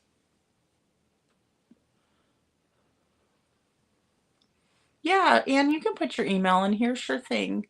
Just be careful, because there's 126 people in here, and that's the only thing that I worry about. I'll tell you, if you want, you can also send your email to me, and if there's a specific person that you would like it to get to, I can also do that as well. Just so that way you don't put it out here into the chat, because I'm just afraid for you that somebody might get a hold of it, and who knows, you just never know. You just got to be so super careful. In the real world here, there are many reports would probably lead to a removal of a child from parents, and I wonder if there was a threat of that, in my opinion, which would also prevent Faith from coming to, in my opinion. Well, that's true. And, there's only so much that they could hide. Although they went ahead and told the New Mexico court system that, that they were cleared and all of this kind of nonsense. And, which wasn't true. They weren't cleared. Um, it's amazing to me. It is. Yeah, no, don't put it in the chat. That's the only thing, Anne, because we just want to protect you, and that's the thing. But I could always see if I can, we can facilitate something to get your email over to some, like a specific person or something like that. Because it's just too risky, especially with this case. We've had so many weirdos, and I just hate that. I really do, because we just this beautiful community we have, and then we have people that are not doing right by it, and that's what's really upsetting. More so that people aren't doing right by Sebastian, but even to each other in the community, and that is what's bothersome. Because we should all, be able to feel safe in a space like this, but it's hard, Detroit Rock City, it was on Facebook. It was a comment on Facebook, and then TL did ask him about it specifically, where he laughed. in the interview where she hands his butt to him several times, in my opinion, allegedly. You know, yes, Detroit Rock City, little baby Boswell, her name, Evelyn Boswell, her mother, did unalive her. And, you know, there was even testimony within the last few days. Was it yesterday? Excuse me. Was it yesterday? It was either yesterday or the day before. One of her friends, the mother's friend, Megan's friend, had gone to either a lunch or dinner, and said that like little baby Evelyn was dirty, and you know, she's just mistreated, you know. No, not Smiley's. It was definitely TL's. They didn't go into the concrete on Smiley, but later on in the evening, Mr. Foote talks about it with TL, and she does ask him specifically about it, and then he laughs, and she's like, "What's so funny?" Basically, and I'm paraphrasing, but he definitely laughed. And James says CP and KP did not go when he went to get the camper. Yeah, KP, yeah, he said that KP did not go to get the camper. He told Smiley that that she didn't go, because he said we, and he's like, and when I say we, I don't mean she didn't go with, talking about Katie. And then James says, if she didn't go, then where or what did she do or go? I think she just stayed at home, you know. And you know, and that's another thing that, you know, I think is that I think they bought all those snacks, you know, and all the like, because they went to Costco on Saturday, and then on Sunday they went to the BJ's, and those are both wholesalers, you know, like a Sam's, and you can buy in bulk and stuff. So I think they were hauling up so they could, you know, hunker down and stay put, in my opinion. And I've always wondered that, because it was like, how come Katie, if Chris wasn't coming home regularly, okay, devil's advocate again, guys. So, Chris hadn't been home since the beginning of February. Why would she need to go buy from 2 stores and buy in bulk when it was just her and Sebastian in the house? You know what I mean? Is that something typical? Does she usually just, you know, buy enough food for like a month's worth or something, you know, because of course you can buy that big amount of food and buy in bulk, but then again, you know, that's more or less for like a big family of kids, you know, like you're buying a big old jar of mayonnaise, for example. Say you make a bunch of egg salad sandwiches or whatever, that's what the kids like to eat or something, you know. Not saying the kids really like to eat that, but I'm just trying to use it as an example. Or you might buy big bunches of food because you know the kids are going to eat it. They're going to go through a bunch of bread for the week and things like that. And so maybe you might buy, you know, for 2 weeks or something. But if it was only Sebastian and Katie, right? And that's what we were led to believe. That's what it supposedly is. Why did they buy all that food? You know, I think it was because they weren't planning on leaving the house. Again, premeditation. And that's allegedly, in my opinion. And then James says, and when was it that they was seen in the Harley shop? So that was at the Beach High School vigil. And that one happened, let's see,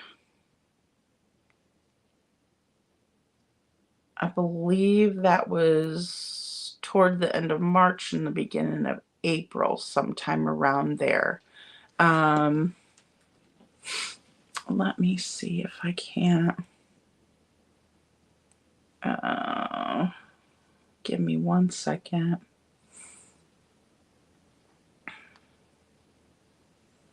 Because I know,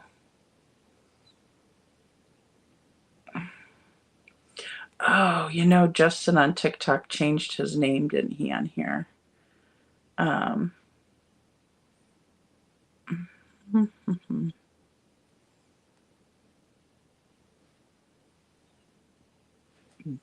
Excuse me.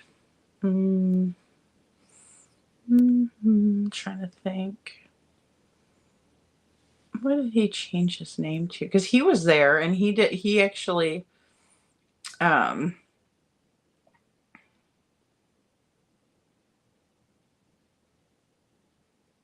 my internet kicked me off. Okay, it put me on the public stuff. Hold on one second, guys.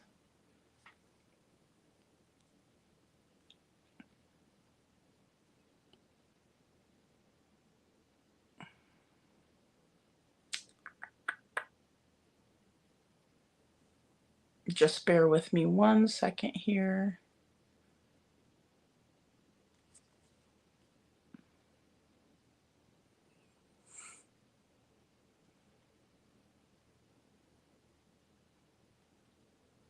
There it is. Okay, it likes to kick me off a lot. Sorry about that. Oh, I just connected it. Hold on, it kicked me off again. It likes to put me on the public Wi-Fi, which doesn't work very well. Here, so oh, there we go. Okay. Alrighty, there we go. Let's see where they were at the Harley shop. It was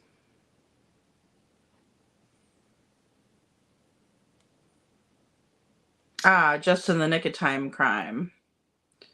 And let me see. I know it was a short and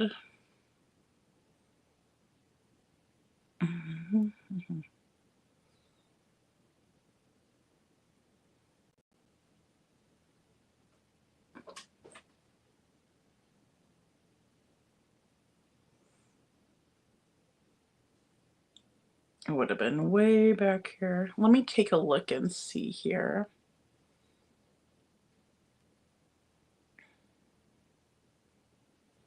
James says, and I wonder, do they know there are some bikers gangs out there that stand for children? Don't think they would fit in very well, and I believe that the real bikers would not let them in. Yeah, there's also some very scary people out there as well in the biker world that are super unsavory in my opinion, and some of the research that I did is so scary that I don't even want to like talk about it.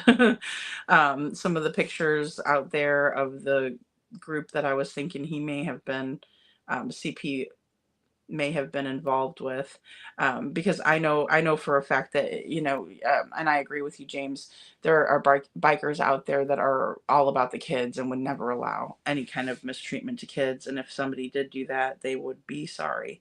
And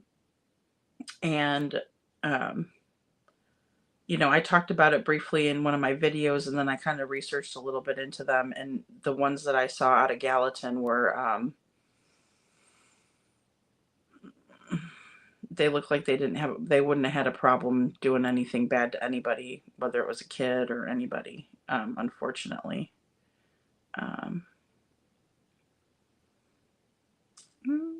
know I'm in the right spot for this live, or excuse me, short. But he follows a lot.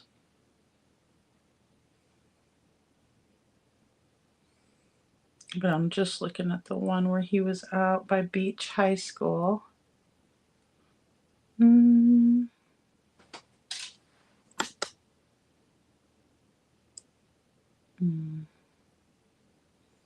Maybe he took it down.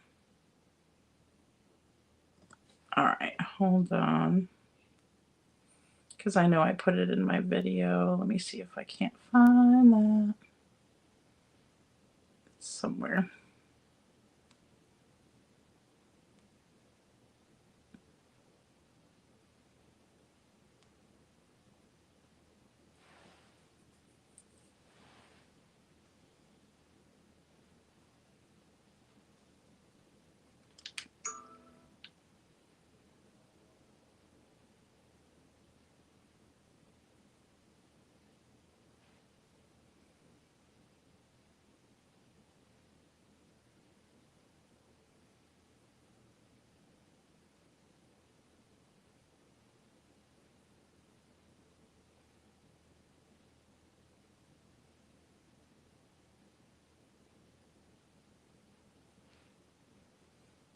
That wasn't that one.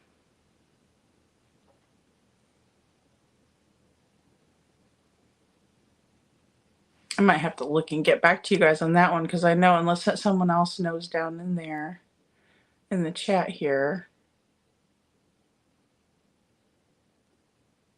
Oh yeah, Mama Cedar Street, for sure. The fact that they wouldn't let the cadaver dogs in the house or at any family property is very telling to me too. It's just strange. Like, who does that, you know? Thanks for the green hearts, Lori. Thank you.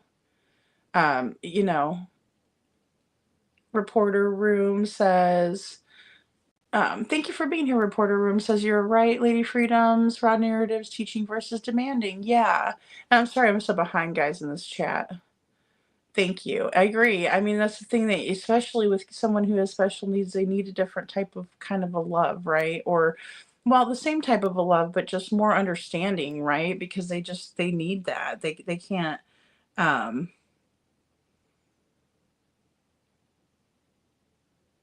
you know, they need to be understood and how they need to be loved, you know, not necessarily how we want to love them, kind of a thing. Anne says, I have a niece that has a daughter that has autism, and that's why I got into this. Oh, that's awesome, Anne. You know, and that there's so many. Hey, Sylvester, I'm glad you're back. You know, and that's the thing too. Hey, Lindsay, good to see you.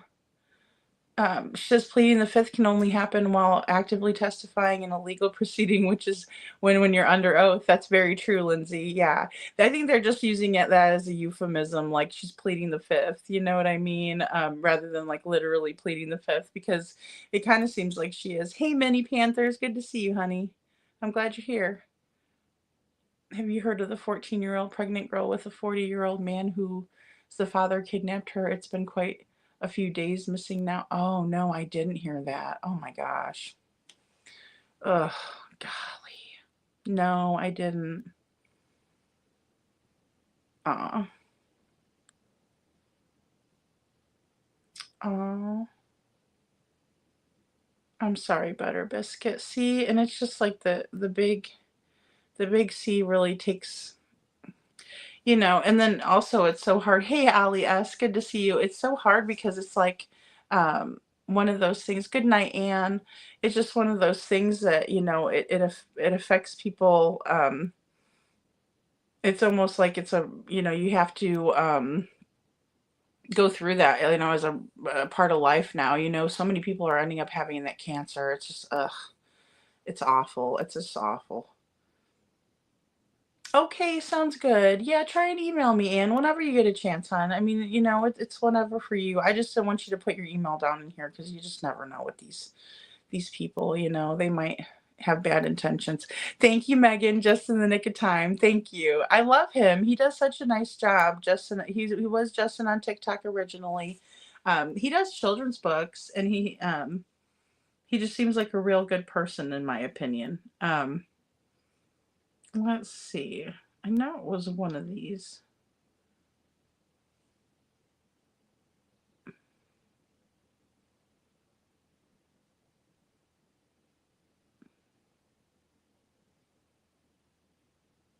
It was the one where I did all the vigil comparisons, and I can't remember which. I think it's this one.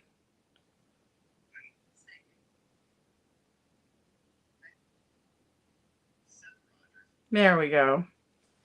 Okay, guys. So it was April 20th, 2024, and it was the vigil at Beach High School. Sebastian was missing for 55 days at that time.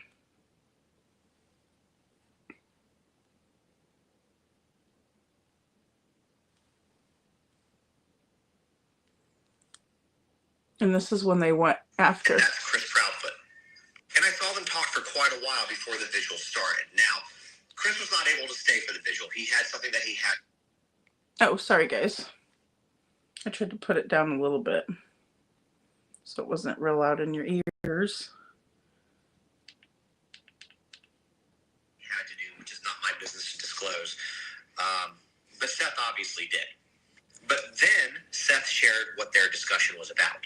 And I'm going to show you. Me and Chris are putting our differences aside. Sweet dreams, boys. It's not about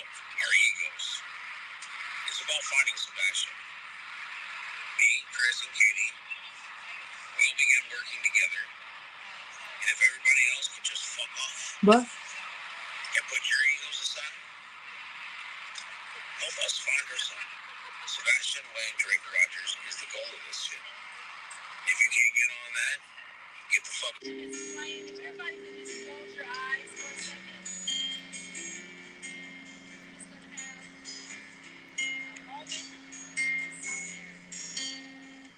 It's beautiful. And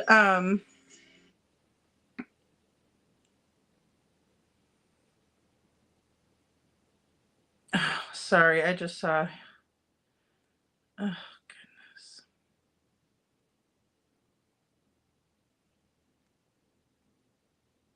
You know, and the thing is like, so April 20th, and that was the same day that, again, Sebastian received that honorary award, and nobody was there to receive it besides Seth, his dad, who just loves him and wants him found. You know, it's just sad.